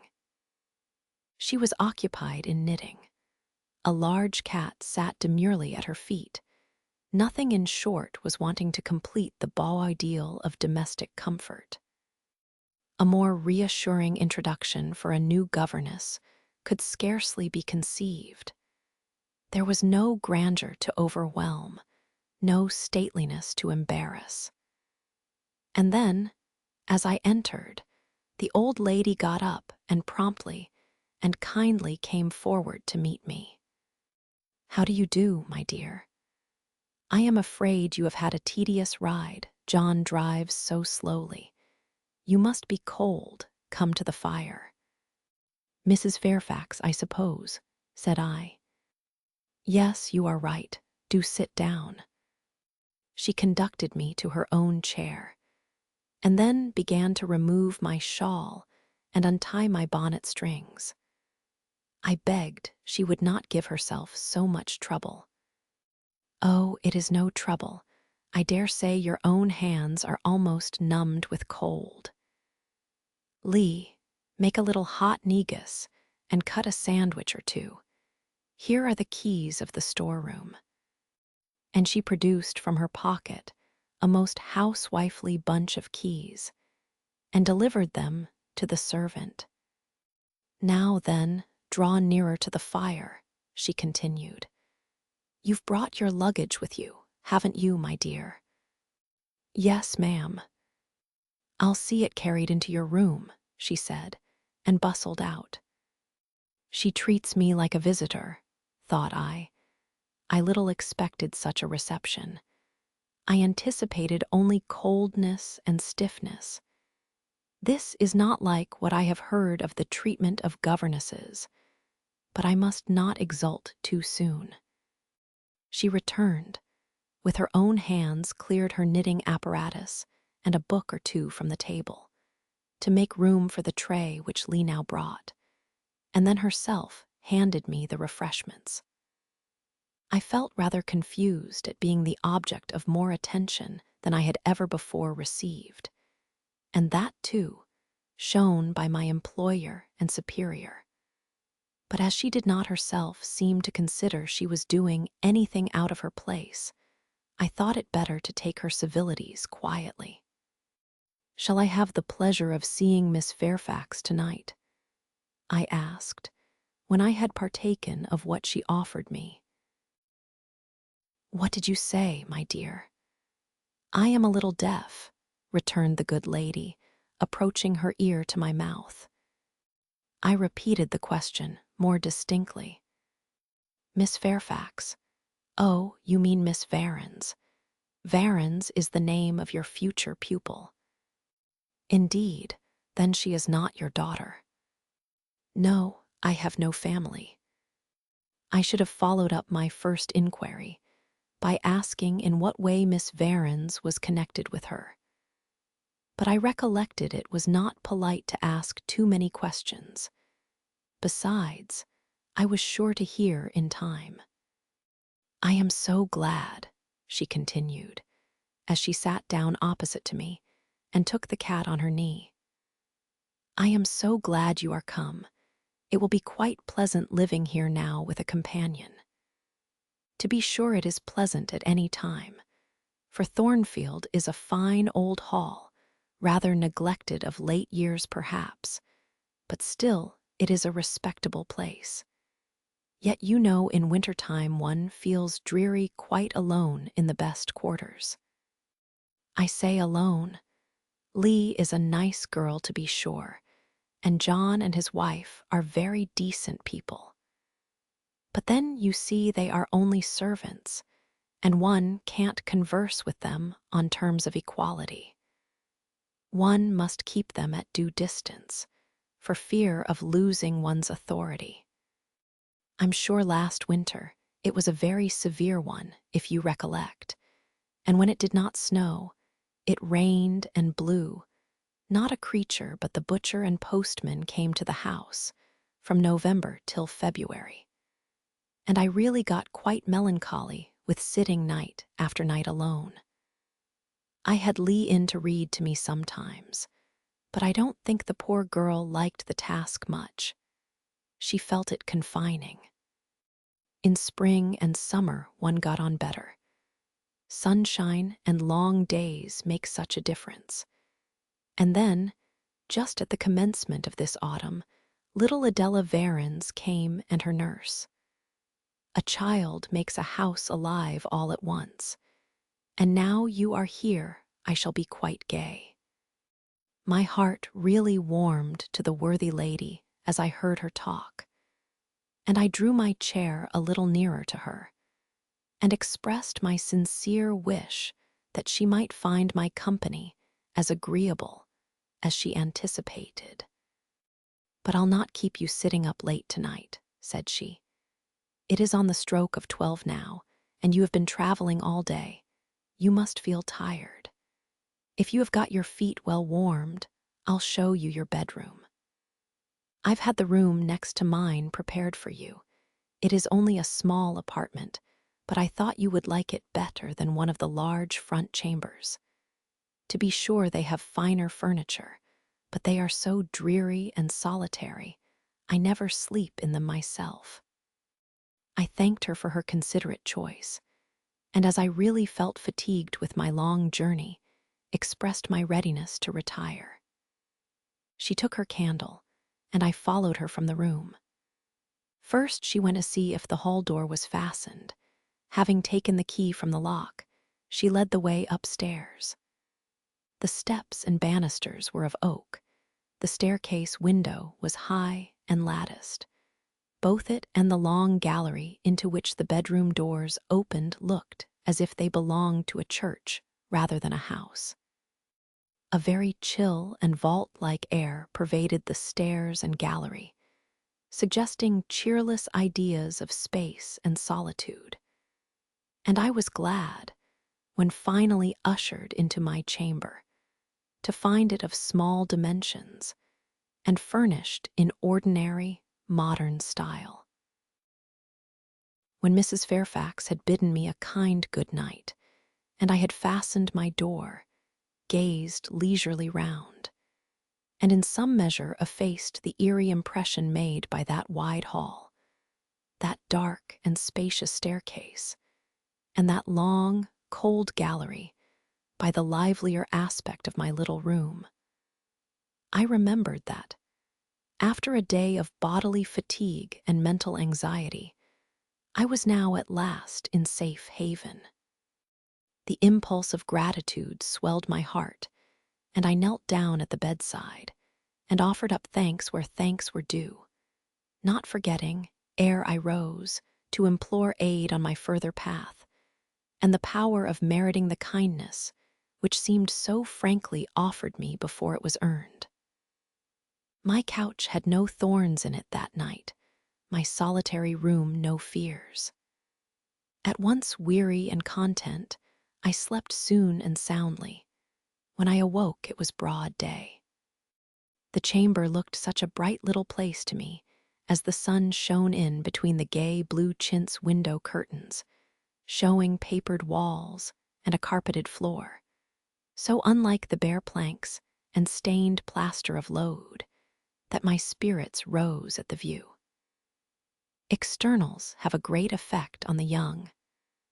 I thought that a fairer era of life was beginning for me, one that was to have its flowers and pleasures, as well as its thorns and toils.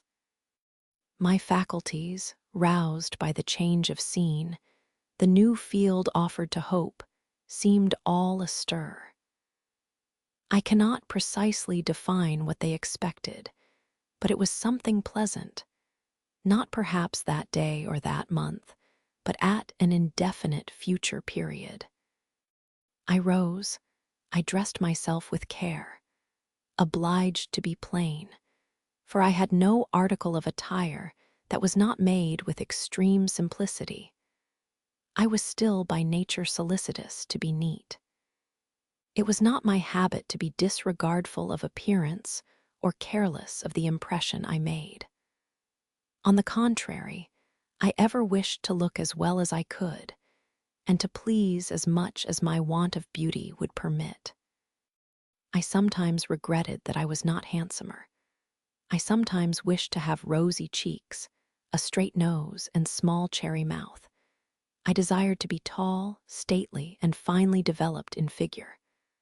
I felt it a misfortune that I was so little, so pale, and had features so irregular and so marked. And why had I these aspirations and these regrets? It would be difficult to say. I could not then distinctly say it to myself, yet I had a reason, and a logical, natural reason too. However, when I had brushed my hair very smooth, and put on my black frock, which, Quaker-like as it was, at least had the merit of fitting to a nicety, and adjusted my clean white tucker, I thought I should do respectably enough to appear before Mrs. Fairfax, and that my new pupil would not at least recoil from me with antipathy. Having opened my chamber window and seen that I left all things straight and neat on the toilet table, I ventured forth. Traversing the long and matted gallery, I descended the slippery steps of oak. Then I gained the hall. I halted there a minute. I looked at some pictures on the walls. One, I remember, represented a grim man in a cuirass, and one a lady with powdered hair and a pearl necklace. At a bronze lamp pendant from the ceiling, at a great clock whose case was of oak curiously carved, and ebon black with time and rubbing. Everything appeared very stately and imposing to me, but then I was so little accustomed to grandeur. The hall door, which was half of glass, stood open. I stepped over the threshold. It was a fine autumn morning. The early sun shone serenely on embrowned groves and still green fields. Advancing on to the lawn, I looked up and surveyed the front of the mansion. It was 3 stories high, of proportions not vast, though considerable.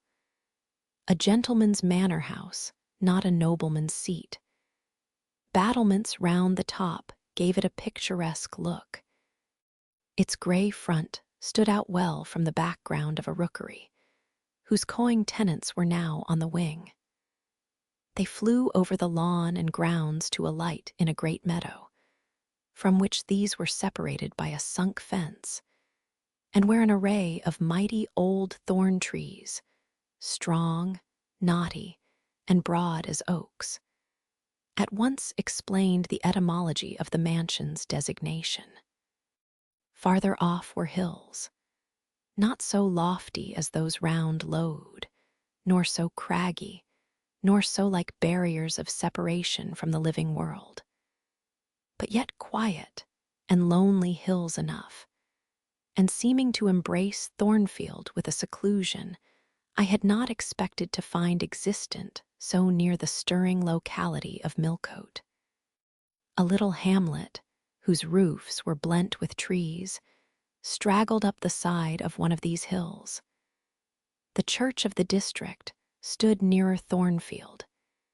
Its old tower top looked over a knoll between the house and gates. I was yet enjoying the calm prospect and pleasant fresh air, yet listening with delight to the cawing of the rooks, yet surveying the wide, hoary front of the hall, and thinking what a great place it was for one lonely little dame like Mrs. Fairfax to inhabit, when that lady appeared at the door. "What, out already?" said she. "I see you are an early riser." I went up to her and was received with an affable kiss and shake of the hand. "How do you like Thornfield?" she asked. I told her I liked it very much. "Yes," she said, "it is a pretty place, but I fear it will be getting out of order unless Mr. Rochester should take it into his head to come and reside here permanently, or, at least, visit it rather oftener. Great houses and fine grounds require the presence of the proprietor." "Mr. Rochester," I exclaimed. "Who is he?" "The owner of Thornfield," she responded quietly. "Did you not know he was called Rochester?" Of course I did not. I had never heard of him before. But the old lady seemed to regard his existence as a universally understood fact, with which everybody must be acquainted by instinct. "I thought," I continued, "Thornfield belonged to you." "To me? Bless you, child, what an idea! To me? I am only the housekeeper, the manager. To be sure, I am distantly related to the Rochesters by the mother's side, or at least my husband was. He was a clergyman, incumbent of Hay, that little village yonder on the hill, and that church near the gates was his. The present Mr. Rochester's mother was a Fairfax, and second cousin to my husband. But I never presume on the connection. In fact, it is nothing to me. I consider myself quite in the light of an ordinary housekeeper. My employer is always civil, and I expect nothing more. And the little girl, my pupil. She is Mr. Rochester's ward. He commissioned me to find a governess for her. He intended to have her brought up in Shire, I believe. Here she comes with her bonne, as she calls her nurse. The enigma then was explained. This affable and kind little widow was no great dame, but a dependent like myself. I did not like her the worse for that. On the contrary, I felt better pleased than ever. The equality between her and me was real, not the mere result of condescension on her part. So much the better. My position was all the freer. As I was meditating on this discovery, a little girl, followed by her attendant, came running up the lawn. I looked at my pupil, who did not at first appear to notice me. She was quite a child, perhaps 7 or 8 years old, slightly built, with a pale, small-featured face, and a redundancy of hair falling in curls to her waist. "Good morning, Miss Adela," said Mrs. Fairfax. "Come and speak to the lady who is to teach you, and to make you a clever woman some day." She approached. "C'est la ma gouvernante," said she, pointing to me and addressing her nurse, who answered, "Mais oui, certainement." "Are they foreigners?" I inquired, amazed at hearing the French language. The nurse is a foreigner, and Adela was born on the continent, and, I believe, never left it till within 6 months ago. When she first came here, she could speak no English. Now she can make shift to talk it a little. I don't understand her. She mixes it so with French. But you will make out her meaning very well, I dare say. Fortunately, I had had the advantage of being taught French by a French lady. And as I had always made a point of conversing with Madame Pirot as often as I could, and had besides, during the last 7 years, learnt a portion of French by heart daily, applying myself to take pains with my accent, and imitating as closely as possible the pronunciation of my teacher, I had acquired a certain degree of readiness and correctness in the language, and was not likely to be much at a loss with Mademoiselle Adela. She came and shook hand with me when she heard that I was her governess, and as I led her in to breakfast, I addressed some phrases to her in her own tongue. She replied briefly at first, but after we were seated at the table, and she had examined me some 10 minutes with her large hazel eyes, she suddenly commenced chattering fluently. "Ah," cried she in French, "you speak my language as well as Mr. Rochester does. I can talk to you as I can to him, and so can Sophie. She will be glad. Nobody here understands her. Madame Fairfax is all English. Sophie is my nurse. She came with me over the sea in a great ship with a chimney that smoked. How it did smoke! And I was sick, and so was Sophie, and so was Mr. Rochester. Mr. Rochester lay down on a sofa in a pretty room called the salon, and Sophie and I had little beds in another place.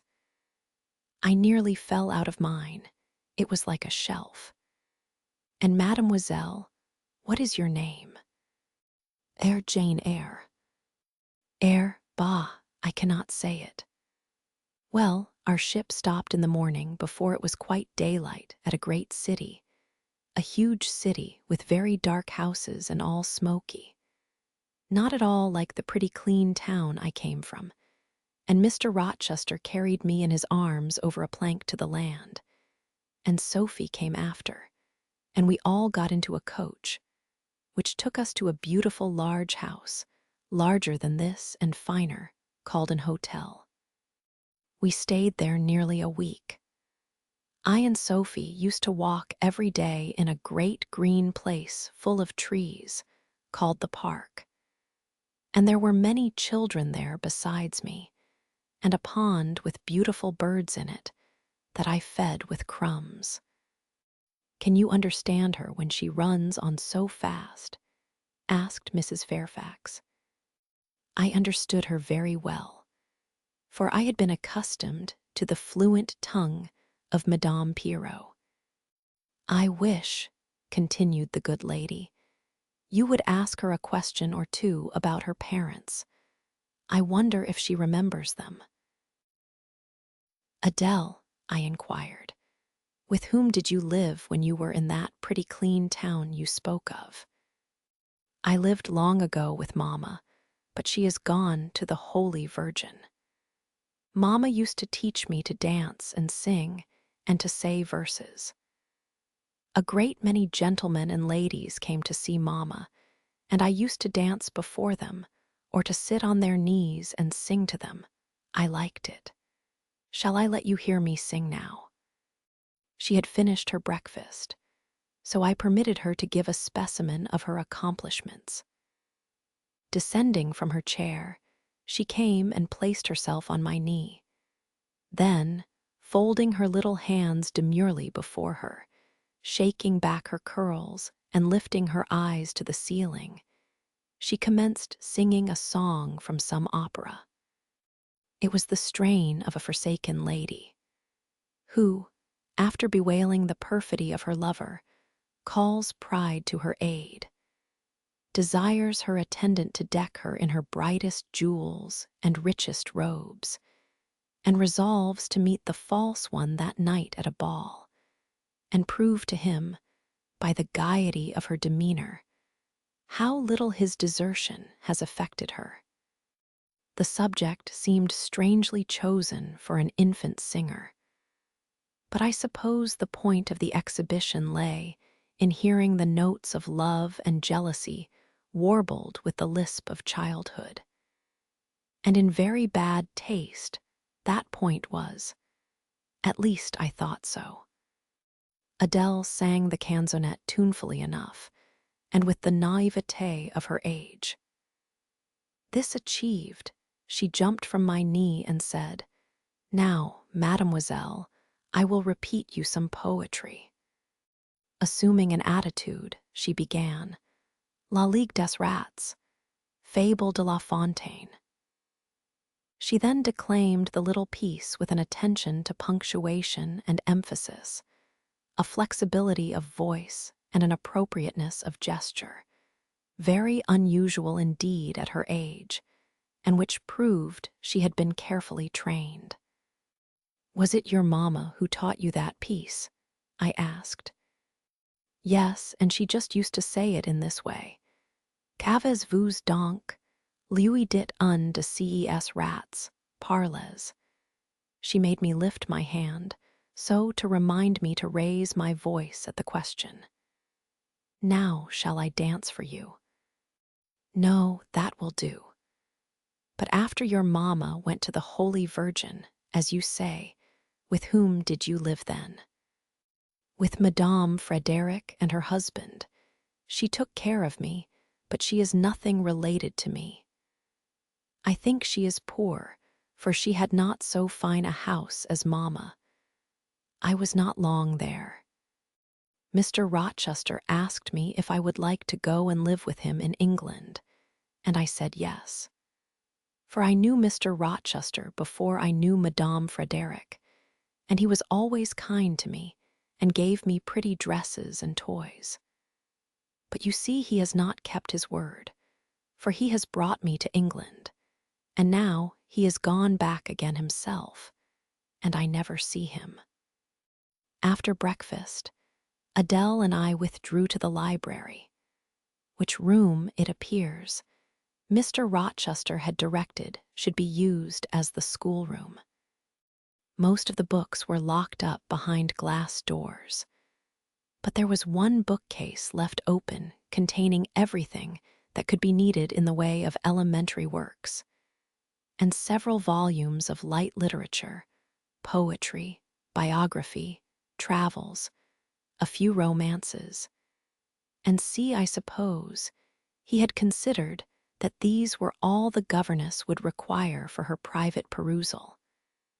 And indeed, they contented me amply for the present. Compared with the scanty pickings I had now and then been able to glean at Load, they seemed to offer an abundant harvest of entertainment and information. In this room, too, there was a cabinet piano, quite new and of superior tone, also an easel for painting, and a pair of globes. I found my pupil sufficiently docile, though disinclined to apply. She had not been used to regular occupation of any kind. I felt it would be injudicious to confine her too much at first, so, when I had talked to her a great deal, and got her to learn a little, and when the morning had advanced to noon, I allowed her to return to her nurse. I then proposed to occupy myself till dinner time in drawing some little sketches for her use. As I was going upstairs to fetch my portfolio and pencils, Mrs. Fairfax called to me. "Your morning school hours are over now, I suppose," said she. She was in a room the folding doors of which stood open. I went in when she addressed me.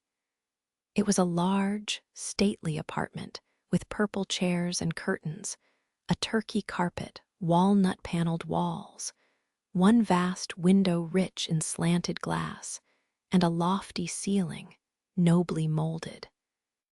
Mrs. Fairfax was dusting some vases of fine purple spar, which stood on a sideboard. "What a beautiful room!" I exclaimed as I looked round, for I had never before seen any half so imposing. "Yes, this is the dining room. I have just opened the window to let in a little air and sunshine, for everything gets so damp in apartments that are seldom inhabited. The drawing-room yonder feels like a vault." She pointed to a wide arch corresponding to the window, and hung like it with a Tyrian-dyed curtain, now looped up. Mounting to it by two broad steps, and looking through, I thought I caught a glimpse of a fairy place. So bright to my novice eyes appeared the view beyond. Yet it was merely a very pretty drawing-room, and within it a boudoir, both spread with white carpets, on which seemed laid brilliant garlands of flowers, both sealed with snowy moldings of white grapes and vine leaves, beneath which glowed in rich contrast crimson couches and ottomans, while the ornaments on the pale Parian mantelpiece were of sparkling Bohemian glass, ruby red. And between the windows, large mirrors repeated the general blending of snow and fire. "In what order you keep these rooms, Mrs. Fairfax?" said I. "No dust, no canvas coverings. Except that the air feels chilly, one would think they were inhabited daily." "Why, Miss Eyre, though Mr. Rochester's visits here are rare, they are always sudden and unexpected. And as I observed that it put him out to find everything swathed up, and to have a bustle of arrangement on his arrival, I thought it best to keep the rooms in readiness." "Is Mr. Rochester an exacting, fastidious sort of man?"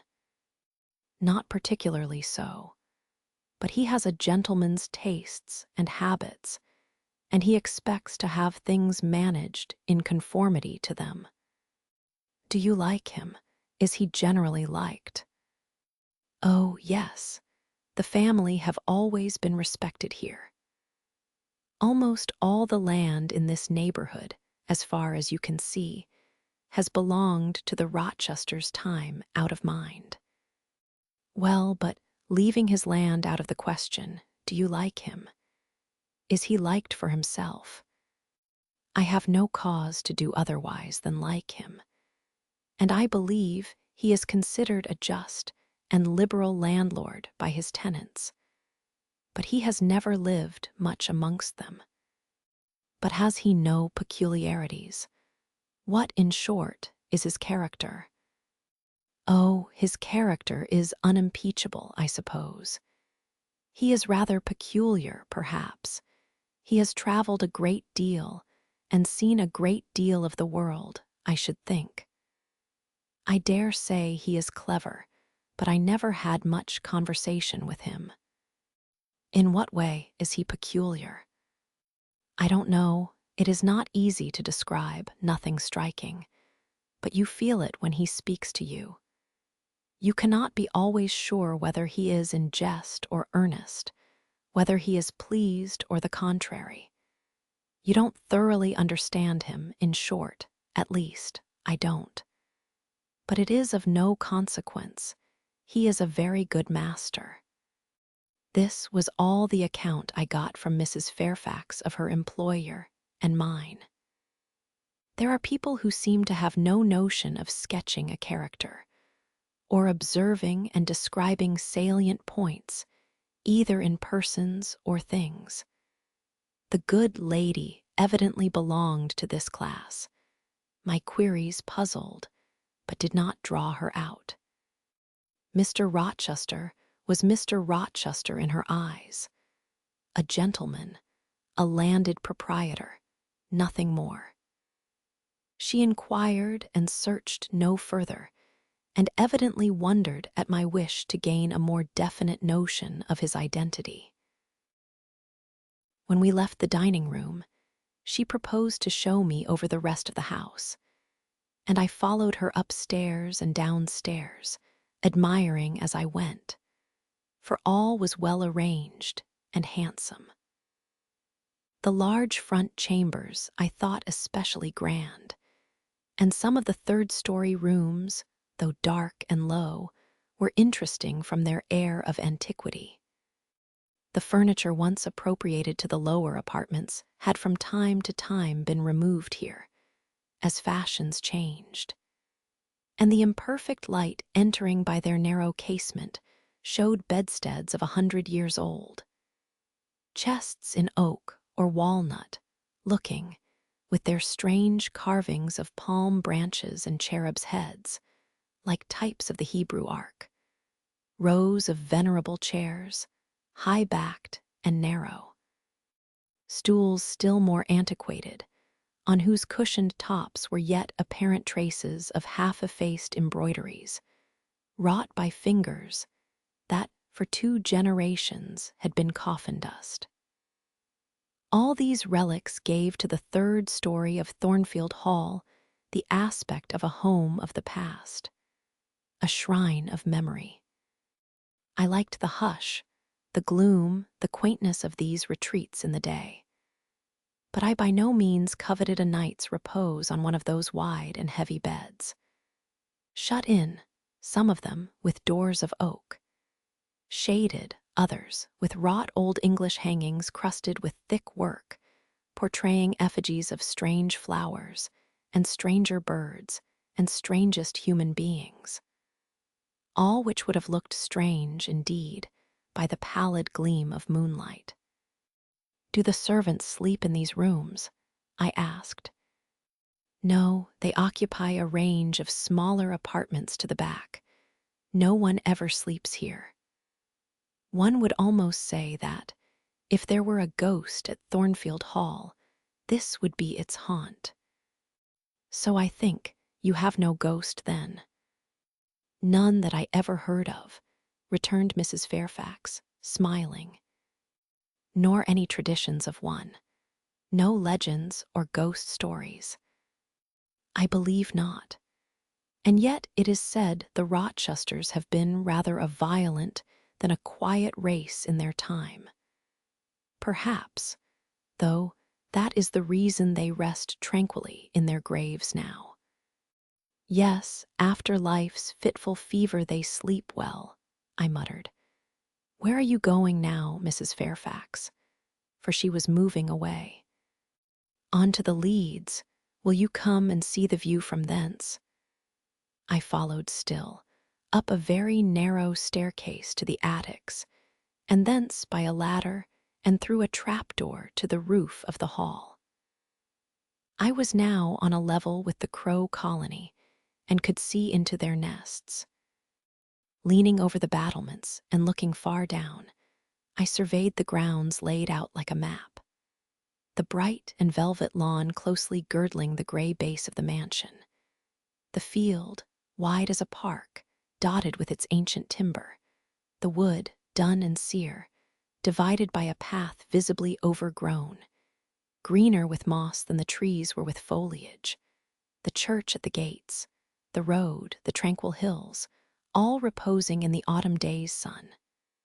The horizon bounded by a propitious sky, azure, marbled with pearly white. No feature in the scene was extraordinary, but all was pleasing. When I turned from it and repassed the trapdoor, I could scarcely see my way down the ladder. The attic seemed black as a vault compared with that arch of blue air to which I had been looking up, and to that sunlit scene of grove, pasture, and green hill, of which the hall was the center, and over which I had been gazing with delight. Mrs. Fairfax stayed behind a moment to fasten the trapdoor. I, by drift of groping, found the outlet from the attic, and proceeded to descend the narrow garret staircase. I lingered in the long passage to which this led, separating the front and back rooms of the third story. Narrow, low, and dim, with only one little window at the far end, and looking, with its 2 rows of small black doors all shut, like a corridor in some Bluebeard's castle. While I paced softly on, the last sound I expected to hear in so still a region, a laugh, struck my ear. It was a curious laugh, distinct, formal, mirthless. I stopped. The sound ceased, only for an instant. It began again, louder. For at first, though distinct, it was very low. It passed off in a clamorous peal that seemed to wake an echo in every lonely chamber, though it originated but in one, and I could have pointed out the door whence the accents issued.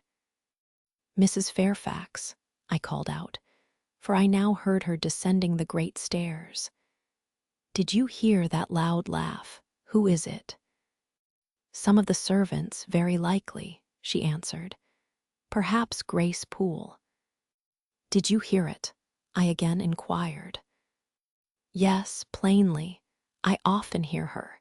She sews in one of these rooms. Sometimes Lee is with her. They are frequently noisy together." The laugh was repeated in its low, syllabic tone, and terminated in an odd murmur. "Grace!" exclaimed Mrs. Fairfax. I really did not expect any Grace to answer, for the laugh was as tragic, as preternatural a laugh as any I ever heard.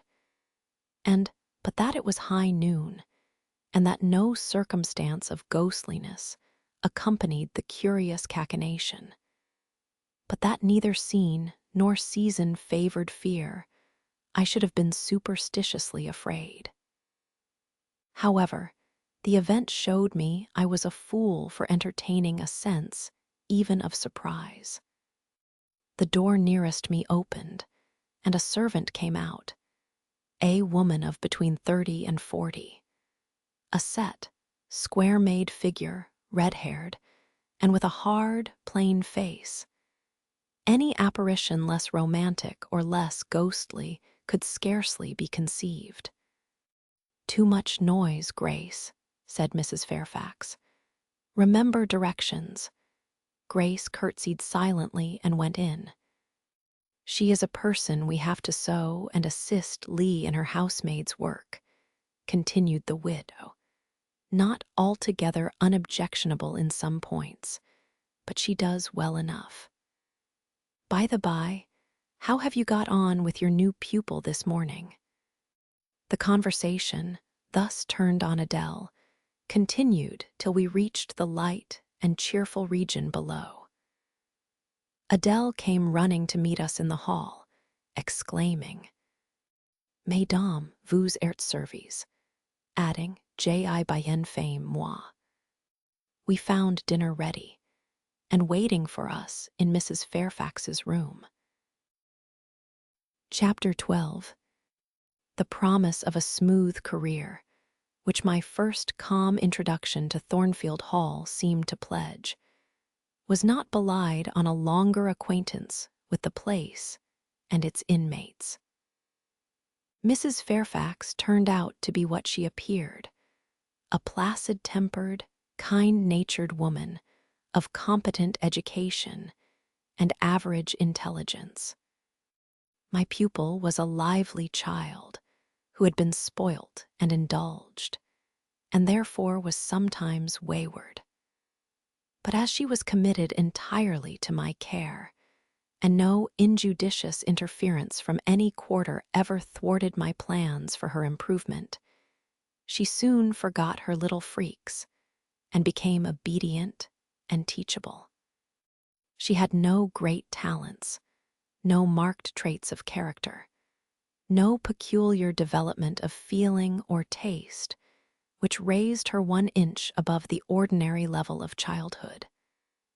But neither had she any deficiency or vice which sunk her below it. She made reasonable progress, entertained for me a vivacious, though perhaps not very profound, affection, and by her simplicity, gay prattle, and efforts to please, inspired me, in return, with a degree of attachment sufficient to make us both content in each other's society.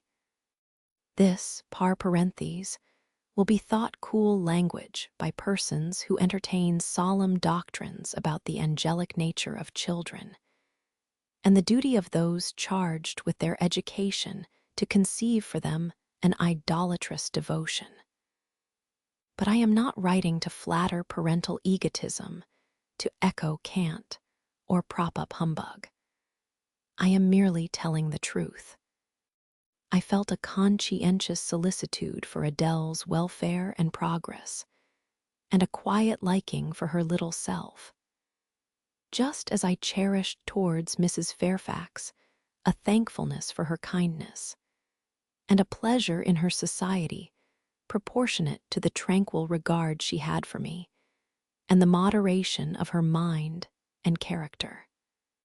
Anybody may blame me who likes, when I add further that, now and then, when I took a walk by myself in the grounds, when I went down to the gates and looked through them along the road, or when, while Adele played with her nurse, and Mrs. Fairfax made jellies in the storeroom, I climbed the 3 staircases, raised the trapdoor of the attic, and having reached the leads, looked out afar over sequestered field and hill, and a long dim skyline, that then I longed for a power of vision which might overpass that limit, which might reach the busy world, towns, regions full of life I had heard of, but never seen, that then I desired more of practical experience than I possessed, more of intercourse with my kind, of acquaintance with variety of character, than was here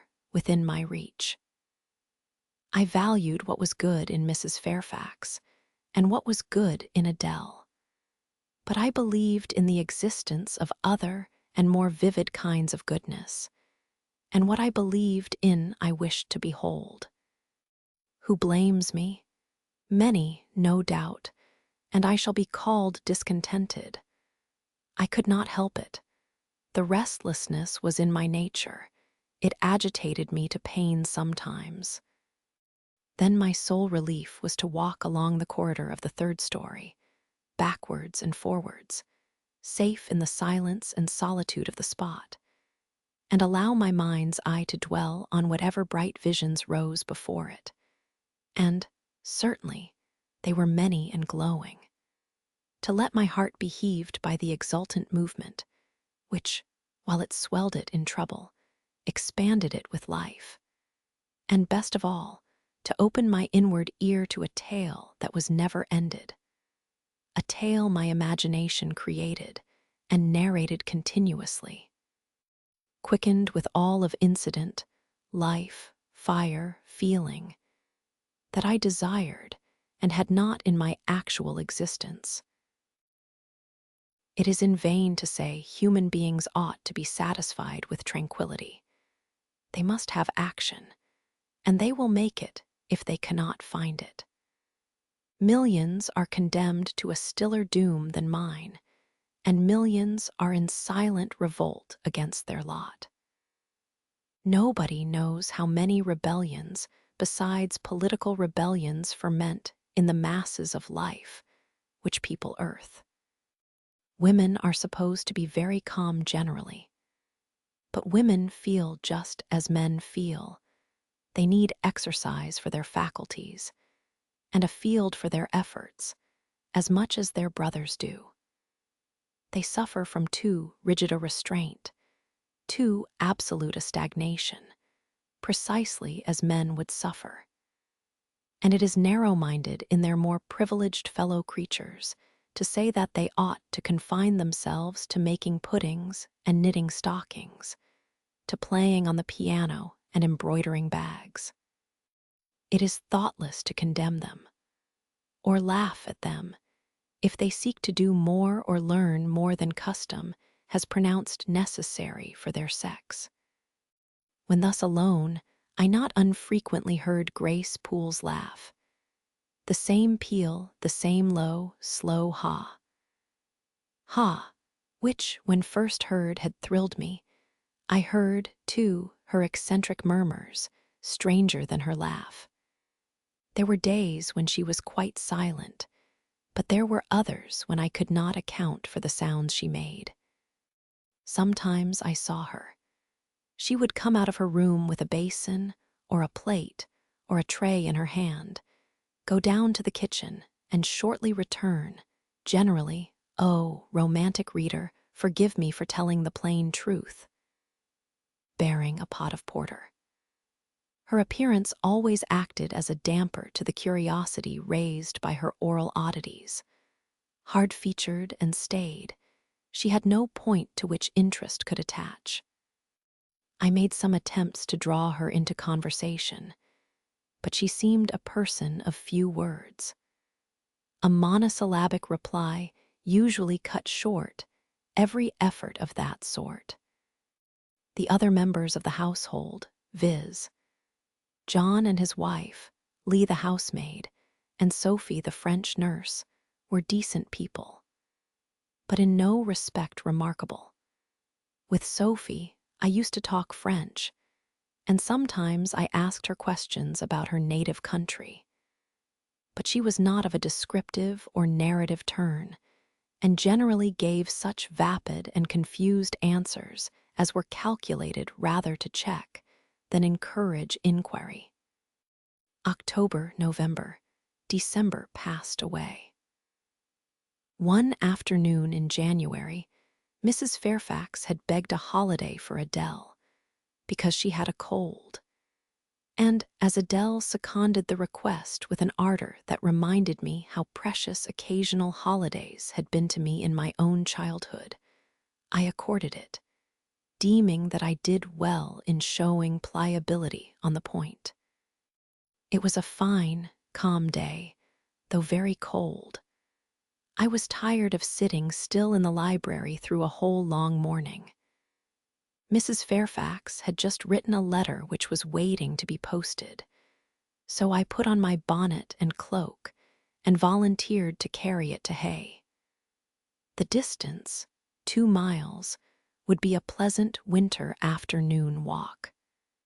Having seen Adele comfortably seated in her little chair by Mrs. Fairfax's parlor fireside, and given her her best wax doll, which I usually kept enveloped in silver paper in a drawer to play with, and a storybook for change of amusement, and having replied to her revenes bientot, ma bonne Amy, ma cheer em deal, Jeanette, With a kiss, I set out.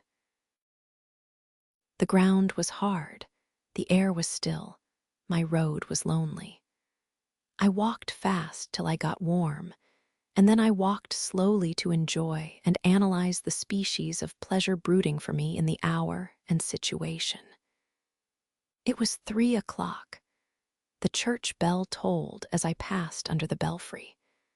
The charm of the hour lay in its approaching dimness, in the low gliding and pale beaming sun.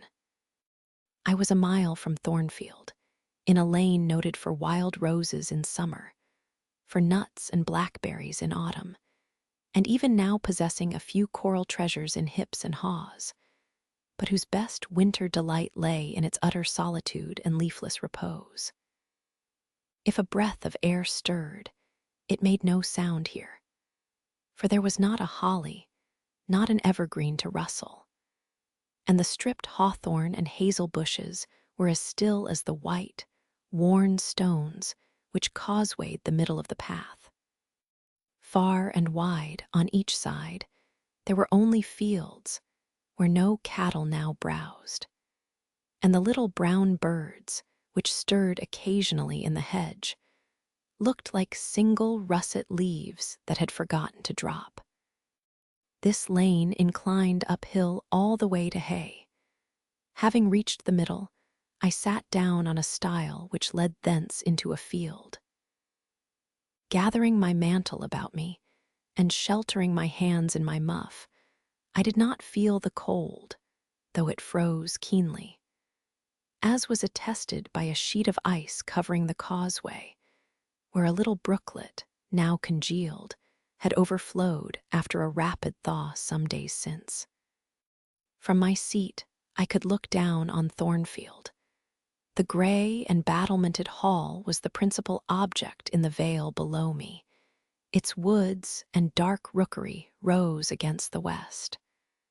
I lingered till the sun went down amongst the trees and sank crimson and clear behind them. I then turned eastward. On the hilltop above me sat the rising moon, pale yet as a cloud, but brightening momentarily. She looked over hay, which, half lost in trees, sent up a blue smoke from its few chimneys. It was yet a mile distant, but in the absolute hush I could hear plainly its thin murmurs of life. My ear, too, felt the flow of currents, in what dales and depths I could not tell. But there were many hills beyond hay, and doubtless many becks threading their passes. That evening, calm betrayed alike the tinkle of the nearest streams, the sough of the most remote. A rude noise broke on these fine ripplings and whisperings, at once so far away and so clear.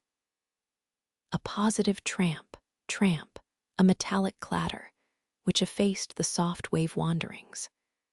As, in a picture, the solid mass of a crag, or the rough boles of a great oak, drawn in dark and strong on the foreground, efface the aerial distance of azure hill, sunny horizon, and blended clouds where tint melts into tint. The din was on the causeway. A horse was coming. The windings of the lane yet hid it, but it approached. I was just leaving the stile, yet, as the path was narrow, I sat still to let it go by. In those days I was young, and all sorts of fancies bright and dark tenanted my mind. The memories of nursery stories were there amongst other rubbish, and when they recurred, maturing youth added to them a vigor and vividness beyond what childhood could give. As this horse approached, and as I watched for it to appear through the dusk, I remembered certain of Bessie's tales, wherein figured a North of England spirit called a jitrash, which, in the form of horse, mule, or large dog, haunted solitary ways, and sometimes came upon belated travelers, as this horse was now coming upon me. It was very near, but not yet in sight, when, in addition to the tramp, tramp, I heard a rush under the hedge, and close down by the hazel stems glided a great dog, whose black and white color made him a distinct object against the trees. It was exactly one form of Bessie's jitrash, a lion-like creature with long hair and a huge head. It passed me, however, quietly enough, not staying to look up, with strange proturcanine eyes, in my face, as I half expected it would. The horse followed, a tall steed, and on its back a rider. The man, the human being, broke the spell at once. Nothing ever rode the jitrash. It was always alone, and goblins, to my notions, though they might tenant the dumb carcasses of beasts, could scarce covet shelter in the commonplace human form. No jitrash was this, only a traveler taking the short cut to Millcote. He passed, and I went on a few steps, and I turned. A sliding sound and an exclamation of "What the deuce is to do now?"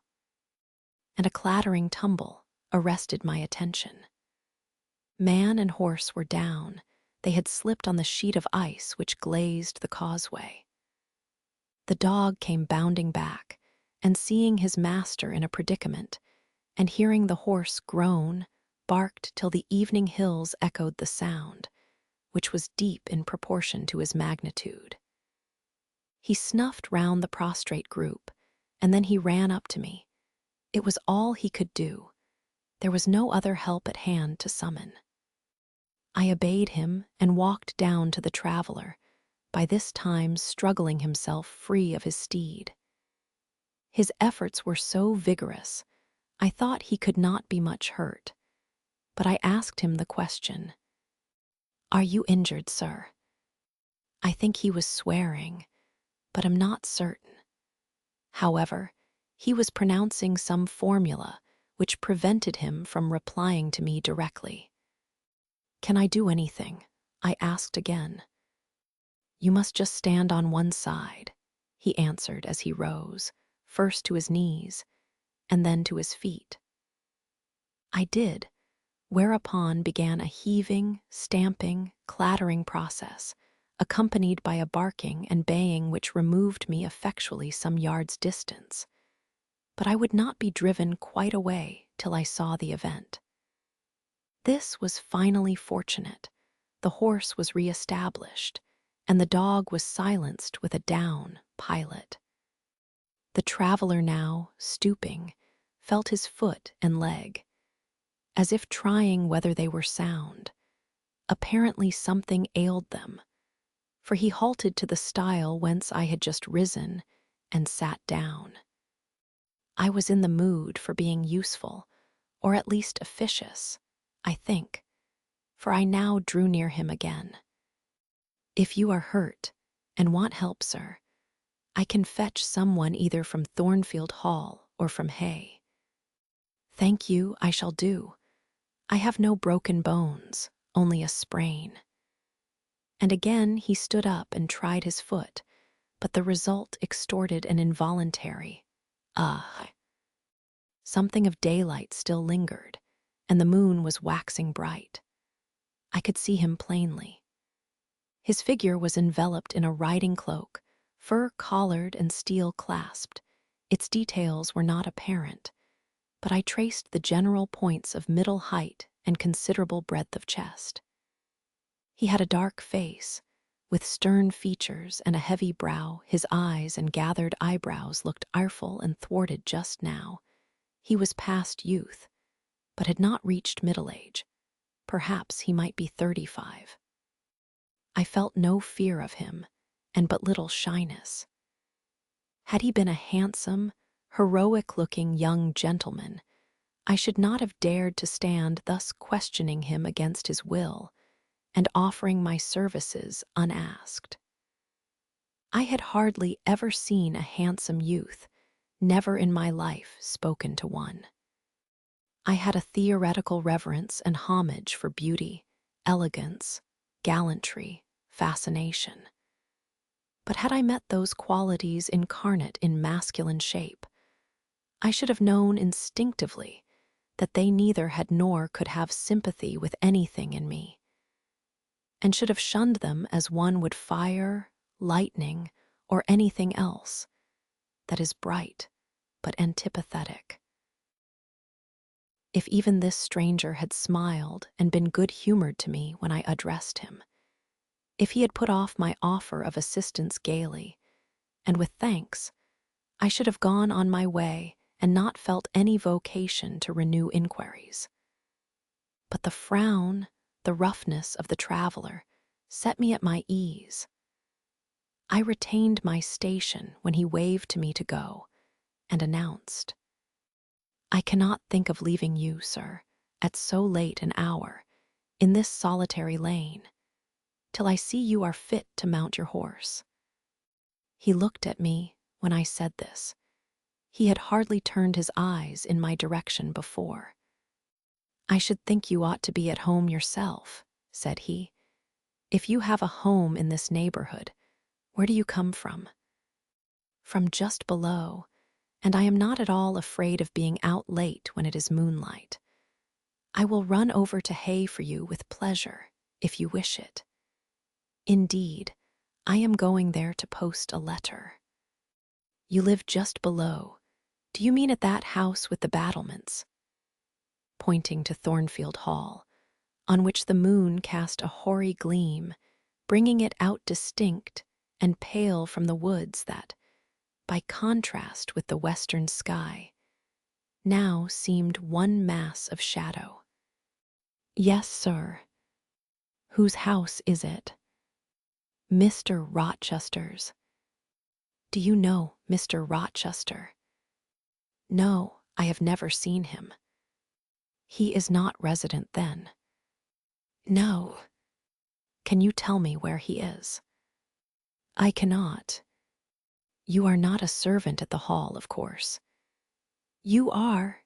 He stopped, ran his eye over my dress, which, as usual, was quite simple. A black merino cloak, a black beaver bonnet, neither of them half fine enough for a lady's maid.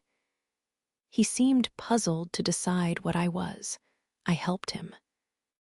"I am the governess." "Ah, the governess," he repeated.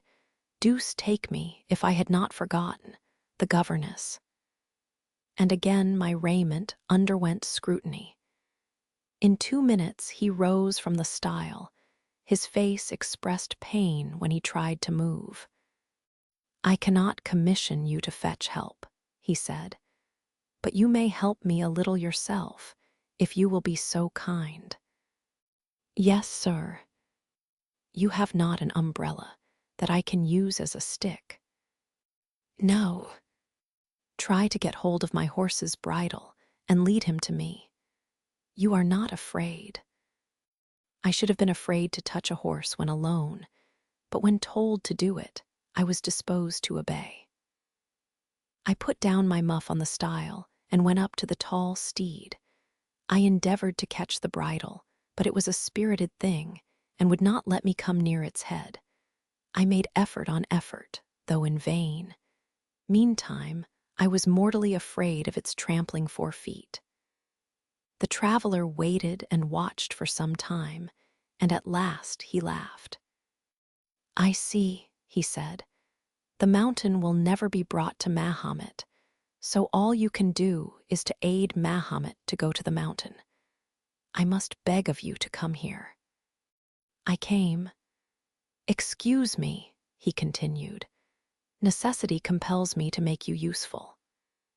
He laid a heavy hand on my shoulder, and leaning on me with some stress, limped to his horse. Having once caught the bridle, he mastered it directly and sprang to his saddle, grimacing grimly as he made the effort, for it wrenched his sprain. "Now," said he, releasing his under lip from a hard bite, "just hand me my whip. It lies there under the hedge." I sought it and found it. "Thank you. Now make haste with the letter to Hay, and return as fast as you can." A touch of a spurred heel made his horse first start and rear, and then bound away. The dog rushed in his traces. All 3 vanished. like heath that, in the wilderness, the wild wind whirls away. I took up my muff and walked on. The incident had occurred and was gone for me. It was an incident of no moment, no romance, no interest in a sense, yet it marked with change one single hour of a monotonous life. My help had been needed and claimed. I had given it. I was pleased to have done something, trivial, transitory though the deed was. It was yet an active thing, and I was weary of an existence all passive. The new face, too, was like a new picture introduced to the gallery of memory, and it was dissimilar to all the others hanging there. Firstly, because it was masculine, and secondly, because it was dark, strong, and stern. I had it still before me when I entered Hay and slipped the letter into the post office. I saw it as I walked fast downhill all the way home. When I came to the stile, I stopped a minute, looked round and listened, with an idea that a horse's hoofs might ring on the causeway again, and that a rider in a cloak and a jitrash-like Newfoundland dog might be again apparent. I saw only the hedge and a pollard willow before me, rising up still and straight to meet the moonbeams. I heard only the faintest waft of wind roaming fitful among the trees round Thornfield, a mile distant.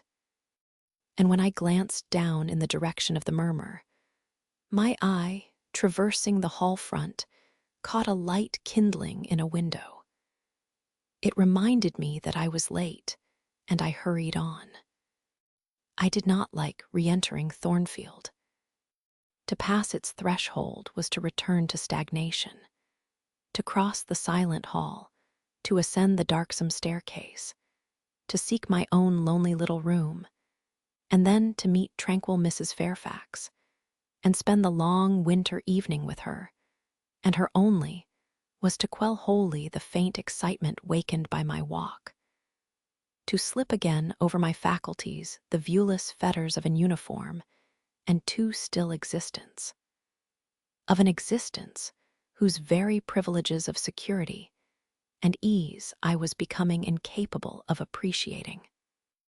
What good it would have done me at that time to have been tossed in the storms of an uncertain, struggling life, and to have been taught by rough and bitter experience to long for the calm amidst which I now repined. Yes, just as much good as it would do a man tired of sitting still in a too easy chair to take a long walk. And just as natural was the wish to stir, under my circumstances, as it would be under his. I lingered at the gates. I lingered on the lawn. I paced backwards and forwards on the pavement. The shutters of the glass door were closed. I could not see into the interior, and both my eyes and spirit seemed drawn from the gloomy house, from the grey hollow filled with rayless cells, as it appeared to me, to that sky expanded before me. A blue sea absolved from taint of cloud, the moon ascending it in solemn march, her orb seeming to look up as she left the hilltops, from behind which she had come far and farther below her, and aspired to the zenith, midnight dark in its fathomless depth and measureless distance. And for those trembling stars that followed her course, they made my heart tremble, my veins glow when I viewed them. Little things recall us to earth. The clock struck in the hall, that sufficed. I turned from moon and stars, opened a side door, and went in. The hall was not dark, nor yet was it lit, only by the high-hung bronze lamp. A warm glow suffused both it and the lower steps of the oak staircase. This ruddy shine issued from the great dining room, whose two-leaved door stood open, and showed a genial fire in the grate, glancing on marble hearth and brass fire-irons, and revealing purple draperies and polished furniture, in the most pleasant radiance. It revealed, too, a group near the mantelpiece. I had scarcely caught it, and scarcely become aware of a cheerful mingling of voices, amongst which I seemed to distinguish the tones of Adele, when the door closed. I hastened to Mrs. Fairfax's room. There was a fire there, too, but no candle, and no Mrs. Fairfax. Instead, all alone, sitting upright on the rug, and gazing with gravity at the blaze, I beheld a great black and white long-haired dog, just like the jitrash of the lane. It was so like it that I went forward and said, "Pilot," and the thing got up and came to me and snuffed me. I caressed him, and he wagged his great tail, but he looked an eerie creature to be alone with, and I could not tell whence he had come. I rang the bell, for I wanted a candle, and I wanted, too, to get an account of this visitant. Lee entered. "What dog is this?" "He came with master." "With whom?" "With master, Mr. Rochester. He is just arrived." "Indeed, and is Mrs. Fairfax with him?" "Yes, and Miss Adele. They are in the dining-room, and John is gone for a surgeon. For master has had an accident. His horse fell, and his ankle is sprained." "Did the horse fall in Hay Lane?" "Yes, coming downhill. It slipped on some ice." "Ah, bring me a candle, will you, Lee?" Lee brought it. She entered, followed by Mrs. Fairfax, who repeated the news, adding that Mr. Carter the surgeon was come, and was now with Mr. Rochester. Then she hurried out to give orders about tea, and I went upstairs to take off my things. Chapter 13. Mr. Rochester, it seems, by the surgeon's orders, went to bed early that night, nor did he rise soon next morning. When he did come down, it was to attend to business. His agent and some of his tenants were arrived, and waiting to speak with him. Adele and I had now to vacate the library.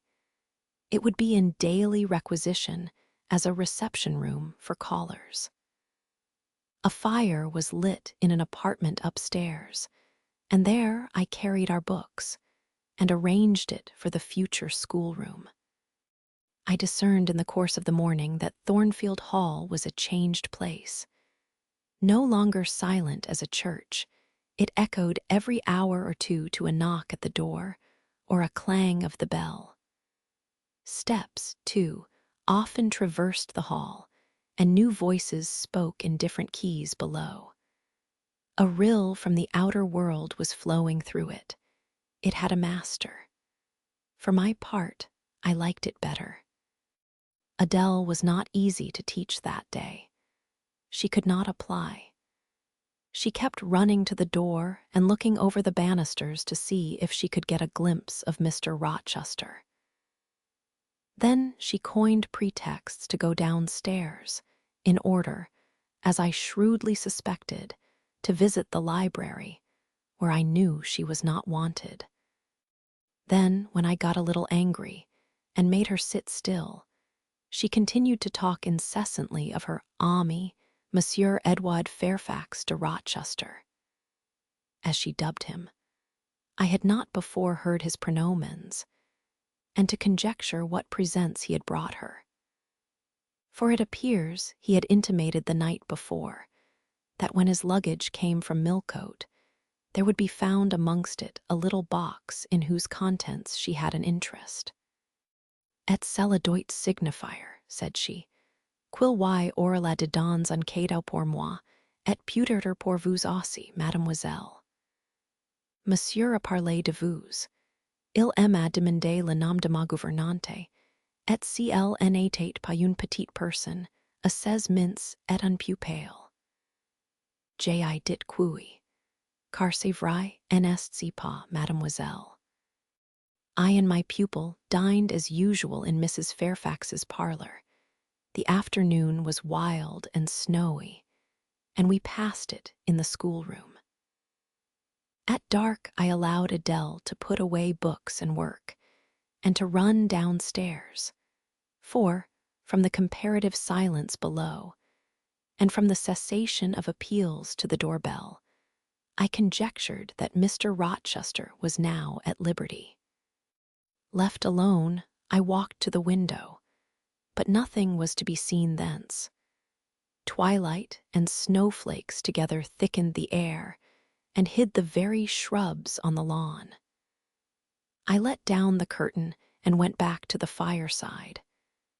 In the clear embers, I was tracing a view, not unlike a picture I remembered to have seen of the castle of Heidelberg, on the Rhine, when Mrs. Fairfax came in, breaking up by her entrance the fiery mosaic I had been piercing together, and scattering too some heavy, unwelcome thoughts that were beginning to throng on my solitude.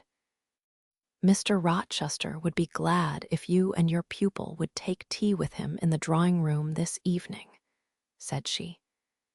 He has been so much engaged all day that he could not ask to see you before. When is his tea time? I inquired. Oh, at 6 o'clock. He keeps early hours in the country. You had better change your frock now.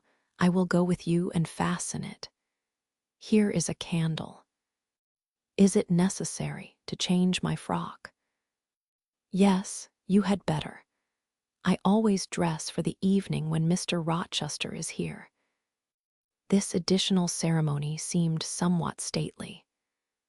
However, I repaired to my room, and with Mrs. Fairfax's aid, replaced my black stuff dress by one of black silk, the best and the only additional one I had, except one of light gray, which, in my low notions of the toilette, I thought too fine to be worn, except on first-rate occasions. You want a brooch, said Mrs. Fairfax.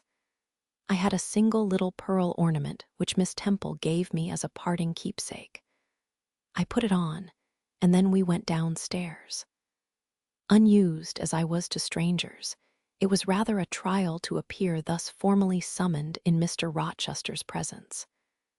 I let Mrs. Fairfax precede me into the dining-room, and kept in her shade as we crossed that apartment, and passing the arch, whose curtain was now dropped, entered the elegant recess beyond. 2 wax candles stood lighted on the table, and 2 on the mantelpiece. Basking in the light and heat of a superb fire, lay Pilot. Adele knelt near him. Half reclined on a couch appeared Mr. Rochester, his foot supported by the cushion. He was looking at Adele and the dog. The fire shone full on his face. I knew my traveler with his broad and jetty eyebrows, his square forehead, made squarer by the horizontal sweep of his black hair. I recognized his decisive nose, more remarkable for character than beauty, his full nostrils denoting, I thought, choler, his grim mouth, chin, and jaw, yes, all 3 were very grim, and no mistake. His shape, now divested of cloak, I perceived harmonized in squareness with his physiognomy. I suppose it was a good figure in the athletic sense of the term, broad-chested and thin-flanked, though neither tall nor graceful. Mr. Rochester must have been aware of the entrance of Mrs. Fairfax and myself, but it appeared he was not in the mood to notice us, for he never lifted his head as we approached. "Here is Miss Eyre, sir," said Mrs. Fairfax, in her quiet way. He bowed, still not taking his eyes from the group of the dog and child. "Let Miss Eyre be seated," said he. And there was something in the forced stiff bow, in the impatient yet formal tone, which seemed further to express, "What the deuce is it to me whether Miss Eyre be there or not? At this moment, I am not disposed to accost her. I sat down quite disembarrassed. A reception of finished politeness would probably have confused me.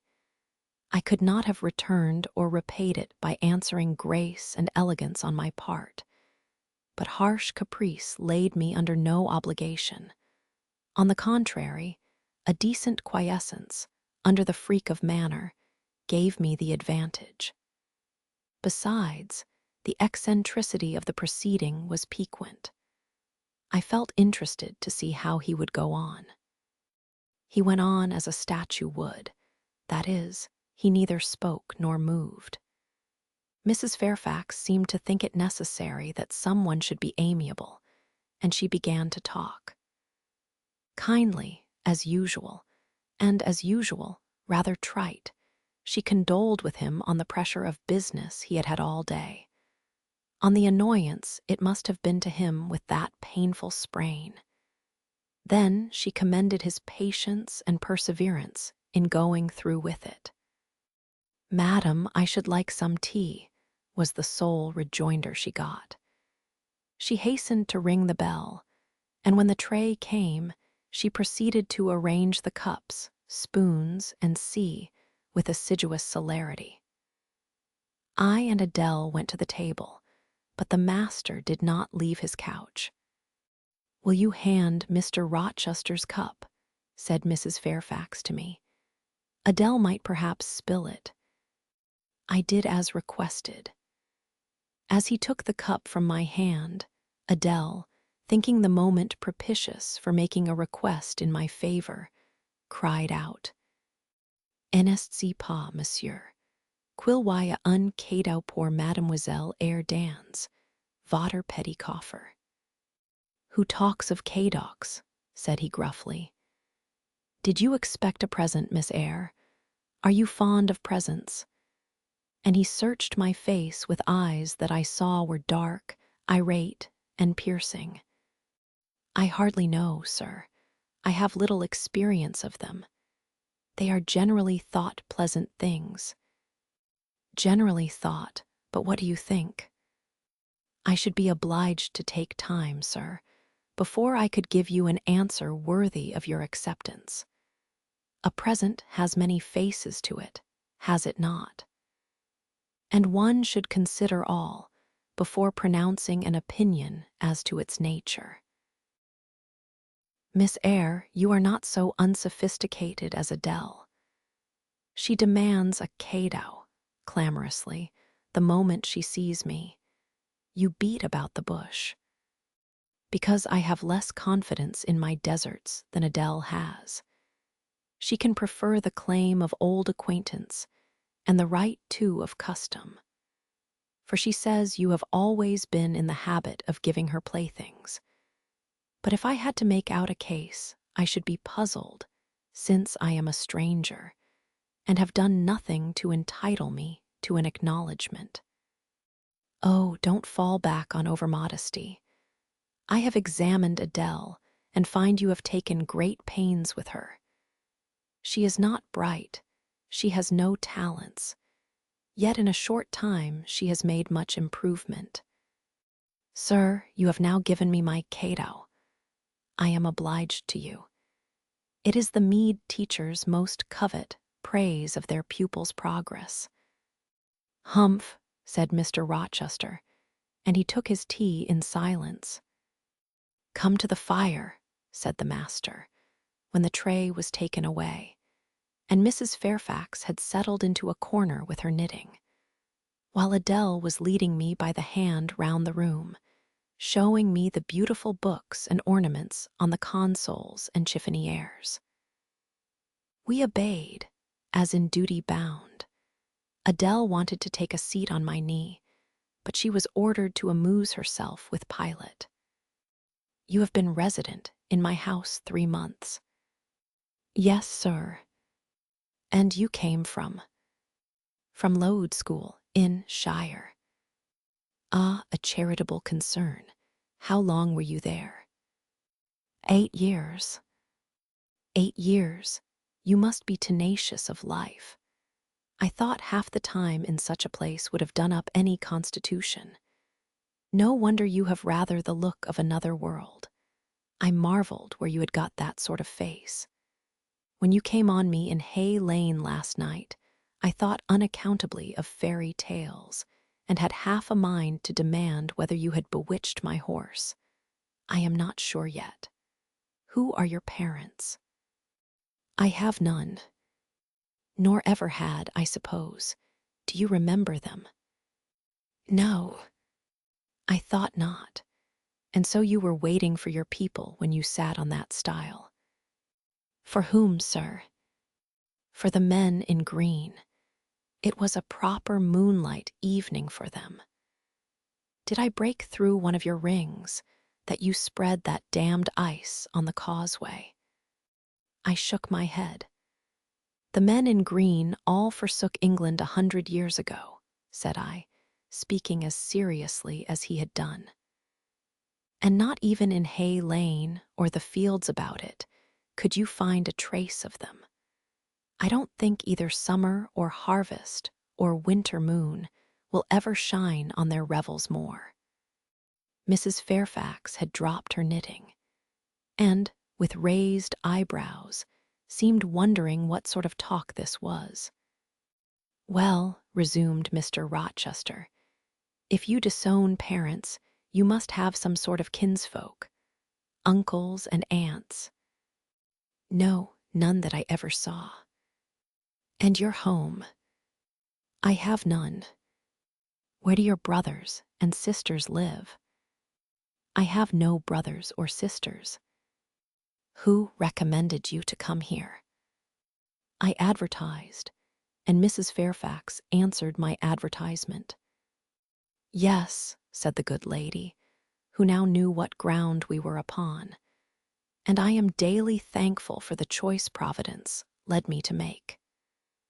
Miss Eyre has been an invaluable companion to me, and a kind and careful teacher to Adele. Don't trouble yourself to give her a character, returned Mr. Rochester. Eulogiums will not bias me. I shall judge for myself. She began by felling my horse. Sir, said Mrs. Fairfax, I have to thank her for this sprain. The widow looked bewildered. Miss Eyre, have you ever lived in a town? No, sir. Have you seen much society? None but the pupils and teachers of Lode, and now the inmates of Thornfield. Have you read much?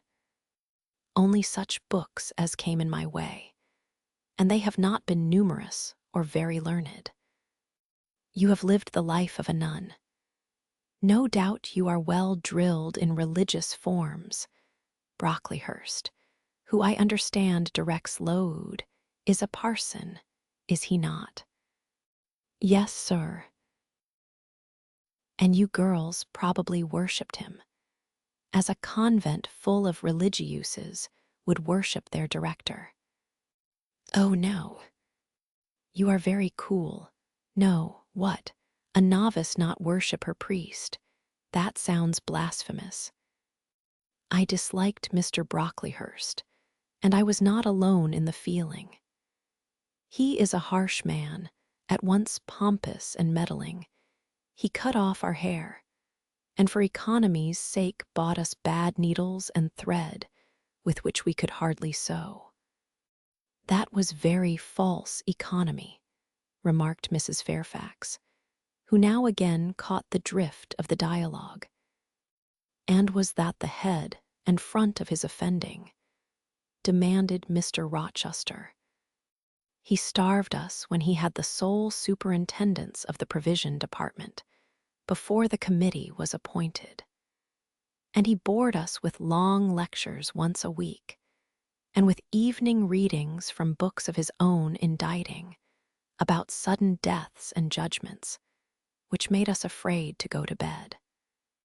What age were you when you went to Lode? About 10. And you stayed there 8 years. You are now, then, 18. I assented. Arithmetic, you see, is useful. Without its aid, I should hardly have been able to guess your age. It is a point difficult to fix where the features and countenance are so much at variance as in your case. And now, what did you learn at Lode? Can you play? A little. Of course, that is the established answer. Go into the library, I mean, if you please. Excuse my tone of command. I am used to say, do this, and it is done. I cannot alter my customary habits for one new inmate. Go, then, into the library, take a candle with you, leave the door open, sit down to the piano, and play a tune. I departed, obeying his directions. Enough, he called out in a few minutes. You play a little, I see, like any other English schoolgirl, perhaps rather better than some, but not well. I closed the piano and returned. Mr. Rochester continued. Adele showed me some sketches this morning, which she said were yours. I don't know whether they were entirely of your doing. Probably a master aided you. No, indeed, I interjected. Ah, that pricks pride. Well, fetch me your portfolio, if you can vouch for its contents being original. But don't pass your word unless you are certain. I can recognize patchwork. Then I will say nothing, and you shall judge for yourself, sir. I brought the portfolio from the library. Approach the table, said he, and I wheeled it to his couch. Adele and Mrs. Fairfax drew near to see the pictures. No crowding, said Mr. Rochester. Take the drawings from my hand as I finish with them, but don't push your faces up to mine. He deliberately scrutinized each sketch and painting. 3 he laid aside. The others, when he had examined them, he swept from him. Take them off to the other table, Mrs. Fairfax, said he, and look at them with Adele. You, glancing at me, resume your seat and answer my questions. I perceive those pictures were done by one hand. Was that hand yours? Yes. And when did you find time to do them? They have taken much time and some thought. I did them in the last 2 vacations I spent at Lode, when I had no other occupation. Where did you get your copies? Out of my head. That head I see now, on your shoulders. Yes, sir. Has it other furniture of the same kind within? I should think it may have. I should hope better. He spread the pictures before him, and again surveyed them alternately.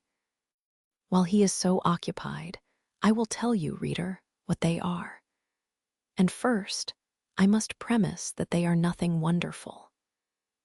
The subjects had, indeed, risen vividly on my mind.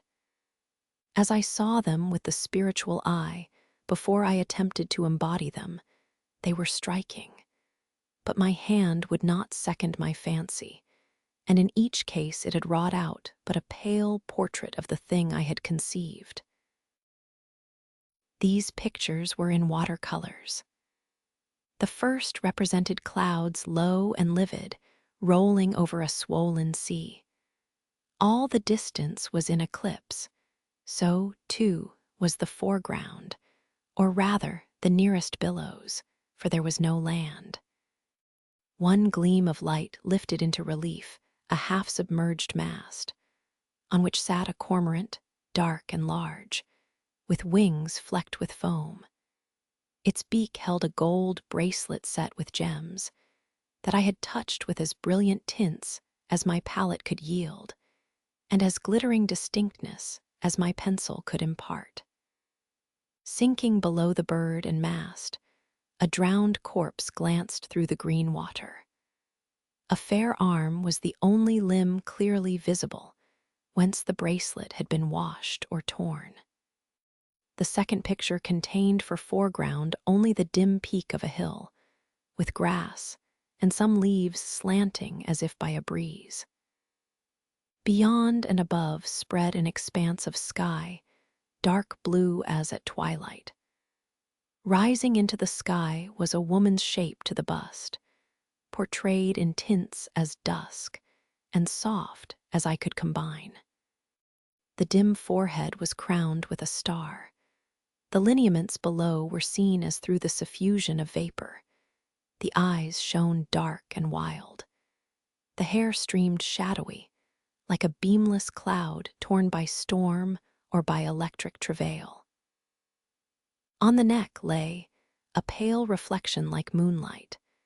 The same faint luster touched the train of thin clouds from which rose and bowed this vision of the evening star. The third showed the pinnacle of an iceberg piercing a polar winter sky. A muster of northern lights reared their dim lances, close serried, along the horizon. Throwing these into distance, rose in the foreground a head, a colossal head, inclined towards the iceberg and resting against it.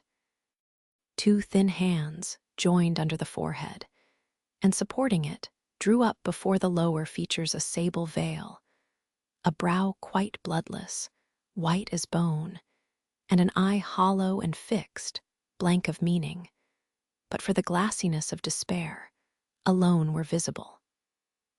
Above the temples, amidst wreathed turban folds of black drapery, vague in its character and consistency as cloud, gleamed a ring of white flame, gemmed with sparkles of a more lurid tinge.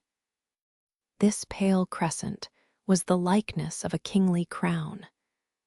What it diademed was the shape which shape had none.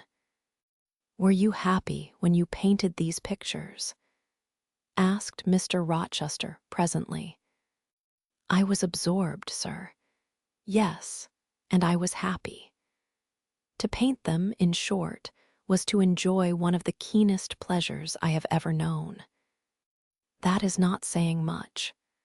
Your pleasures, by your own account, have been few, but I dare say you did exist in a kind of artist's dreamland while you blent and arranged these strange tints. Did you sit at them long each day? I had nothing else to do, because it was the vacation, and I sat at them from morning till noon, and from noon till night. The length of the midsummer days favored my inclination to apply, and you felt self-satisfied with the result of your ardent labors. Far from it, I was tormented by the contrast between my idea and my handiwork. In each case, I had imagined something which I was quite powerless to realize. Not quite, you have secured the shadow of your thought, but no more, probably. You had not enough of the artist's skill and science to give it full being, yet the drawings are, for a schoolgirl, peculiar. As to the thoughts, they are elfish. These eyes in the evening star you must have seen in a dream. How could you make them look so clear, and yet not at all brilliant, for the planet above quells their rays? And what meaning is that in their solemn depth? And who taught you to paint wind? There is a high gale in that sky, and on this hilltop. Where did you see Latmos? For that is Latmos. There, put the drawings away.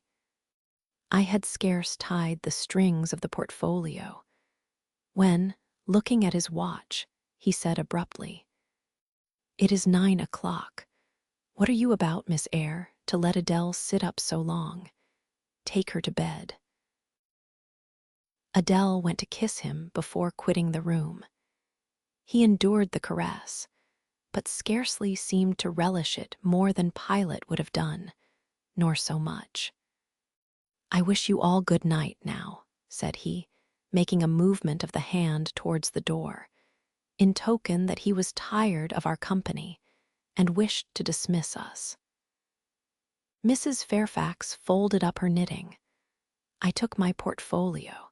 We curtsied to him, received a frigid bow in return, and so withdrew. You said Mr. Rochester was not strikingly peculiar, Mrs. Fairfax, I observed, when I rejoined her in her room, after putting Adele to bed. Well, is he? I think so. He is very changeful and abrupt. True, no doubt he may appear so to a stranger, but I am so accustomed to his manner, I never think of it. And then, if he has peculiarities of temper, allowance should be made. Why? Partly because it is his nature, and we can none of us help our nature, and partly because he has painful thoughts, no doubt, to harass him and make his spirits unequal. What about? Family troubles, for one thing. But he has no family. Not now, but he has had, or at least relatives. He lost his elder brother a few years since. His elder brother? Yes. The present Mr. Rochester has not been very long in possession of the property. Only about 9 years. 9 years is a tolerable time. Was he so very fond of his brother as to be still inconsolable for his loss? Why, no, perhaps not. I believe there were some misunderstandings between them. Mr. Roland Rochester was not quite just to Mr. Edward, and perhaps he prejudiced his father against him. The old gentleman was fond of money and anxious to keep the family estate together. He did not like to diminish the property by division, and yet he was anxious that Mr. Edward should have wealth, too, to keep up the consequence of the name. And soon after he was of age, some steps were taken that were not quite fair and made a great deal of mischief.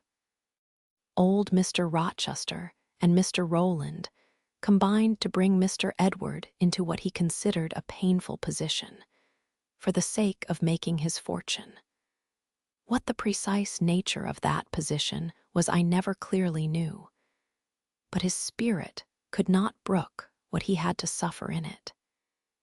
He is not very forgiving.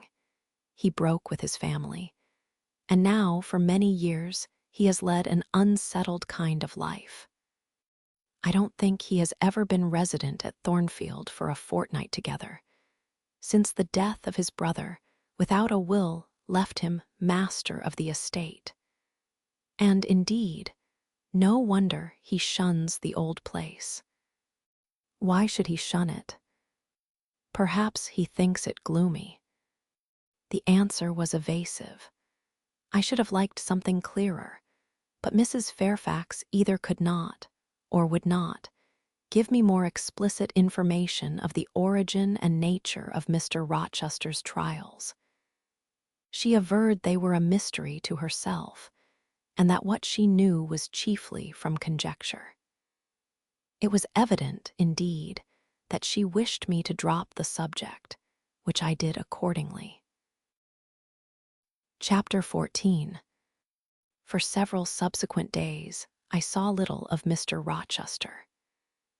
In the mornings, he seemed much engaged with business, and in the afternoon, gentlemen from Millcote or the neighborhood called, and sometimes stayed to dine with him. When his sprain was well enough to admit of horse exercise, he rode out a good deal, probably to return these visits, as he generally did not come back till late at night. During this interval, even Adele was seldom sent for to his presence, and all my acquaintance with him was confined to an occasional rencontre in the hall, on the stairs, or in the gallery, when he would sometimes pass me haughtily and coldly, just acknowledging my presence by a distant nod or a cool glance, and sometimes bow and smile with gentlemanlike affability. His changes of mood did not offend me, because I saw that I had nothing to do with their alternation. The ebb and flow depended on causes quite disconnected with me. One day he had had company to dinner and had sent for my portfolio in order, doubtless, to exhibit its contents. The gentleman went away early to attend a public meeting at Millcote, as Mrs. Fairfax informed me. But the night being wet and inclement, Mr. Rochester did not accompany them. Soon after they were gone, he rang the bell. A message came that I and Adele were to go downstairs. I brushed Adele's hair and made her neat, and having ascertained that I was myself in my usual Quaker trim, where there was nothing to retouch, all being too close and plain, braided locks included, to admit of disarrangement, we descended, Adele wondering whether the petty coffer was at length come. For, owing to some mistake, its arrival had hitherto been delayed. She was gratified. There it stood, a little carton, on the table when we entered the dining room. She appeared to know it by instinct. "Ma boit," exclaimed she, running towards it. "Yes, there is your boit at last. Take it into a corner, you genuine daughter of Paris, and amuse yourself with disemboweling it," said the deep and rather sarcastic voice of Mr. Rochester, proceeding from the depths of an immense easy chair at the fireside. "And mind," he continued, "don't bother me with any details of the anatomical process or any notice of the condition of the entrails. Let your operation be conducted in silence. Tines toi tranquille, enfant, comprends tu." Adele seemed scarcely to need the warning. She had already retired to a sofa with her treasure, and was busy untying the cord which secured the lid.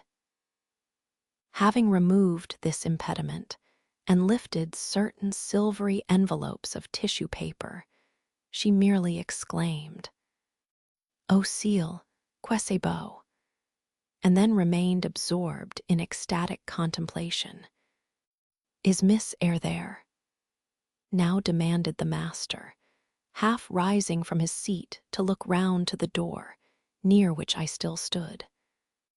"Ah, well, come forward, be seated here."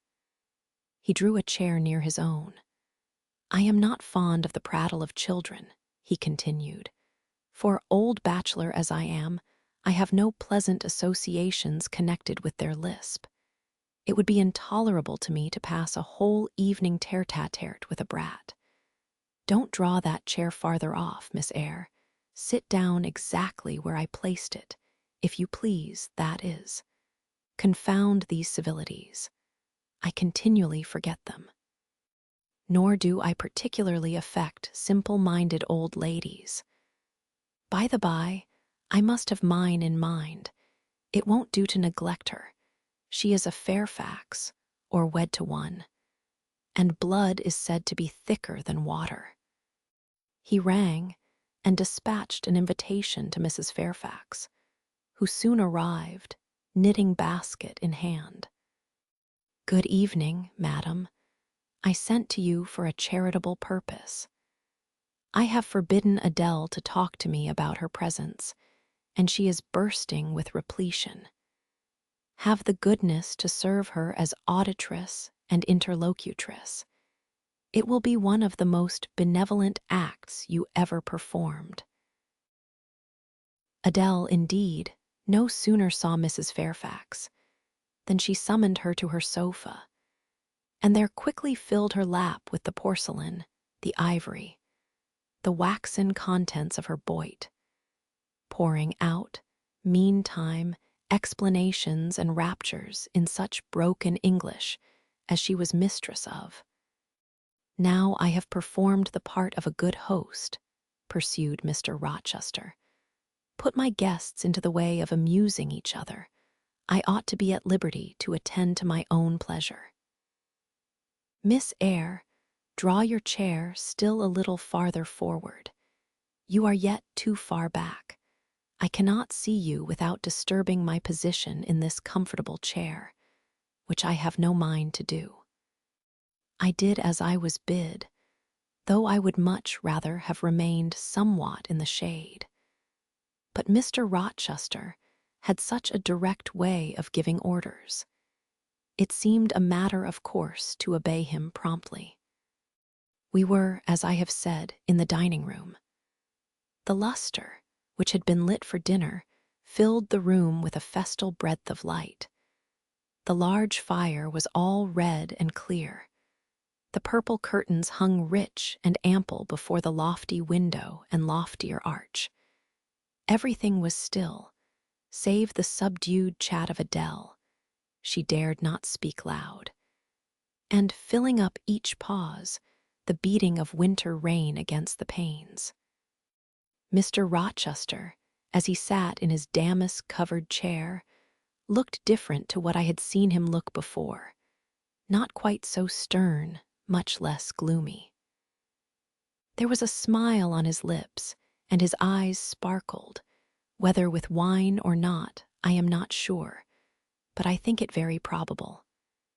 He was, in short, in his after-dinner mood, more expanded and genial, and also more self-indulgent than the frigid and rigid temper of the morning. Still, he looked preciously grim, cushioning his massive head against the swelling back of his chair, and receiving the light of the fire on his granite-hewn features, and in his great, dark eyes.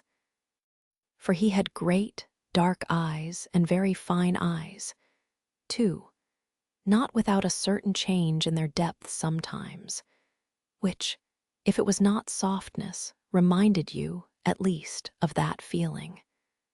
He had been looking 2 minutes at the fire, and I had been looking the same length of time at him, when, turning suddenly, he caught my gaze fastened on his physiognomy.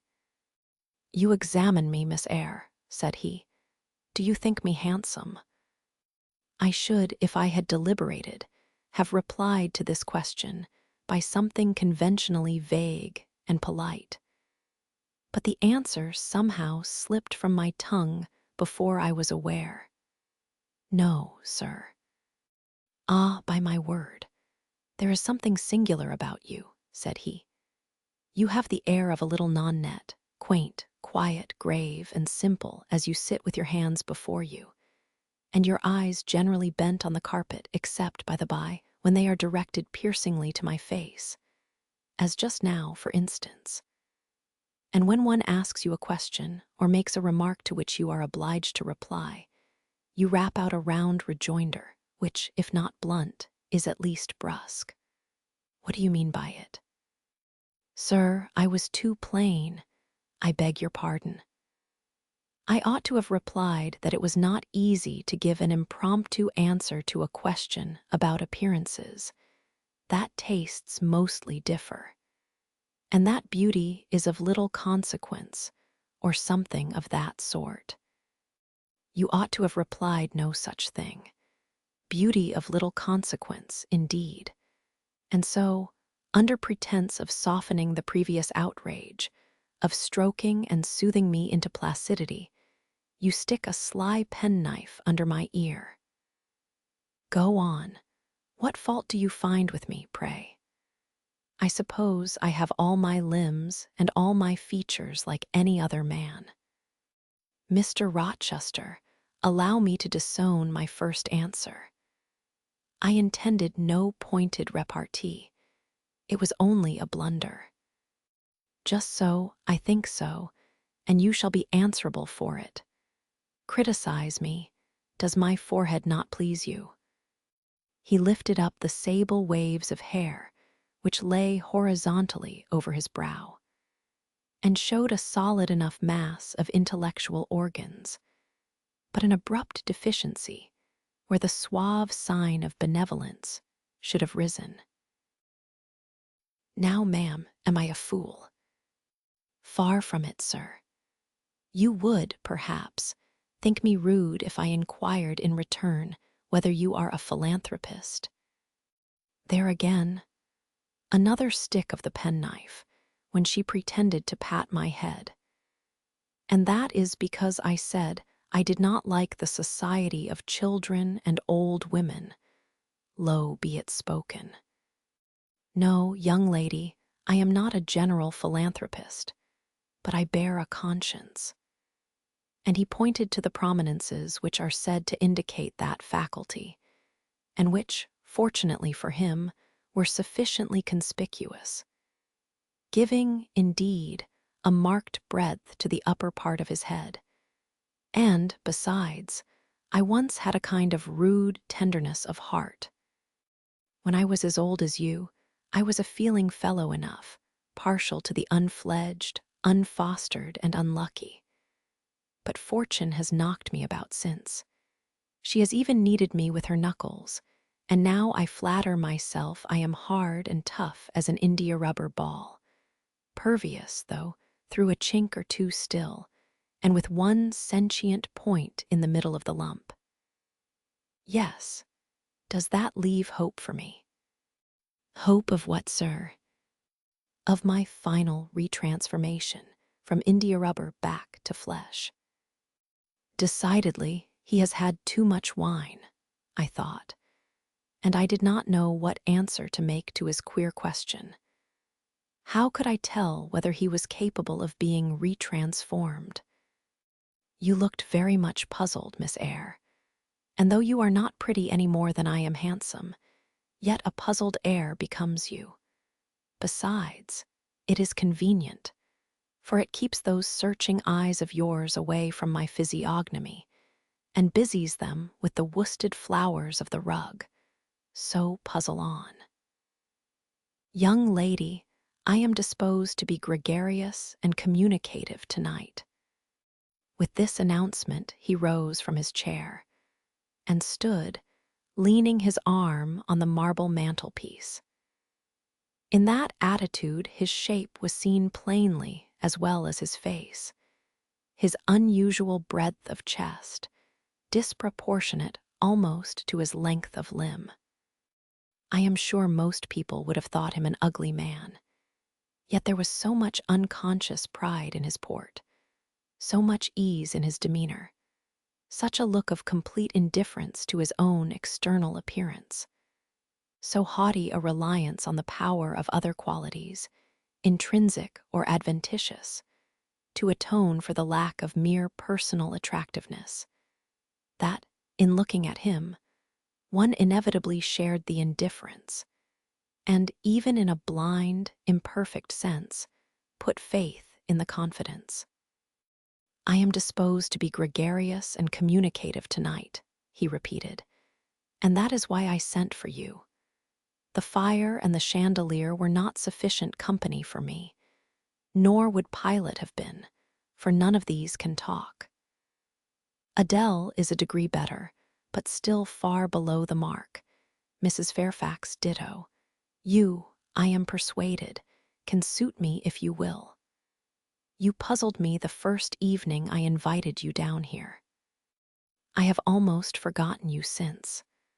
Other ideas have driven yours from my head, but tonight I am resolved to be at ease, to dismiss what importunes and recall what pleases. It would please me now to draw you out, to learn more of you, therefore speak. Instead of speaking, I smiled, and not a very complacent or submissive smile either. Speak, he urged. What about, sir? Whatever you like. I leave both the choice of subject and the manner of treating it entirely to yourself. Accordingly, I sat and said nothing. If he expects me to talk for the mere sake of talking and showing off, he will find he has addressed himself to the wrong person, I thought. You are dumb, Miss Eyre. I was dumb still. He bent his head a little towards me, and with a single hasty glance seemed to dive into my eyes. Stubborn, he said, and annoyed. Ah, it is consistent. I put my request in an absurd, almost insolent form. Miss Eyre, I beg your pardon. The fact is, once for all, I don't wish to treat you like an inferior. That is, correcting himself, I claim only such superiority as must result from 20 years' difference in age and a century's advance in experience. This is legitimate, et J.I. tines, as Adele would say. And it is by virtue of this superiority, and this alone, that I desire you to have the goodness to talk to me a little now, and divert my thoughts, which are galled with dwelling on one point, cankering as a rusty nail. He had deigned an explanation, almost an apology, and I did not feel insensible to his condescension, and would not seem so. I am willing to amuse you, if I can, sir, quite willing. But I cannot introduce a topic, because how do I know what will interest you? Ask me questions, and I will do my best to answer them. Then, in the first place, do you agree with me that I have a right to be a little masterful, abrupt, perhaps exacting, sometimes, on the grounds I stated, namely, that I am old enough to be your father, and that I have battled through a varied experience with many men of many nations, and roamed over half the globe, while you have lived quietly with one set of people in one house? Do as you please, sir. That is no answer, or rather it is a very irritating, because a very evasive one. Reply clearly. I don't think, sir, you have a right to command me, merely because you are older than I, or because you have seen more of the world than I have. Your claim to superiority depends on the use you have made of your time and experience. Humph, promptly spoken. But I won't allow that, seeing that it would never suit my case, as I have made an indifferent, not to say a bad, use of both advantages. Leaving superiority out of the question, then, you must still agree to receive my orders now and then, without being piqued or hurt by the tone of command. Will you? I smiled. I thought to myself, Mr. Rochester is peculiar. He seems to forget that he pays me £30 per annum for receiving his orders. The smile is very well, said he, catching instantly the passing expression. But speak too. I was thinking, sir, that very few masters would trouble themselves to inquire whether or not their paid subordinates were piqued and hurt by their orders. Paid subordinates? What? You are my paid subordinate, are you? Oh, yes, I had forgotten the salary. Well then, on that mercenary ground, will you agree to let me hector a little? No, sir, not on that ground, but on the ground that you did forget it, and that you care whether or not a dependent is comfortable in his dependency. I agree heartily. And will you consent to dispense with a great many conventional forms and phrases, without thinking that the omission arises from insolence? I am sure, sir, I should never mistake informality for insolence. One I rather like, the other nothing free-born would submit to, even for a salary. Humbug! Most things free-born will submit to anything for a salary. Therefore, keep to yourself, and don't venture on generalities of which you are intensely ignorant. However, I mentally shake hands with you for your answer, despite its inaccuracy, and as much for the manner in which it was said, as for the substance of the speech. The manner was frank and sincere. One does not often see such a manner. No, on the contrary, affectation, or coldness, or stupid, coarse-minded misapprehension of one's meaning are the usual rewards of candor. Not 3 in 3,000 raw schoolgirl governesses would have answered me as you have just done. But I don't mean to flatter you. If you are cast in a different mold to the majority, it is no merit of yours. Nature did it. And then, after all, I go too fast in my conclusions. For what I yet know, you may be no better than the rest. You may have intolerable defects to counterbalance your few good points. And so may you, I thought. My eye met his as the idea crossed my mind. He seemed to read the glance, answering as if its import had been spoken as well as imagined. Yes, yes, you are right, said he. I have plenty of faults of my own, I know it, and I don't wish to palliate them, I assure you. God wot I need not be too severe about others. I have a past existence, a series of deeds, a color of life to contemplate within my own breast, which might well call my sneers and censures from my neighbors to myself. I started, or rather, for like other defaulters, I like to lay half the blame on ill fortune and adverse circumstances, was thrust on to a wrong tack at the age of 21, and have never recovered the right course since. But I might have been very different. I might have been as good as you, wiser, almost as stainless. I envy you your peace of mind, your clean conscience, your unpolluted memory. Little girl, a memory without blot or contamination must be an exquisite treasure, an inexhaustible source of pure refreshment. Is it not? How was your memory when you were 18, sir? All right then, limpid, salubrious. No gush of bilge water had turned it to fetid puddle. I was your equal at 18, quite your equal. Nature meant me to be, on the whole, a good man, Miss Eyre, one of the better kind, and you see I am not so. You would say you don't see it. At least I flatter myself I read as much in your eye, beware, by the by, what you express with that organ. I am quick at interpreting its language. Then take my word for it, I am not a villain. You are not to suppose that, not to attribute to me any such bad eminence. But owing, I verily believe, rather to circumstances than to my natural bent, I am a trite commonplace sinner, hackneyed in all the poor petty dissipations with which the rich and worthless try to put on life. Do you wonder that I avow this to you? Know that in the course of your future life, you will often find yourself elected the involuntary confidant of your acquaintances' secrets. People will instinctively find out, as I have done, that it is not your forte to tell of yourself, but to listen while others talk of themselves.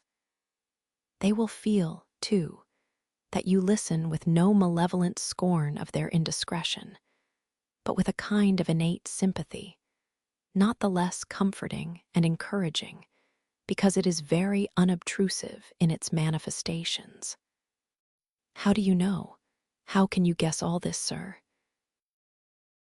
I know it well, therefore I proceed almost as freely as if I were writing my thoughts in a diary. You would say, I should have been superior to circumstances. So I should. But you see I was not. When fate wronged me, I had not the wisdom to remain cool. I turned desperate, then I degenerated. Now, when any vicious simpleton excites my disgust by his paltry ribaldry, I cannot flatter myself that I am better than he. I am forced to confess that he and I are on a level. I wish I had stood firm. God knows I do. Dread remorse when you are tempted to err, Miss Eyre. Remorse is the poison of life. Repentance is said to be its cure, sir. It is not its cure. Reformation may be its cure, and I could reform. I have strength yet for that, if— But where is the use of thinking of it, hampered, burdened, cursed as I am. Besides, since happiness is irrevocably denied me, I have a right to get pleasure out of life, and I will get it, cost what it may. Then you will degenerate still more, sir. Possibly, yet why should I, if I can get sweet, fresh pleasure? And I may get it as sweet and fresh as the wild honey the bee gathers on the moor. It will sting, it will taste bitter, sir. How do you know? You never tried it. How very serious, how very solemn you look, and you are as ignorant of the matter as this cameo head, taking one from the mantelpiece. You have no right to preach to me, you neophyte, that have not passed the porch of life, and are absolutely unacquainted with its mysteries. I only remind you of your own words, sir. You said error brought remorse, and you pronounced remorse the poison of existence. And who talks of error now?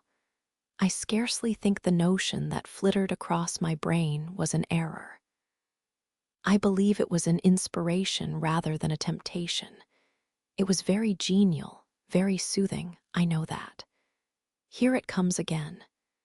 It is no devil, I assure you, or if it be, it has put on the robes of an angel of light. I think I must admit so fair a guest when it asks entrance to my heart. Distrust it, sir. It is not a true angel. Once more, how do you know? By what instinct do you pretend to distinguish between a fallen seraph of the abyss and a messenger from the eternal throne, between a guide and a seducer? I judged by your countenance, sir, which was troubled when you said the suggestion had returned upon you. I feel sure it will work you more misery if you listen to it. Not at all, it bears the most gracious message in the world. For the rest, you are not my conscience keeper, so don't make yourself uneasy. Here, come in, bonny wanderer. He said this as if he spoke to a vision, viewless to any eye but his own. Then, folding his arms, which he had half extended, on his chest, he seemed to enclose in their embrace the invisible being. Now, he continued, again addressing me, I have received the pilgrim, a disguised deity, as I verily believe.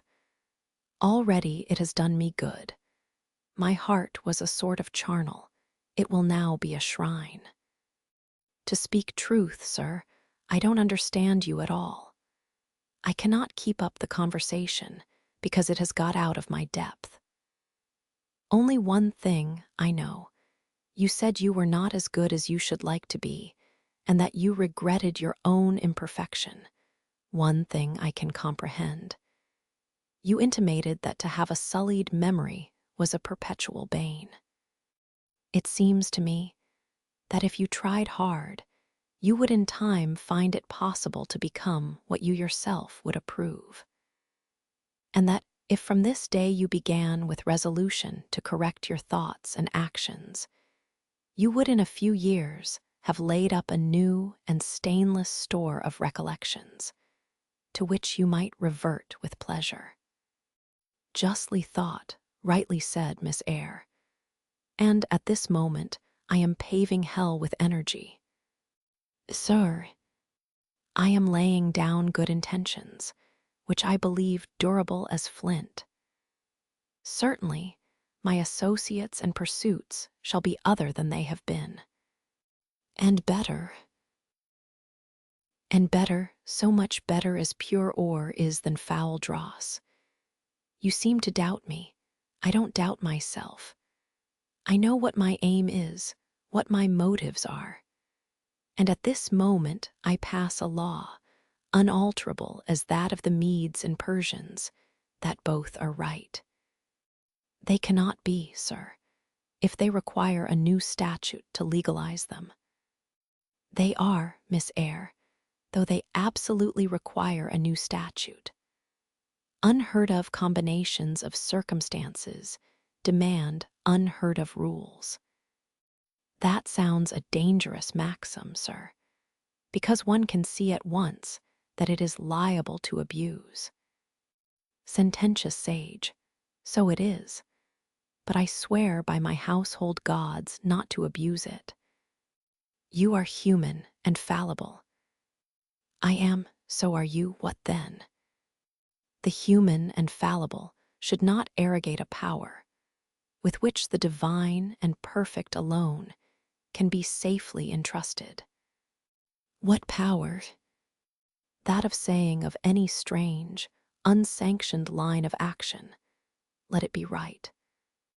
Let it be right, the very words. You have pronounced them. May it be right then, I said, as I rose, deeming it useless to continue a discourse which was all darkness to me.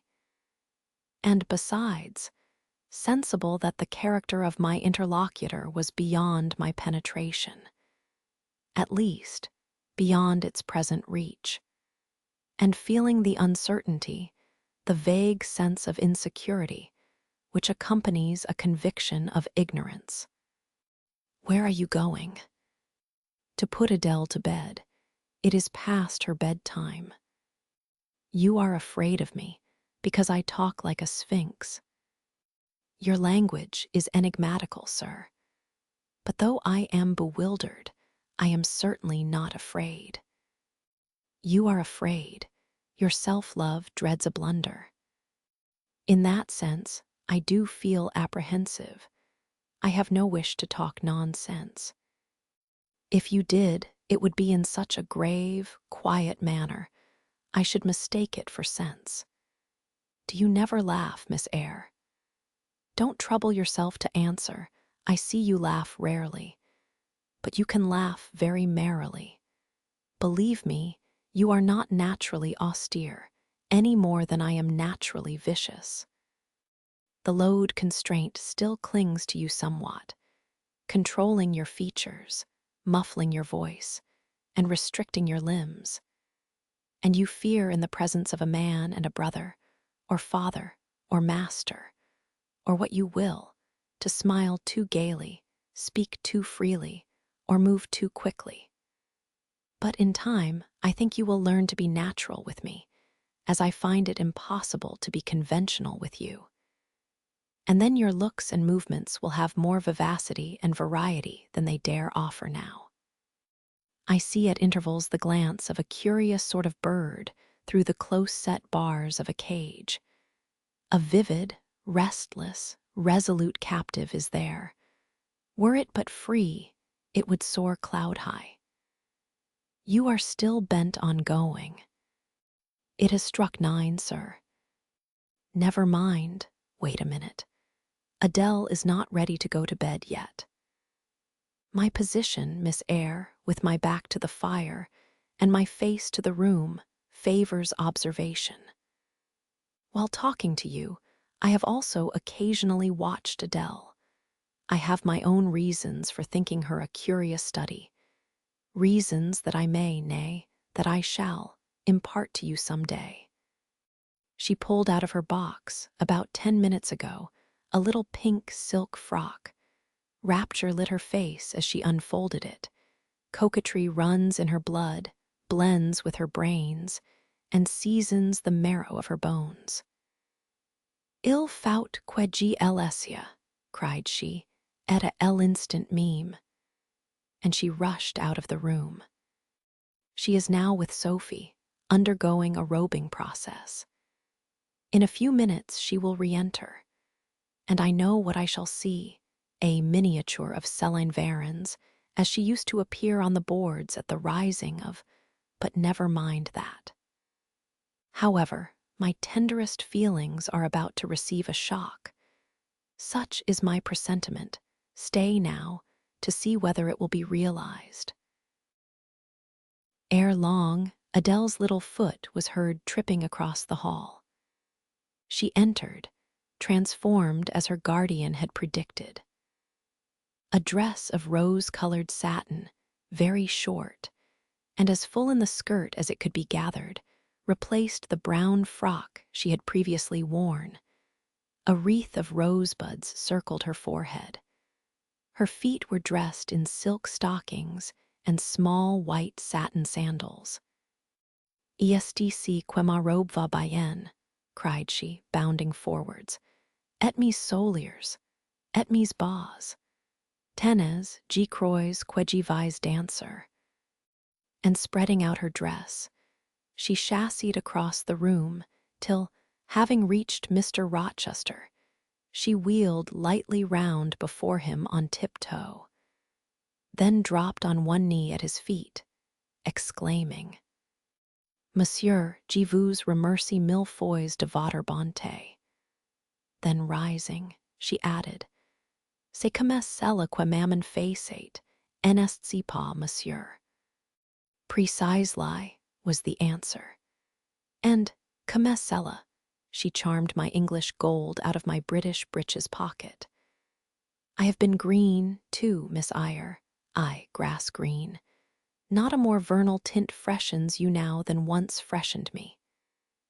My spring is gone, however, but it has left me that French floweret on my hands, which, in some moods, I would fain be rid of. Not valuing now the root whence it sprang, having found that it was of a sort which nothing but gold dust could manure, I have but half a liking to the blossom, especially when it looks so artificial as just now. I keep it and rear it rather on the Roman Catholic principle of expiating numerous sins, great or small, by one good work.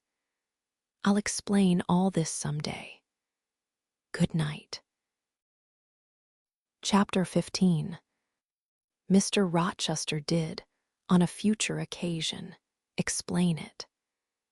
It was one afternoon when he chanced to meet me and Adele in the grounds, and while she played with Pilot and her shuttlecock, he asked me to walk up and down a long beech avenue within sight of her.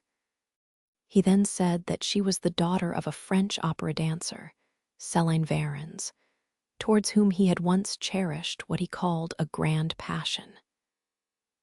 This passion Céline had professed to return with even superior ardor. He thought himself her idol, ugly as he was. He believed, as he said, that she preferred his tailed athlete to the elegance of the Apollo Belvedere. And Miss Eyre, so much was I flattered by this preference of the Gallic sylph for her British gnome, that I installed her in an hotel, gave her a complete establishment of servants, a carriage, cashmeres, diamonds, dentelle, and in short, I began the process of ruining myself in the received style, like any other spoony. I had not, it seems, the originality to chalk out a new road to shame and destruction, but trode the old track with stupid exactness, not to deviate an inch from the beaten center. I had, as I deserved to have, the fate of all other spoonies. Happening to call one evening when Céline did not expect me, I found her out, but it was a warm night, and I was tired with strolling through Paris, so I sat down in her boudoir, happy to breathe the air consecrated so lately by her presence. No, I exaggerate. I never thought there was any consecrating virtue about her. It was rather a sort of pastille perfume she had left, a scent of musk and amber than an odor of sanctity. I was just beginning to stifle with the fumes of conservatory flowers and sprinkled essences, when I bethought myself to open the window and step out on to the balcony. It was moonlight and gaslight besides, and very still and serene. The balcony was furnished with a chair or two. I sat down and took out a cigar. I will take one now, if you will excuse me. Here ensued a pause, filled up by the producing and lighting of a cigar.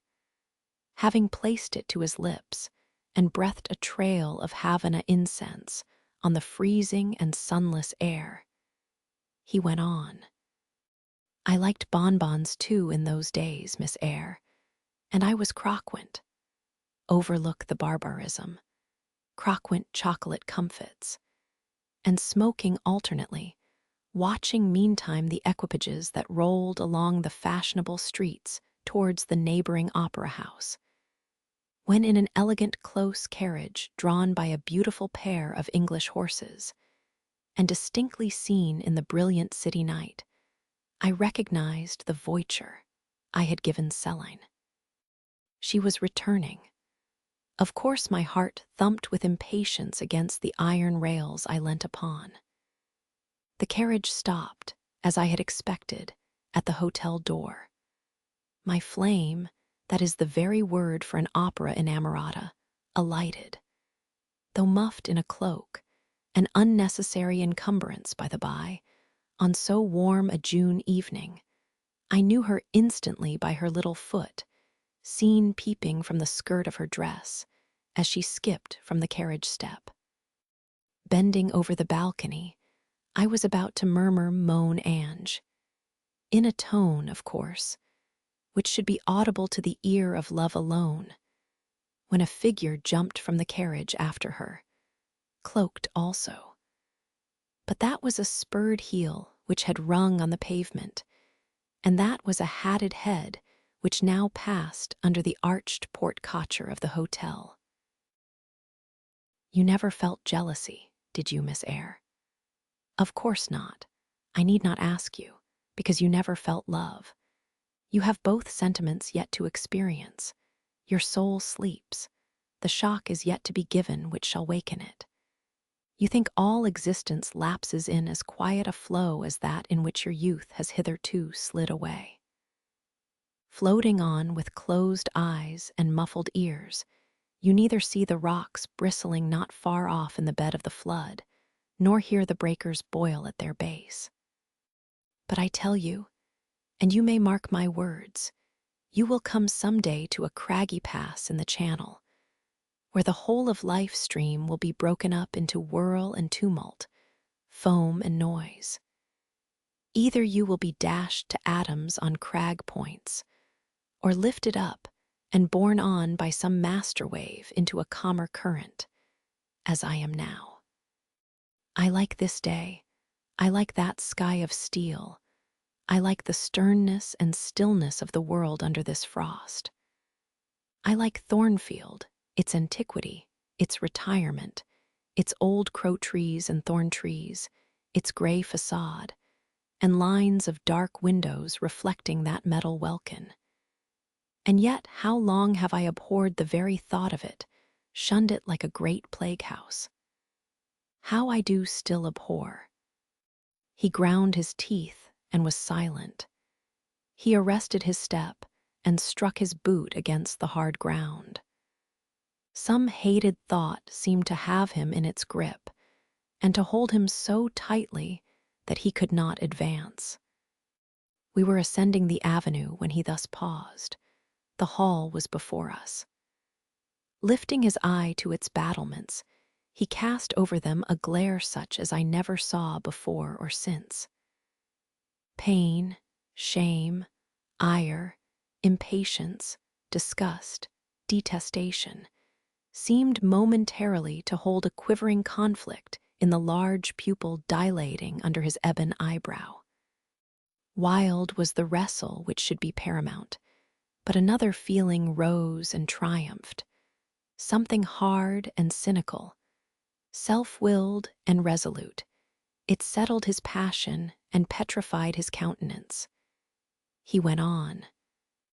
During the moment I was silent, Miss Eyre, I was arranging a point with my destiny.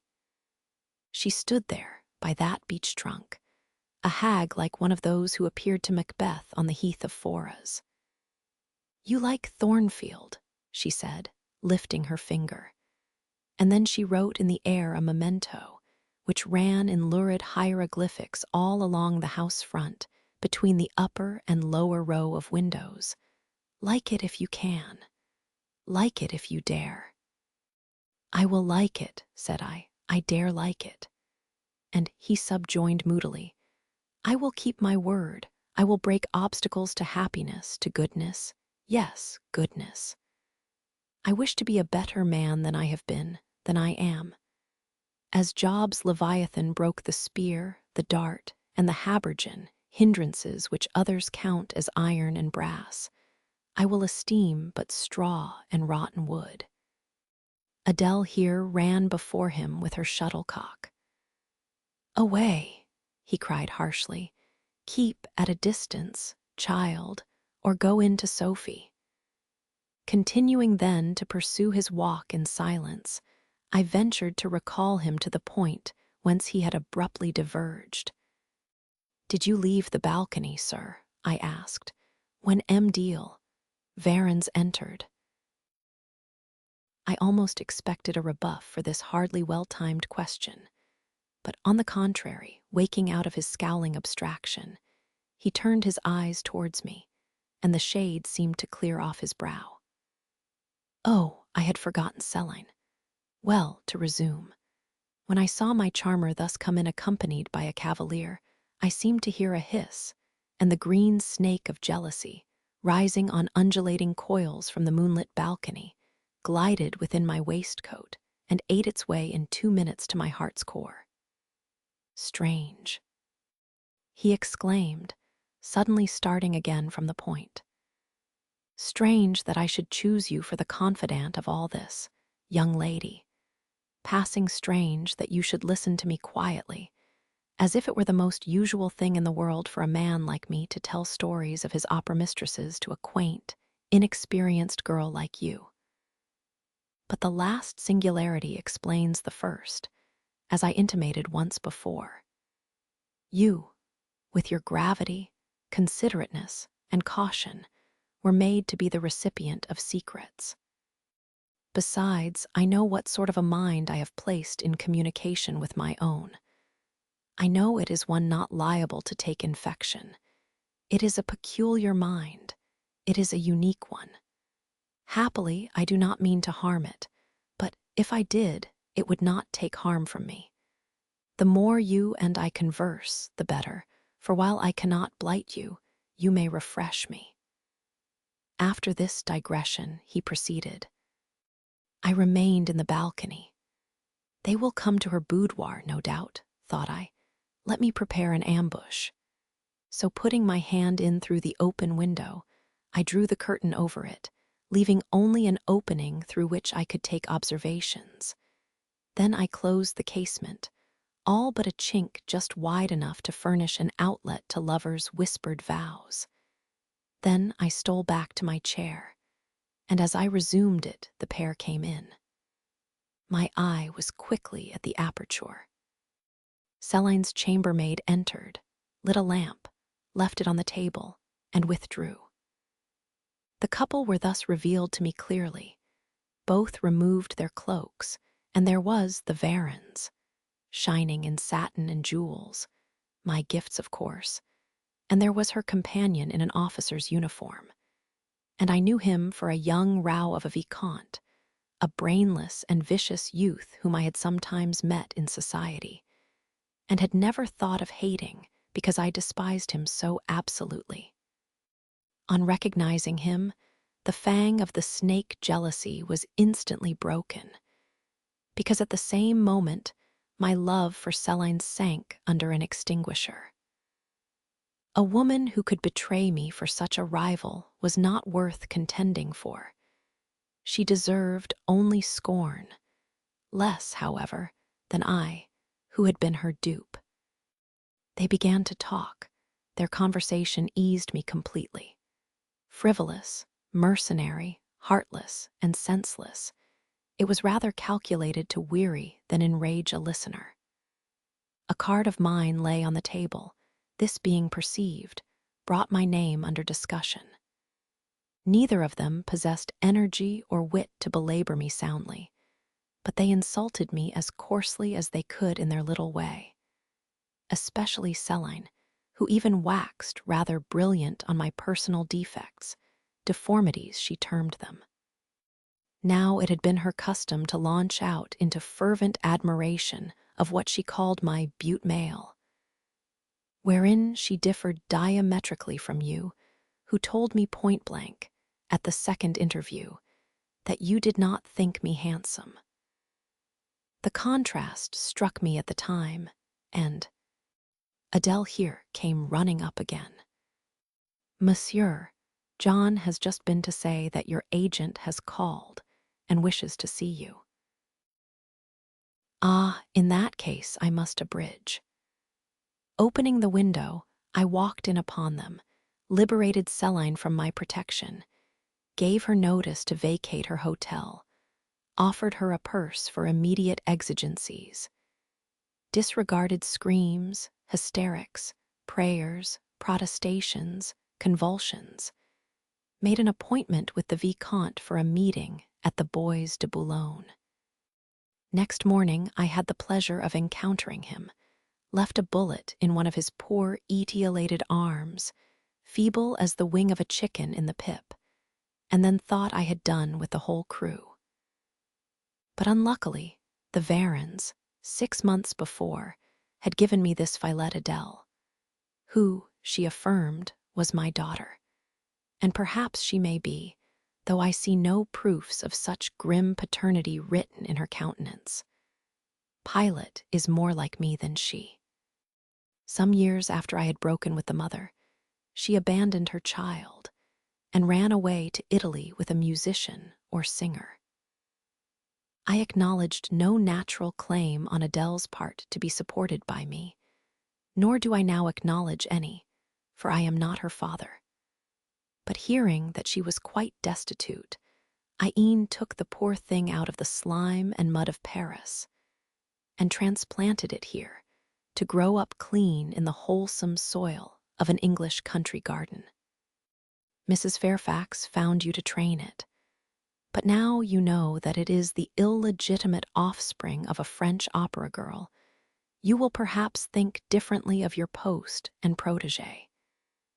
You will be coming to me some day with notice that you have found another place, that you beg me to look out for a new governess, and see. No, Adele is not answerable for either her mother's faults or yours. I have a regard for her, and now that I know she is, in a sense, parentless, forsaken by her mother and disowned by you, sir, I shall cling closer to her than before. How could I possibly prefer the spoilt pet of a wealthy family, who would hate her governess as a nuisance, to a lonely little orphan who leans towards her as a friend? Oh, that is the light in which you view it. Well, I must go in now, and you too, it darkens. But I stayed out a few minutes longer with Adele and Pilate, ran a race with her, and played a game of battledore and shuttlecock. When we went in, and I had removed her bonnet and coat, I took her on my knee, kept her there an hour, allowing her to prattle as she liked, not rebuking even some little freedoms and trivialities into which she was apt to stray when much noticed, and which betrayed in her a superficiality of character, inherited probably from her mother, hardly congenial to an English mind.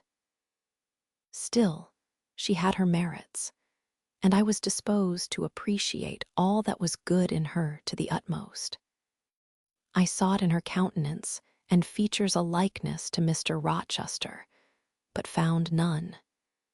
No trait, no turn of expression announced relationship.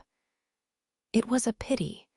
If she could but have been proved to resemble him, he would have thought more of her. It was not till after I had withdrawn to my own chamber for the night that I steadily reviewed the tale Mr. Rochester had told me. As he had said, there was probably nothing at all extraordinary in the substance of the narrative itself. A wealthy Englishman's passion for a French dancer and her treachery to him were everyday matters enough, no doubt, in society. But there was something decidedly strange in the paroxysm of emotion which had suddenly seized him when he was in the act of expressing the present contentment of his mood, and his newly revived pleasure in the old hall and its environs. I meditated wonderingly on this incident, but gradually quitting it, as I found it for the present inexplicable, I turned to the consideration of my master's manner to myself. The confidence he had thought fit to repose in me seemed a tribute to my discretion. I regarded and accepted it as such.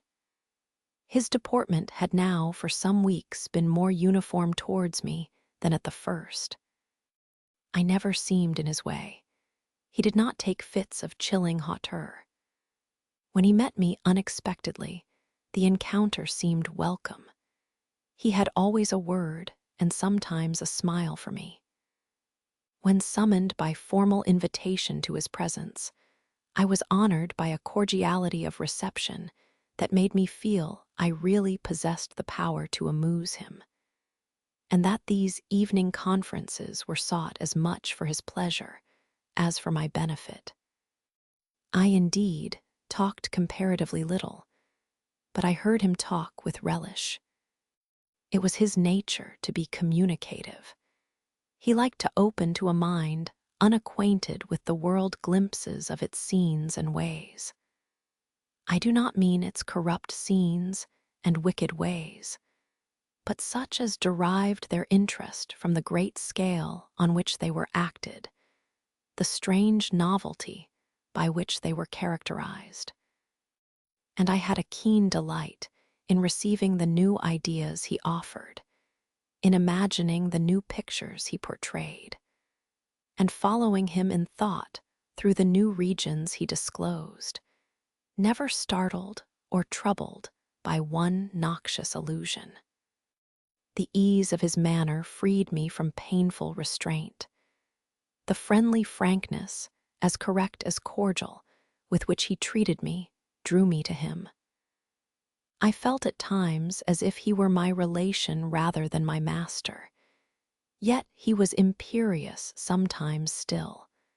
But I did not mind that. I saw it was his way. So happy, so gratified did I become with this new interest added to life, that I ceased to pine after kindred.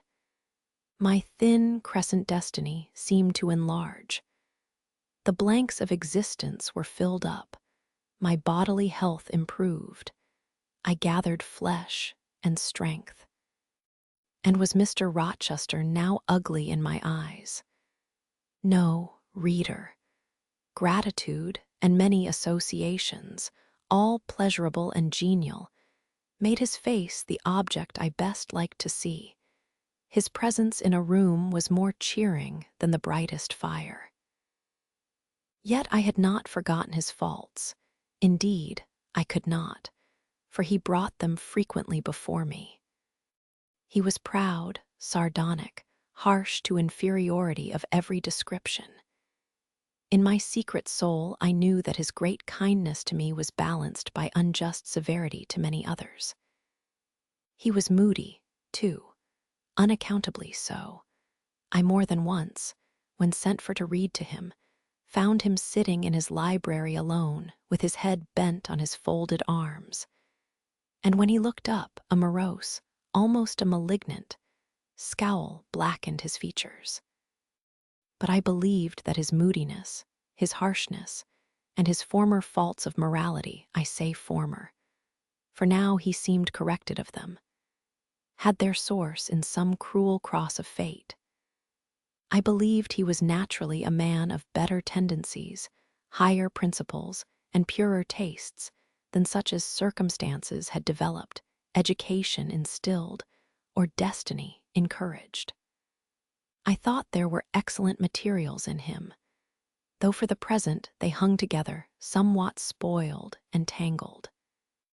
I cannot deny that I grieved for his grief, whatever that was, and would have given much to assuage it.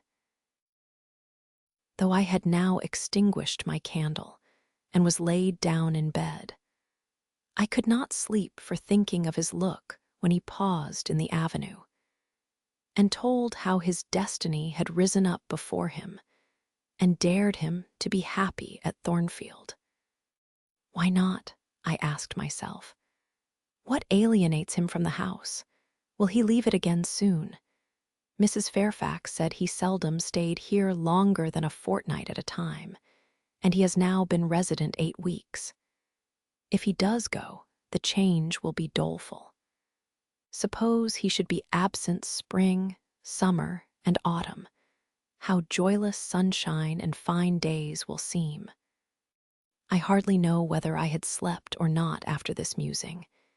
At any rate, I started wide awake on hearing a vague murmur, peculiar and lugubrious, which sounded, I thought, just above me. I wished I had kept my candle burning. The night was drearily dark, my spirits were depressed.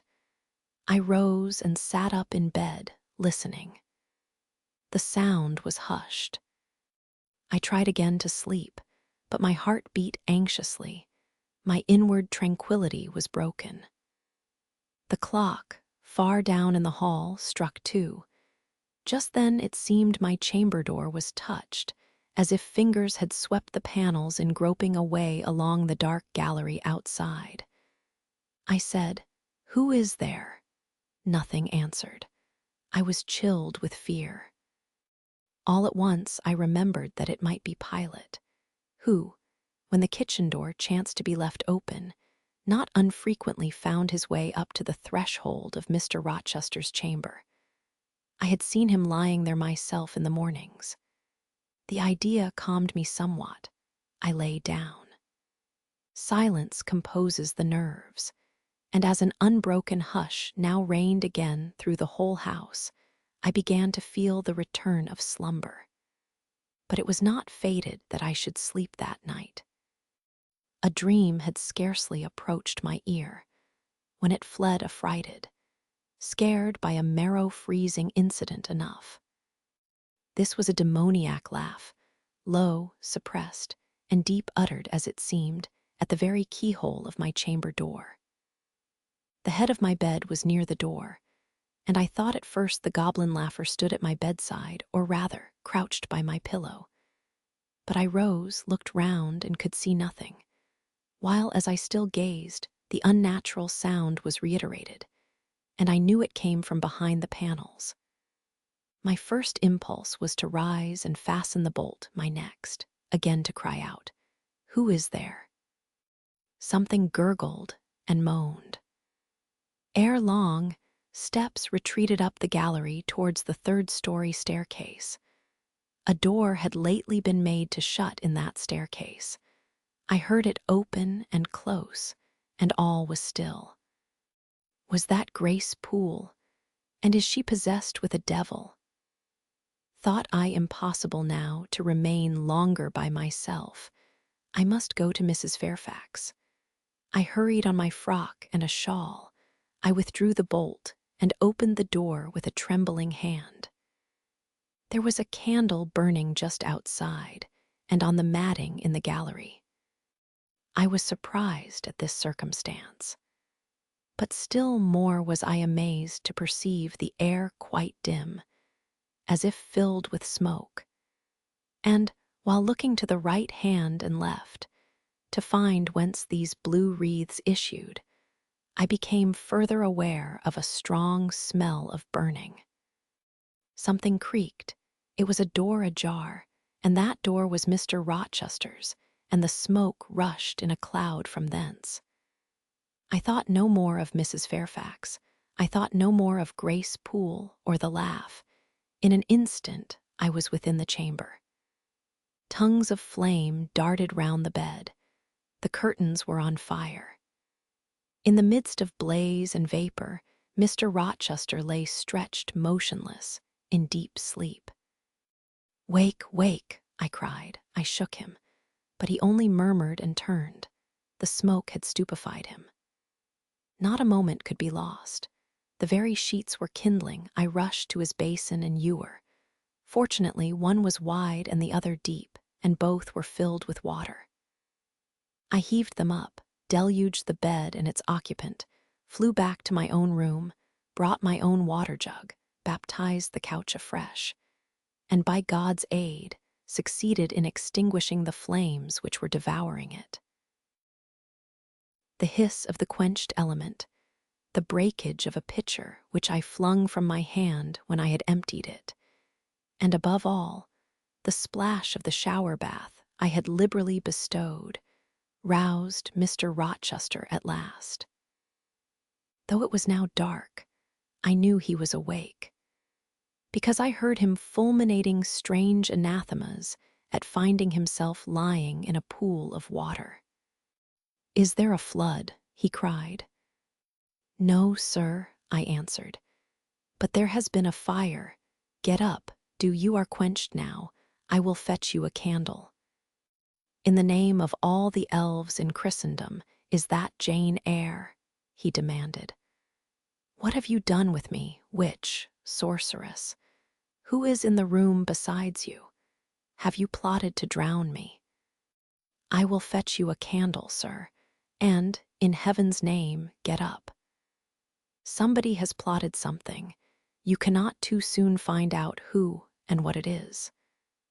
There, I am up now, but at your peril you fetch a candle yet. Wait 2 minutes till I get into some dry garments, if any dry there be.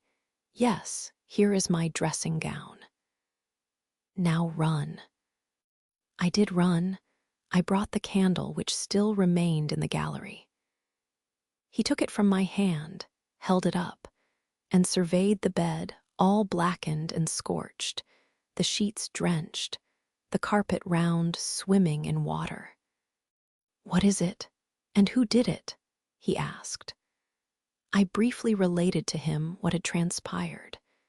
The strange laugh I had heard in the gallery, the step ascending to the 3rd story, the smoke, the smell of fire which had conducted me to his room, in what state I had found matters there, and how I had deluged him with all the water I could lay hands on.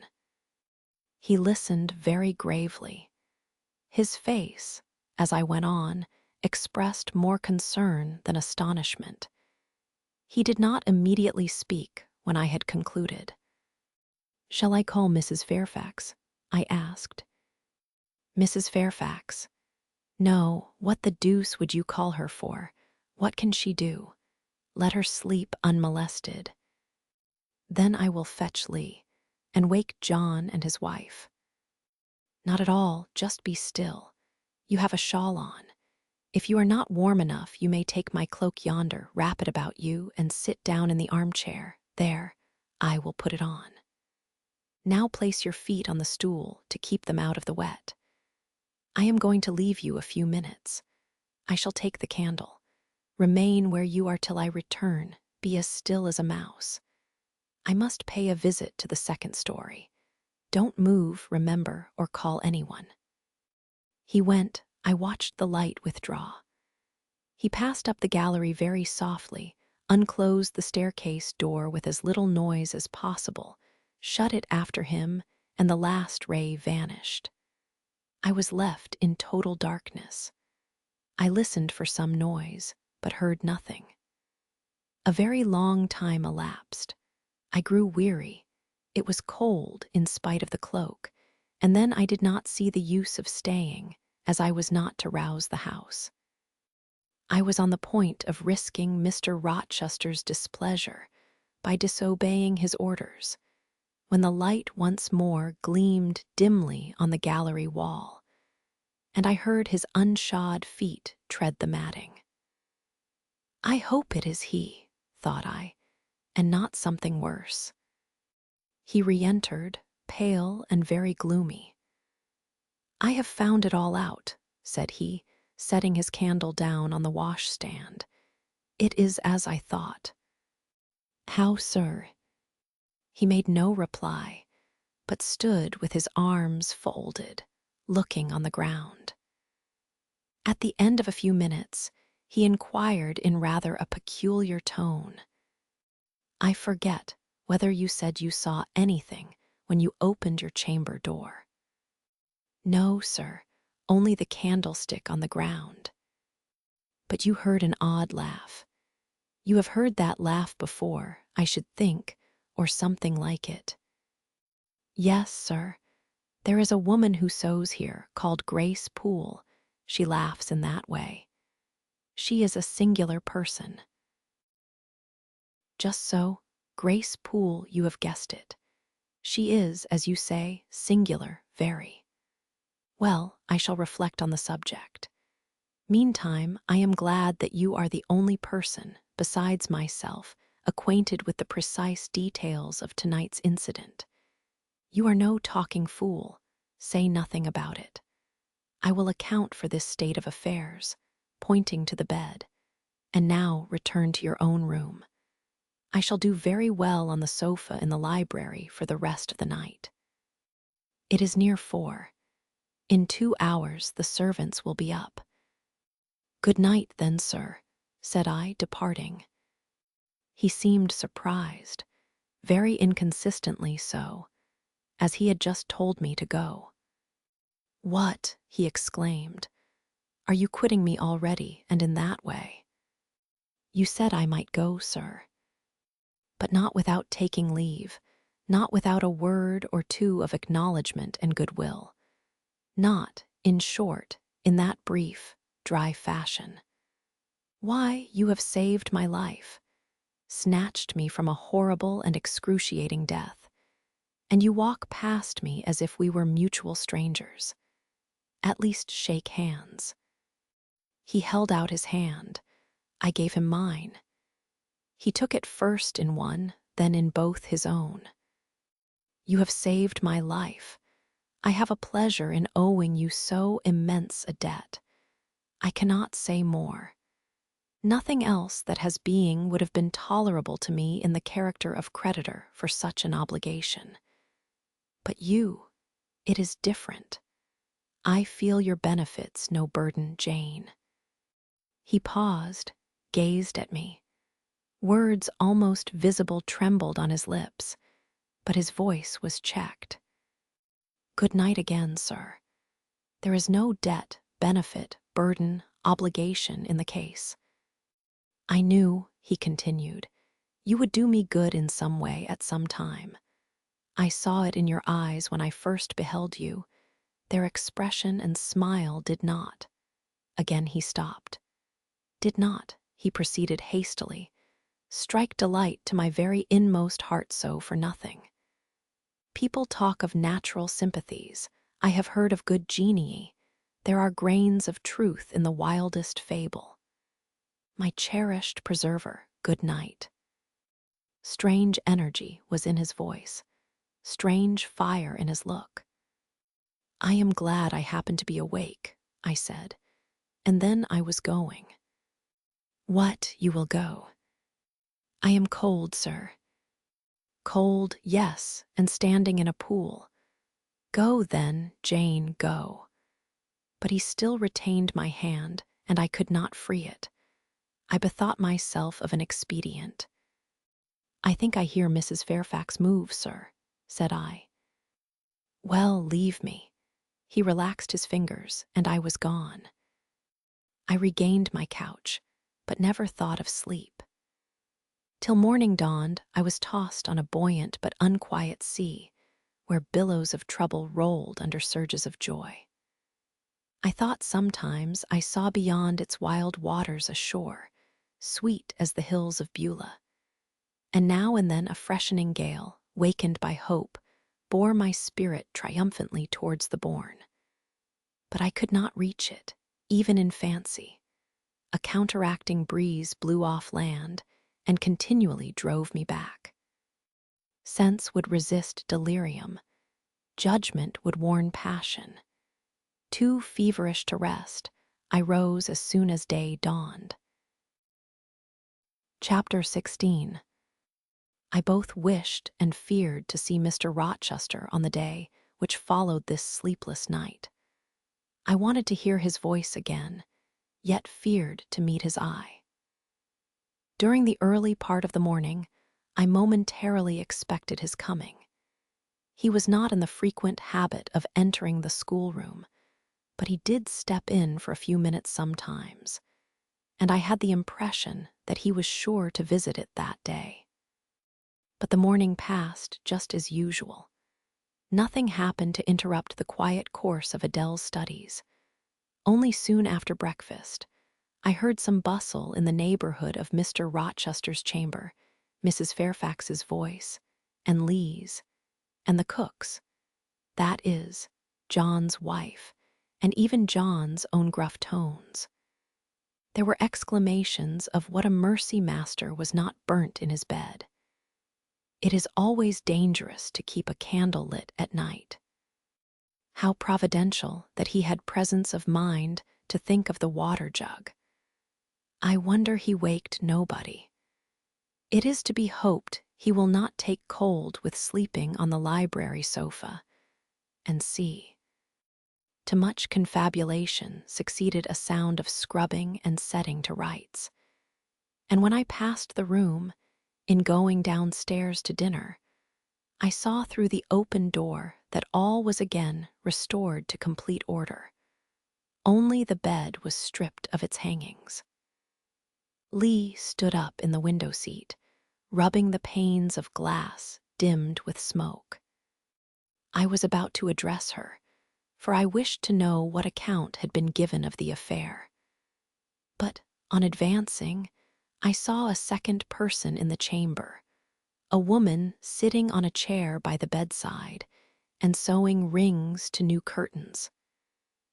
That woman was no other than Grace Poole.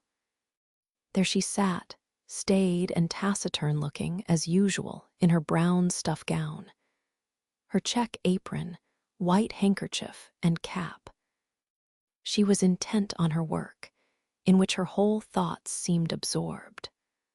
On her hard forehead, and in her commonplace features, was nothing either of the paleness or desperation one would have expected to see marking the countenance of a woman who had attempted murder, and whose intended victim had followed her last night to her lair, and, as I believed, charged her with the crime she wished to perpetrate. I was amazed, confounded. She looked up while I still gazed at her. No start, no increase or failure of color betrayed emotion, consciousness of guilt, or fear of detection. She said, "Good morning, miss," in her usual phlegmatic and brief manner, and taking up another ring and more tape, went on with her sewing. I will put her to some test, thought I. Such absolute impenetrability is past comprehension. "Good morning, Grace," I said. "Has anything happened here? I thought I heard the servants all talking together a while ago." Only Master had been reading in his bed last night. He fell asleep with his candle lit, and the curtains got on fire. But fortunately, he awoke before the bedclothes or the woodwork caught, and contrived to quench the flames with the water in the ewer. "A strange affair," I said in a low voice. Then, looking at her fixedly, "Did Mr. Rochester wake nobody? Did no one hear him move?" She again raised her eyes to me, and this time there was something of consciousness in their expression. She seemed to examine me warily. Then she answered, "The servants sleep so far off, you know, miss, they would not be likely to hear. Mrs. Fairfax's room and yours are the nearest to Master's, but Mrs. Fairfax said she heard nothing. When people get elderly, they often sleep heavy." She paused, and then added with a sort of assumed indifference, but still in a marked and significant tone, "But you are young, miss, and I should say a light sleeper. Perhaps you may have heard a noise." "I did," said I, dropping my voice, so that Lee, who was still polishing the panes, could not hear me. "And at first I thought it was Pilot. But Pilot cannot laugh, and I am certain I heard a laugh, and a strange one." She took a new needleful of thread, waxed it carefully, threaded her needle with a steady hand, and then observed, with perfect composure, "It is hardly likely Master would laugh. I should think, miss, when he was in such danger. You must have been dreaming." "I was not dreaming," I said, with some warmth, for her brazen coolness provoked me. Again she looked at me, and with the same scrutinizing and conscious eye. "Have you told Master that you heard a laugh?" she inquired. "I have not had the opportunity of speaking to him this morning." "You did not think of opening your door and looking out into the gallery?" she further asked. She appeared to be cross-questioning me, attempting to draw from me information unawares. The idea struck me that if she discovered I knew or suspected her guilt, she would be playing of some of her malignant pranks on me. I thought it advisable to be on my guard. "On the contrary," said I bolted my door. "Then you are not in the habit of bolting your door every night before you get into bed." Fiend, she wants to know my habits, that she may lay her plans accordingly. Indignation again prevailed over prudence. I replied sharply, "Hitherto I have often omitted to fasten the bolt. I did not think it necessary. I was not aware any danger or annoyance was to be dreaded at Thornfield Hall, but in future," and I laid marked stress on the words, "I shall take good care to make all secure before I venture to lie down." "It will be wise so to do," was her answer. "This neighborhood is as quiet as any I know, and I never heard of the hall being attempted by robbers since it was a house, though there are hundreds of pounds worth of plate in the plate closet, as is well known. And you see, for such a large house, there are very few servants, because Master has never lived here much. And when he does come, being a bachelor, he needs little waiting on. But I always think it best to err on the safe side. A door is soon fastened, and it is as well to have a drawn bolt between one and any mischief that may be about. A deal of people, miss, are for trusting all to Providence. But I say Providence will not dispense with the means, though he often blesses them when they are used discreetly." And here she closed her harangue, a long one for her, and uttered with the demureness of a quackeress. I still stood absolutely dumbfoundered at what appeared to me her miraculous self-possession and most inscrutable hypocrisy, when the cook entered. "Mrs. Poole," said she, addressing Grace, "the servants' dinner will soon be ready. Will you come down?" "No, just put my pint of porter and bit of pudding on a tray, and I'll carry it upstairs." "You'll have some meat." "Just a morsel, and a taste of cheese, that's all." "And the sago." "Never mind it at present. I shall be coming down before tea time. I'll make it myself." The cook here turned to me, saying that Mrs. Fairfax was waiting for me. So I departed. I hardly heard Mrs. Fairfax's account of the curtain conflagration during dinner. So much was I occupied in puzzling my brains over the enigmatical character of Grace Poole, and still more in pondering the problem of her position at Thornfield and questioning why she had not been given into custody that morning, or, at the very least, dismissed from her master's service. He had almost as much as declared his conviction of her criminality last night. What mysterious cause withheld him from accusing her? Why had he enjoined me, too, to secrecy? It was strange.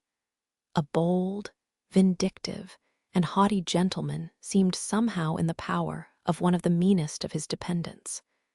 So much in her power that even when she lifted her hand against his life, he dared not openly charge her with the attempt, much less punish her for it. Had Grace been young and handsome, I should have been tempted to think that tenderer feelings than prudence or fear influenced Mr. Rochester in her behalf. But hard-favored and matronly as she was, the idea could not be admitted. Yet, I reflected, she has been young once. Her youth would be contemporary with her master's. Mrs. Fairfax told me once she had lived here many years. I don't think she can ever have been pretty, but for aught I know, she may possess originality and strength of character to compensate for the want of personal advantages. Mr. Rochester is an amateur of the decided and eccentric. Grace is eccentric at least.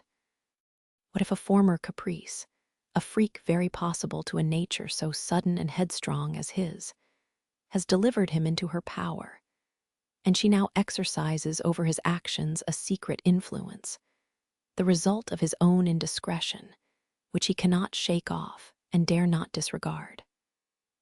But having reached this point of conjecture, Mrs. Poole's square, flat figure, and uncomely, dry, even coarse face recurred so distinctly to my mind's eye that I thought, no, impossible.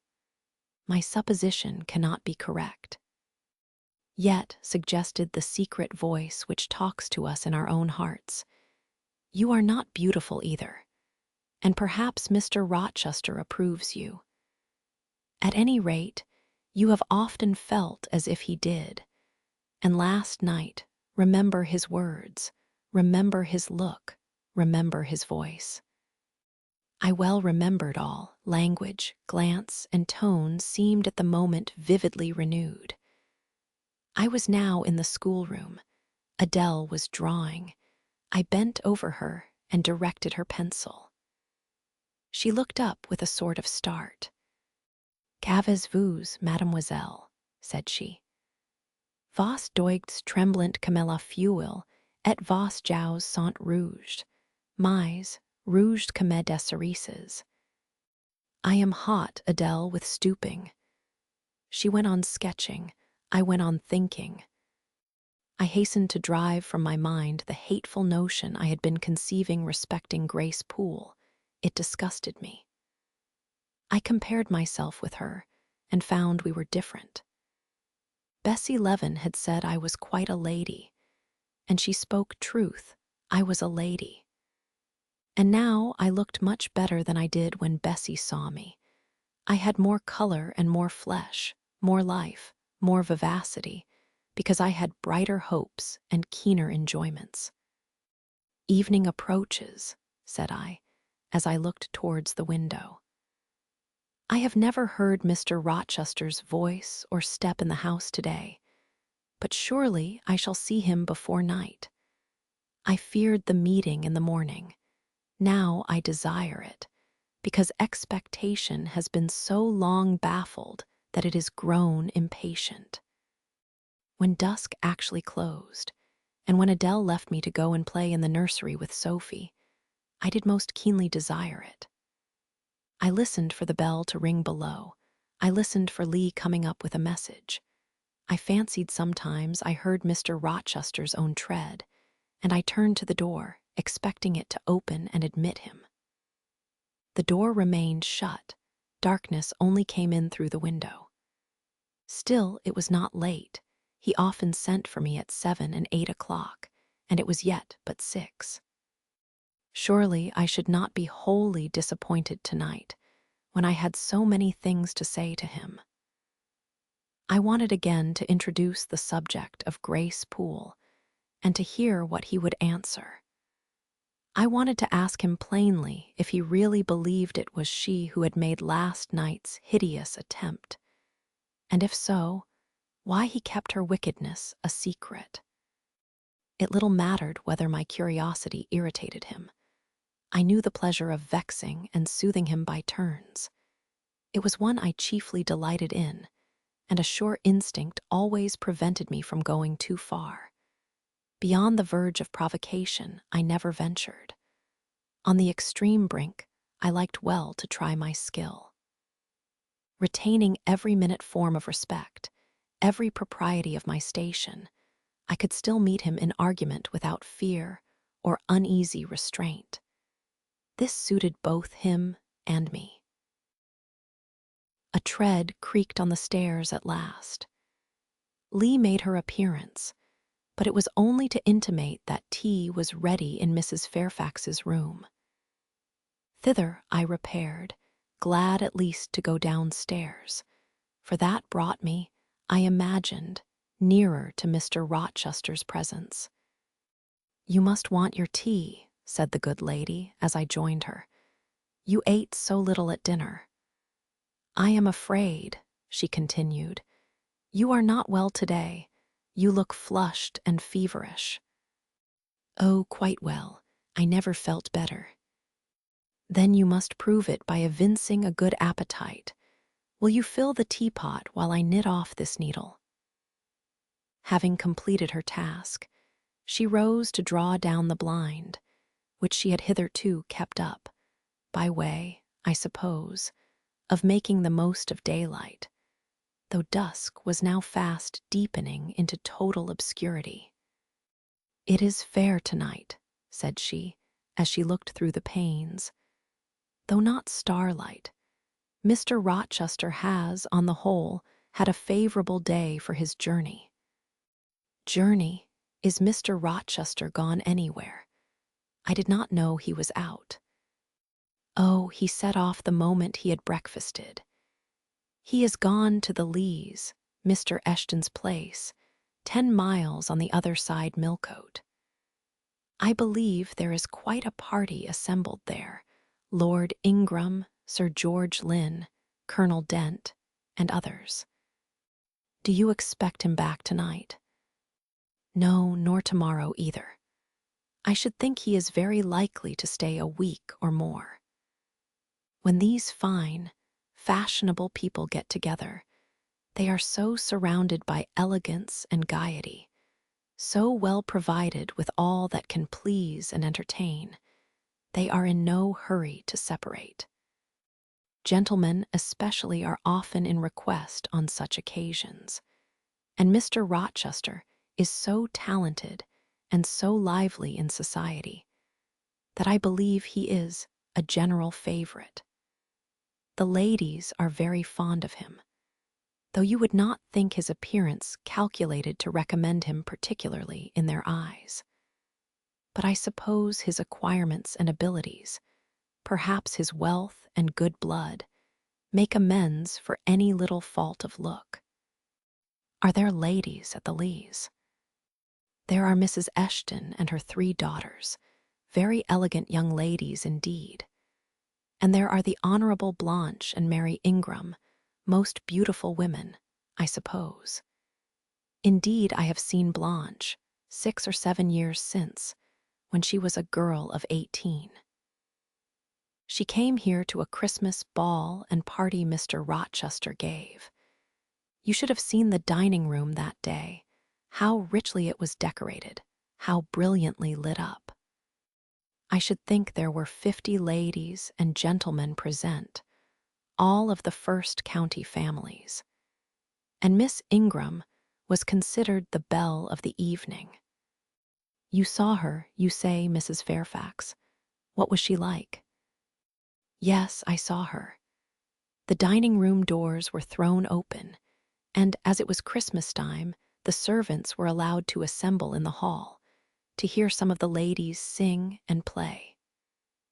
Mr. Rochester would have me to come in, and I sat down in a quiet corner and watched them. I never saw a more splendid scene. The ladies were magnificently dressed, most of them. At least most of the younger ones looked handsome, but Miss Ingram was certainly the queen." "And what was she like?" "Tall, fine bust, sloping shoulders, long, graceful neck, olive complexion, dark and clear, noble features, eyes rather like Mr. Rochester's, large and black and as brilliant as her jewels. And then she had such a fine head of hair, raven black and so becomingly arranged. A crown of thick plaits behind, and in front the longest, the glossiest curls I ever saw. She was dressed in pure white. An amber-colored scarf was passed over her shoulder and across her breast, tied at the side, and descending in long, fringed ends below her knee. She wore an amber-colored flower, too, in her hair. It contrasted well with the jetty mass of her curls. She was greatly admired, of course. Yes, indeed, and not only for her beauty, but for her accomplishments. She was one of the ladies who sang. A gentleman accompanied her on the piano. She and Mr. Rochester sang a duet. Mr. Rochester, I was not aware he could sing. Oh, he has a fine bass voice and an excellent taste for music. And Miss Ingram, what sort of a voice had she? A very rich and powerful one. She sang delightfully. It was a treat to listen to her. And she played afterwards. I am no judge of music, but Mr. Rochester is, and I heard him say her execution was remarkably good. And this beautiful and accomplished lady, she is not yet married. It appears not. I fancy neither she nor her sister have very large fortunes. Old Lord Ingram's estates were chiefly entailed, and the eldest son came in for everything almost. But I wonder no wealthy nobleman or gentleman has taken a fancy to her.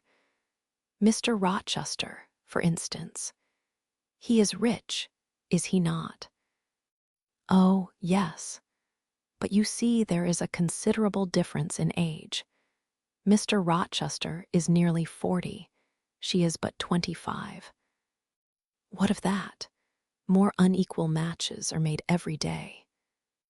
True, yet I should scarcely fancy Mr. Rochester would entertain an idea of the sort. But you eat nothing. You have scarcely tasted since you began tea. No, I am too thirsty to eat. Will you let me have another cup? I was about again to revert to the probability of a union between Mr. Rochester and the beautiful Blanche. But Adele came in, and the conversation was turned into another channel. When once more alone, I reviewed the information I had got, looked into my heart, examined its thoughts and feelings, and endeavored to bring back with a strict hand such as had been straying through imagination's boundless and trackless waste, into the safe fold of common sense. Arraigned at my own bar, memory having given her evidence of the hopes, wishes, sentiments I had been cherishing since last night, of the general state of mind in which I had indulged for nearly a fortnight past. Reason having come forward and told, in her own quiet way, a plain, unvarnished tale, showing how I had rejected the real and rabidly devoured the ideal. I pronounced judgment to this effect: that a greater fool than Jane Eyre had never breathed the breath of life, that a more fantastic idiot had never surfeited herself on sweet lies and swallowed poison as if it were nectar. You, I said, a favorite with Mr. Rochester. You gifted with the power of pleasing him. You of importance to him in any way. Go, your folly sickens me. And you have derived pleasure from occasional tokens of preference, equivocal tokens shown by a gentleman of family and a man of the world to a dependent and a novice. How dared you?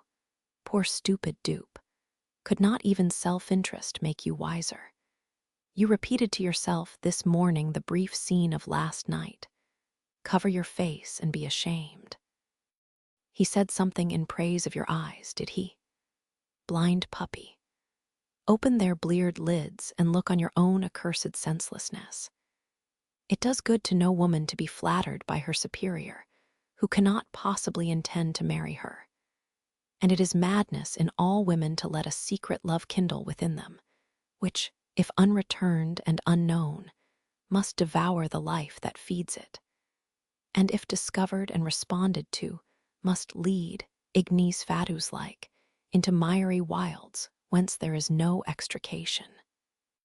Listen, then, Jane Eyre, to your sentence. Tomorrow, place the glass before you and draw in chalk your own picture faithfully, without softening one defect. Omit no harsh line, smooth away no displeasing irregularity, write under it. Portrait of a governess, disconnected, poor, and plain. Afterwards, take a piece of smooth ivory. You have one prepared in your drawing box. Take your palette, mix your freshest, finest, clearest tints. Choose your most delicate camel hair pencils. Delineate carefully the loveliest face you can imagine. Paint it in your softest shades and sweetest lines, according to the description given by Mrs. Fairfax of Blanche Ingram. Remember the raven ringlets, the oriental eye. What? You revert to Mr. Rochester as a model. Order. No snivel, no sentiment, no regret. I will endure only sense and resolution. Recall the august yet harmonious lineaments, the Grecian neck and bust. Let the round and dazzling arm be visible, and the delicate hand. Omit neither diamond ring nor gold bracelet. Portray faithfully the attire, aerial lace and glistening satin, graceful scarf and golden rose. Call it Blanche, an accomplished lady of rank. Whenever, in future, you should chance to fancy Mr. Rochester thinks well of you, take out these two pictures and compare them. Say, Mr. Rochester might probably win that noble lady's love if he chose to strive for it. Is it likely he would waste a serious thought on this indigent and insignificant plebeian? I'll do it, I resolved, and having framed this determination, I grew calm and fell asleep. I kept my word. An hour or two sufficed to sketch my own portrait in crayons, and in less than a fortnight I had completed an ivory miniature of an imaginary Blanche Ingram. It looked a lovely face enough, and when compared with the real head in chalk, the contrast was as great as self-control could desire.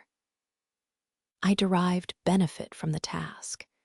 It had kept my head and hands employed, and had given force and fixedness to the new impressions I wished to stamp indelibly on my heart. Ere long, I had reason to congratulate myself on the course of wholesome discipline to which I had thus forced my feelings to submit. Thanks to it, I was able to meet subsequent occurrences with a decent calm, which, had they found me unprepared, I should probably have been unequal to maintain, even externally.